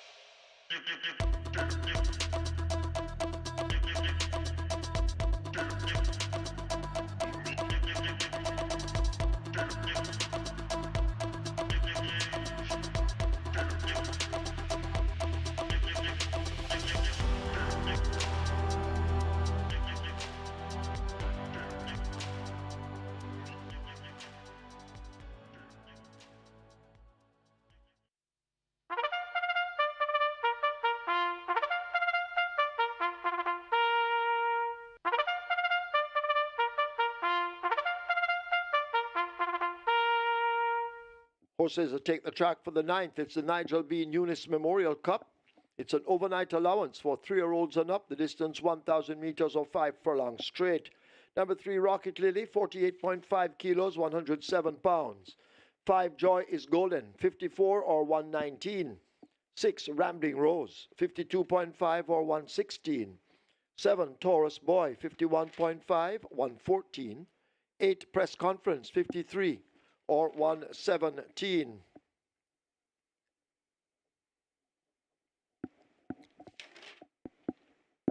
Ten, Speedy Hair, 52.5, 116. Wagering on Exacta, Quinella, Trifecta, Superfecta, High Five. 1 minute to post. And Everton Henry, the track superintendent, now describes the track as a sloppy. So we're racing on a sloppy track for the 9th and final.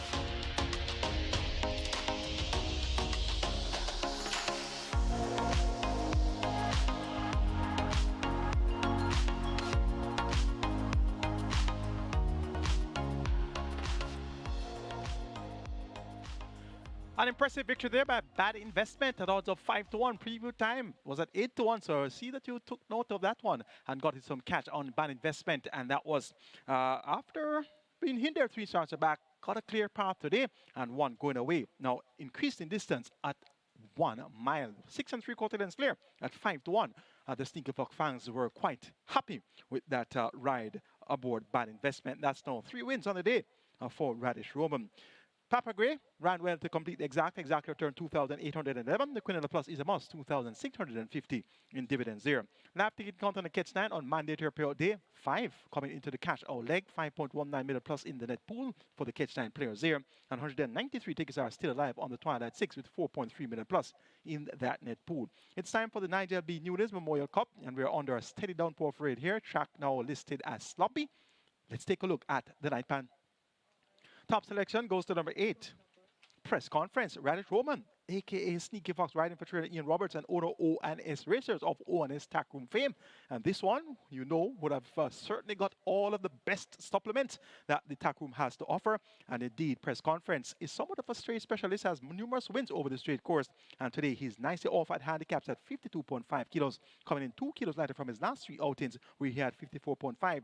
4 and 5 starts ago, he was at 57 kilos. So Press Conference, once he doesn't have a problem with the sloppy going, he should be able to run well. Ran second on a sloppy track behind Madden Sunshine on the 3rd of August. So I see no reason why he shouldn't be comfortable on this surface today. And this one gets the vote. Even money, your favorite in the betting. Number 5, Joyce Golden, has the distinction of beating Press Conference when they met on the 19th of May. But that day, Joyce Golden had a mere 51.5 kilos. Press Conference had 57 kilos. There's a swing at the handicaps now in favor of Press Conference, all of 7 kilos in favor of Press Conference. So that's just about 14.4 pounds, or almost 15 pounds there in favor of Press Conference. So Press Conference is the one that gets a vote. Samantha Fetcher, though, she's riding fairly well, and she's at 4-1 here with Joyce Golden. We're going to keep this one on the right side. This one is blessed with good early speed. Number 4 is Freedom Street, stablemate of Joyce Golden. They're both trained by that's the Professor Patrick Lynch. And Freedom Street, a very popular name going around the place in recent months. And if you haven't heard of Freedom Street yet, you may not be Jamaican. So Freedom Street, you can look out for that to run a fairly decent race. You have 13-1. This one has Calvin Bailey in the saddle. And both Freedom Street and Joyce Golden are owned by Joy Us Racing. So look for them both to acquit themselves well here. And number 7 is a Taurus Boy, a straight specialist as well. 5-1 the price. Richard Henry riding for Filipino D. Visor removed. The customer visor has been removed. Let's see if Taurus Boy will run well on the sloppy surface. And he gets a fairly good price of 5-1. So there are quite a few ways to go here in the 9th and final, the Nigel B. NUNES Memorial Cup. There's good support for number 13, Blue Vinyl, coming off a break since last year, December.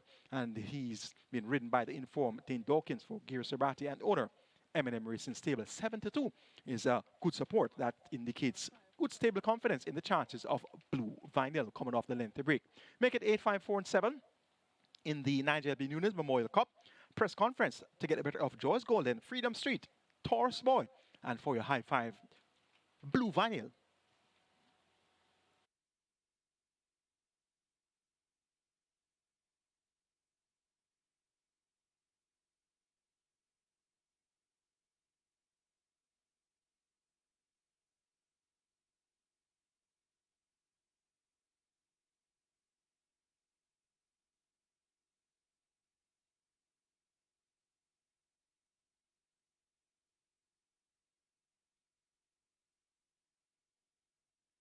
Runners arriving at the post for the 9th and final. This is the 9th and final race, number 9, the Nigel B. NUNES Memorial Cup.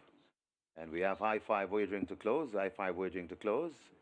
High 5 pool approaching 250,000. High 5 pool approaching 250,000. The final one we have for today. And we have 9 more tomorrow, the 3rd day of the Heroes Weekend Carnival here at Caymanas Park, and they're closing up the front of the gate, so hurry and make your wagers. High 5 pool, close to 250,000. It's climbing, and climbing fast.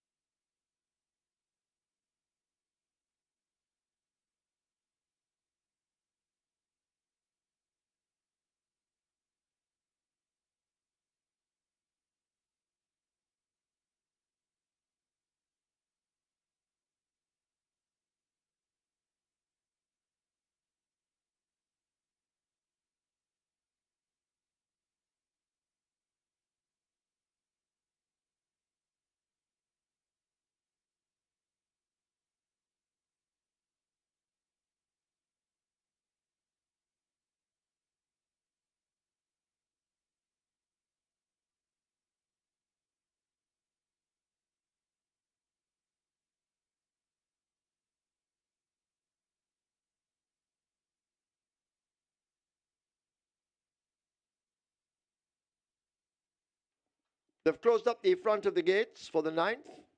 The Nigel B. NUNES Memorial Cup, 1,000 meters or 5 furlongs straight.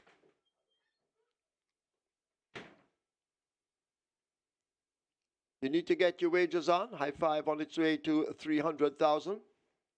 Get your wagers on. Loading up will begin shortly.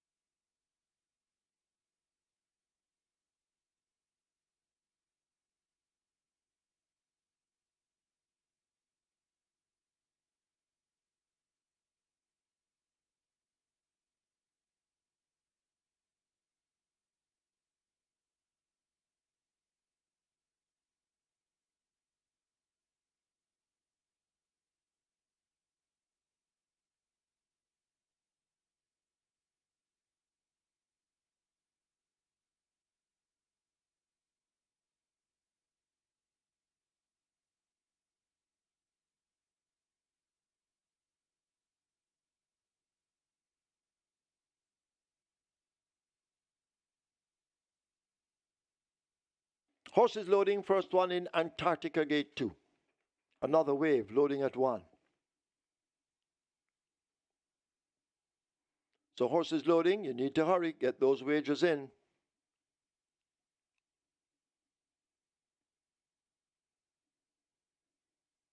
Freedom Street, walking around Gate 4. That's where Freedom Street will come from, not loading yet.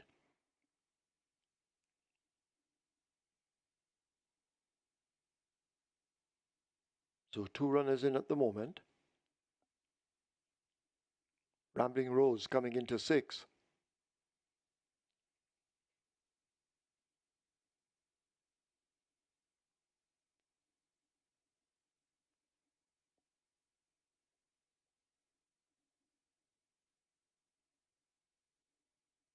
They're going to try it, looks like, with Joy is Golden at 5. She's locked away. Stablemate, Freedom Street walks past Gate 4. That's where Freedom Street will come from.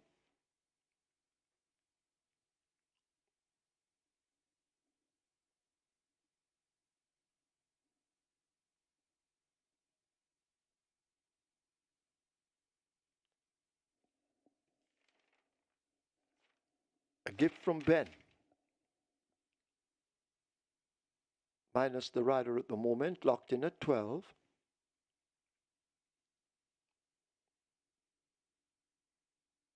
So loading up going on, but it's pretty slow at the moment.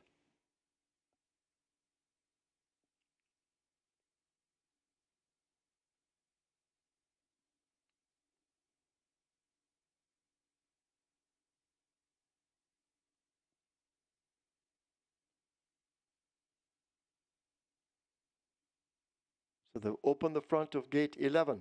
Awesome Anthony, locked in at 11.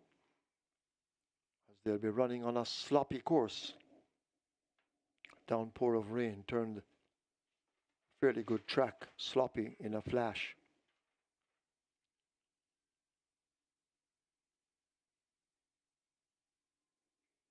Not many left to load.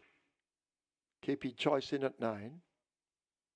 Gate 8 now filled with press conference. Radish Roman looking for a 4-timer on the card. Kevin Foster with KP Choice. He's looking for a double. Awesome Anthony slotting in at 11.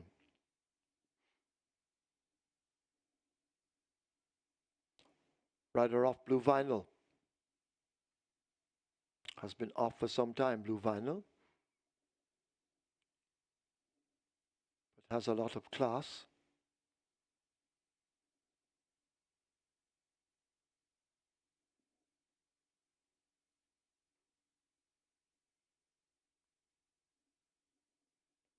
So we're getting there slowly.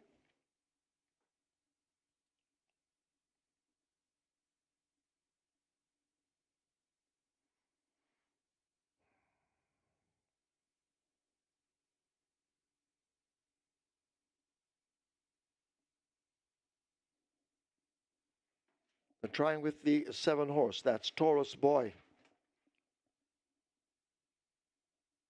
Richard Henry off.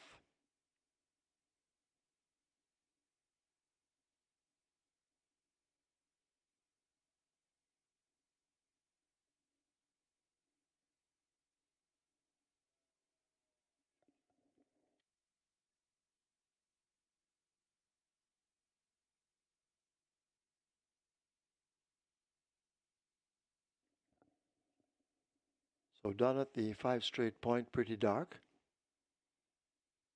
We'll have to be using the Jumbotron to do most of the work.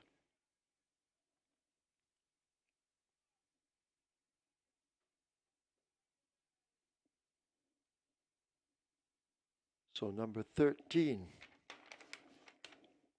That's Blue Vinyl looks to be in. Rider aboard. We're getting there. Taurus Boy finally in. And the final one, it would seem, is Speedy Hare at 10. Speedy Hare coming into 10. Field in line for the Nigel B. Nunes Memorial Cup. 1,000 meters straight. They're off for the Nigel B. Nunes. Rocket Lily takes off on the far side. Joy is Gold and is running in the center. Rambling Rose is also in the center, beginning to attack across, just in behind the front rank. KP Choice in the lime green. Speedy Here is racing near the stand fence, along with a gift from Ben, as they sort themselves out and make their way now running up toward the final quarter. Joy's Golden showing good speed in the center. KP Choice is right there on the premises. Speedy Hare is also right up there. A gift from Ben is near to them and against the stand fence and already put to that stick, but it's still wide open. Joy's Golden over in the center. Speedy Hare now beginning to launch an attack. KP Choice doing the same, but they thunder up toward the final furlong, and it is Joy is Golden. A KP Choice. Here is Speedy Hare. Press conference asked to get into the argument. Joy is Golden just the leader. Speedy Hare beginning to close up. Here is a press conference, digging in, press conference, and Joy's Golden have gone by. It's close. It's a 4-timer if Radish Roman has taken it on press conference, and it would seem as if he has.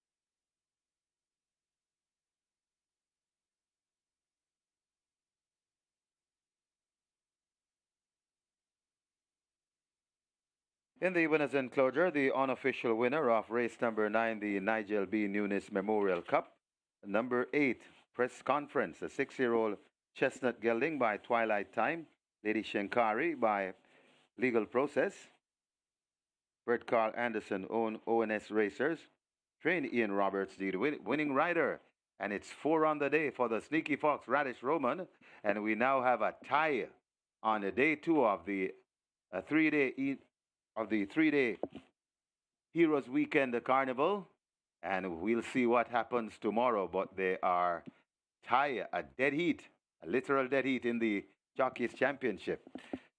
The winning groom, Adrian Muir, second.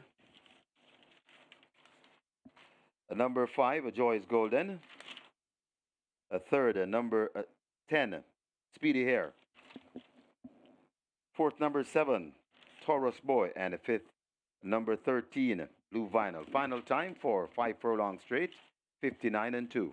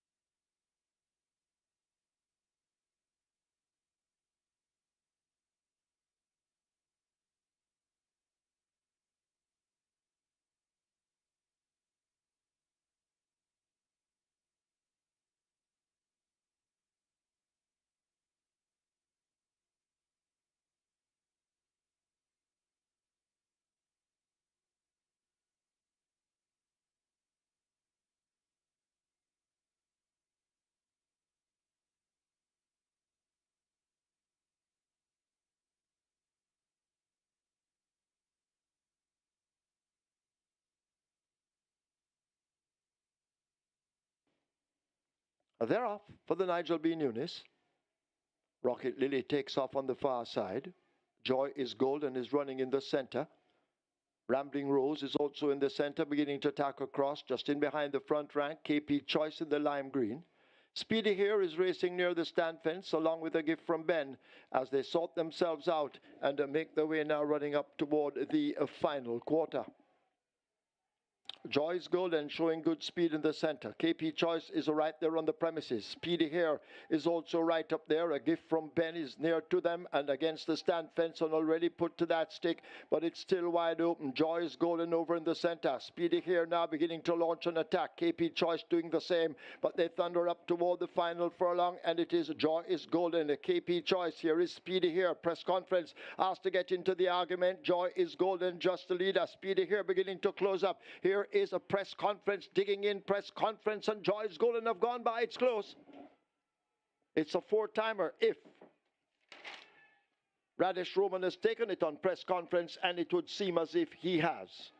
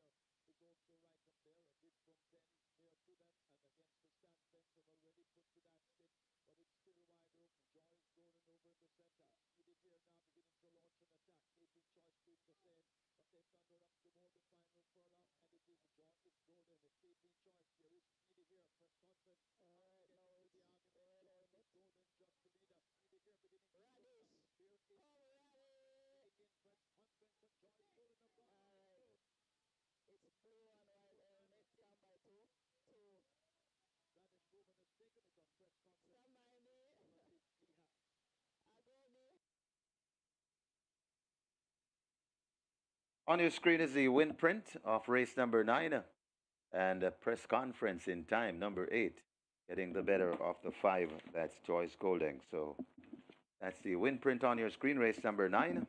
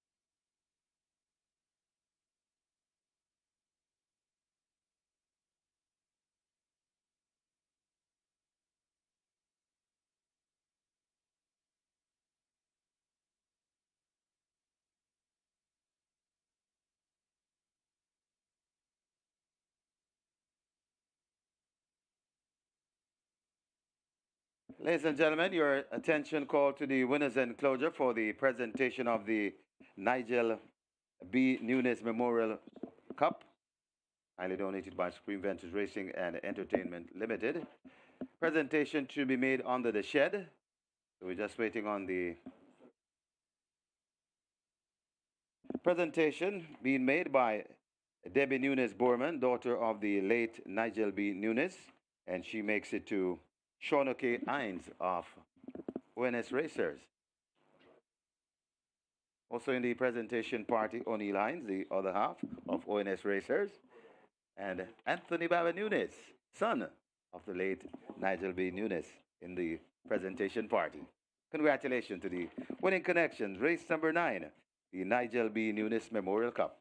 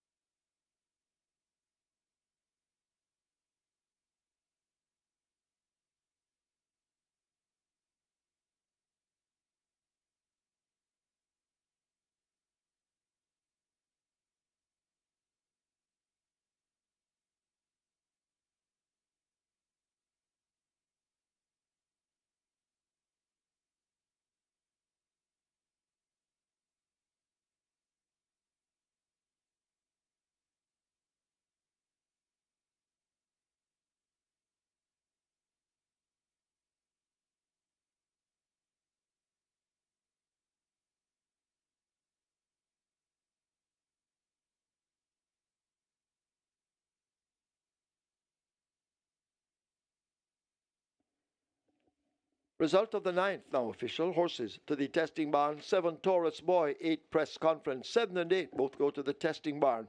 Press Conference 224 to win, 178 to place. Second, 5 Joy is Golden, 262.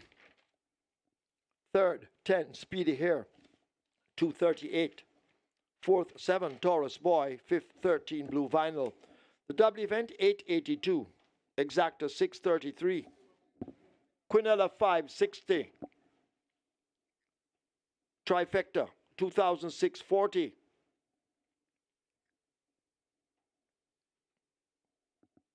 Superfecta 3055. 60 high fives 3247. 58 winners of the triple 9813. 39 winners of the strike 4 13,912. Single winner bonus 1,450,344.37. 45 winners of the late 5 star 10,166.50. Single winner bonus in the 5 star $202,036.10. 246 winners of the Twilight 6, each receiving 17,659. There were 3 winners of the Catch 9, 1,730,197.50. Play Spot 8, 141 winners, 2,004.37. Single winner bonus in the Play Spot 478,171.86. Splits 23-3, 46-2. Final time 1,000 meters straight 59-2. Margins a neck by 1 3/4. More racing, as you know, tomorrow. The end of the Heroes Day Carnival. It's now time to go over for a recap, and Michael Kane will let you have it as soon as he is ready.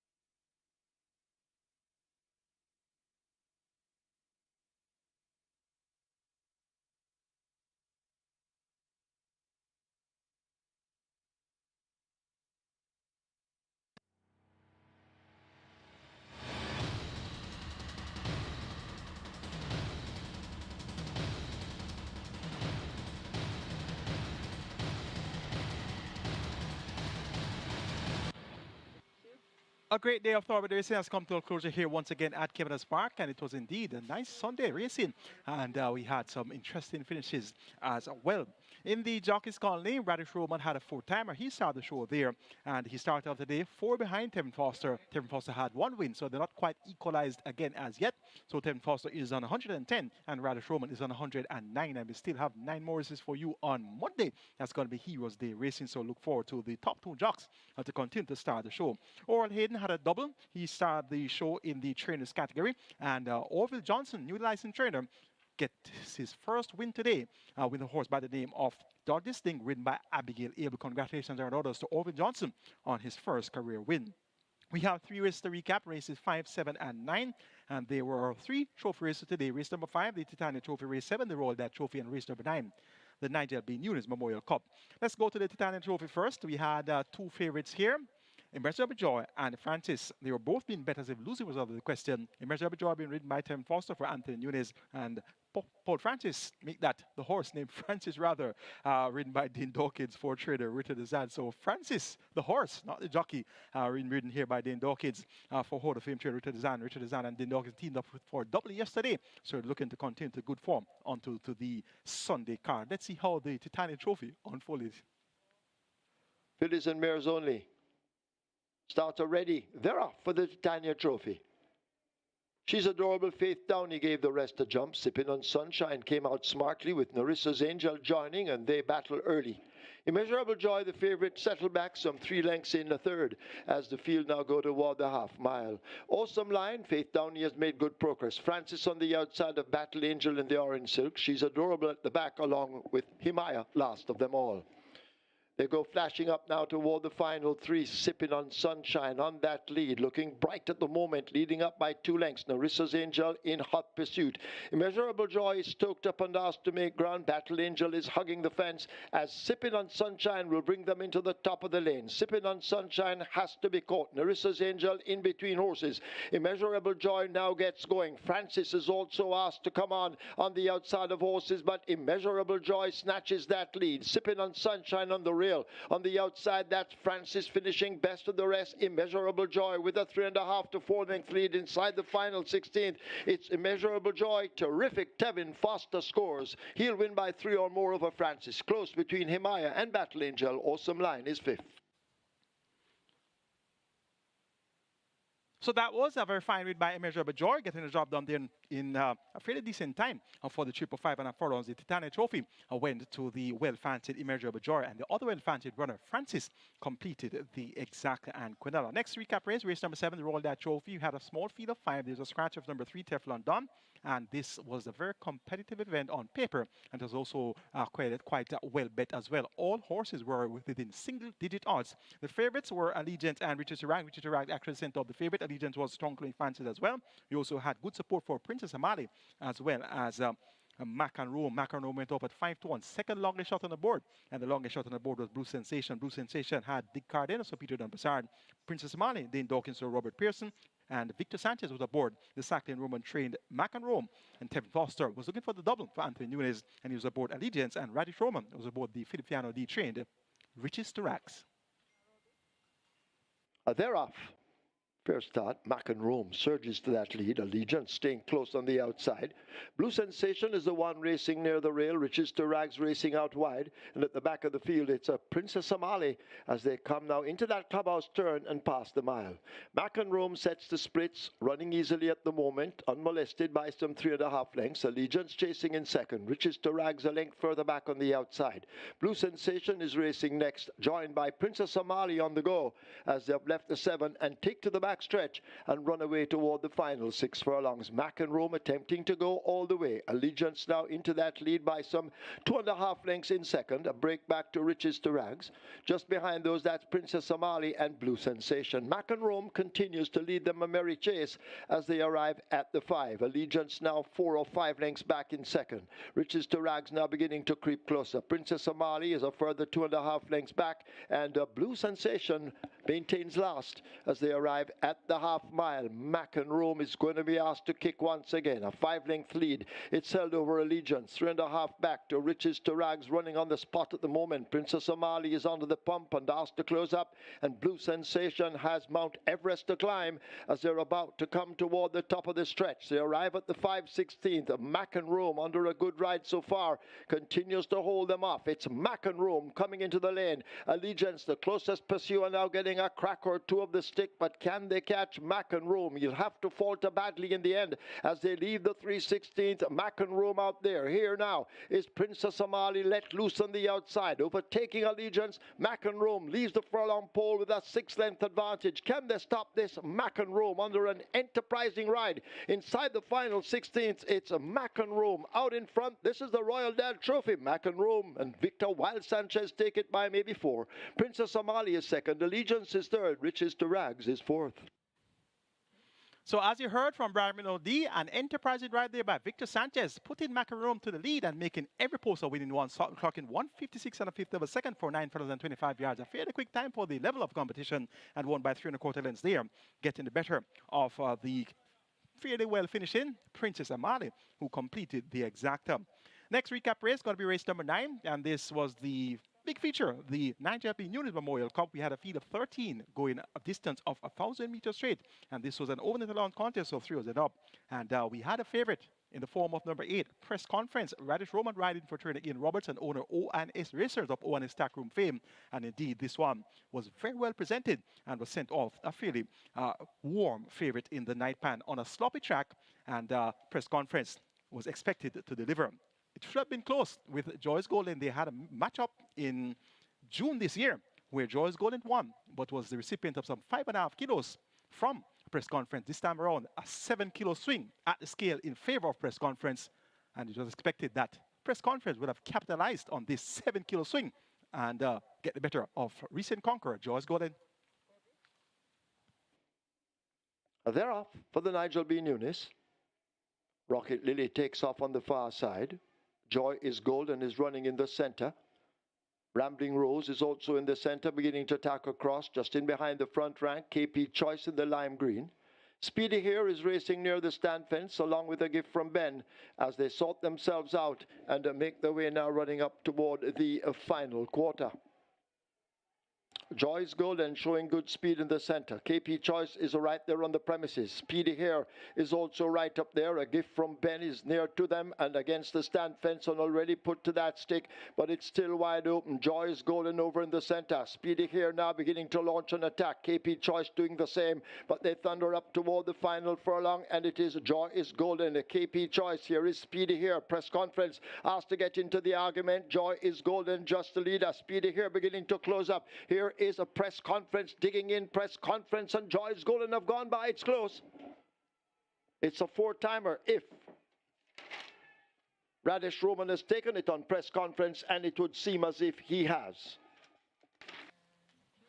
So that's the sneaky fuss. Radish Roman at his best. Press Conference was slow into stride, missed the gate slightly, and got into a quick enough gallop and was in close pursuit of the leaders coming onto the racetrack proper at the quarter pole. And inside the final furlong, that's when Press Conference got going very late and got up in the nick of time to get the better of Joyce Golden. So the matchup, the rematch, 7-kilo swing in his favor. Even though slow into stride, he was still able to get up in the nick of time. And that ride brought the house down in the NIGEL B. Nunes Memorial Cup here at Caymanas Park on a sloppy Sunday evening here, and that was indeed a thriller of a finish in the 9th and final. And guess what? We have 9 more in store for you tomorrow, so don't go anywhere. We have 9 races. First post will be at high noon, and indeed it's going to be Heroes Day racing here at Caymanas Park. I'm your analyst, Michael Kane, on behalf of the team of the Home of Champions Sports Park, also on behalf of the promoters, Supreme Ventures Racing and Entertainment Limited. Have a good Sunday evening and see you on Heroes Monday for more forward racing.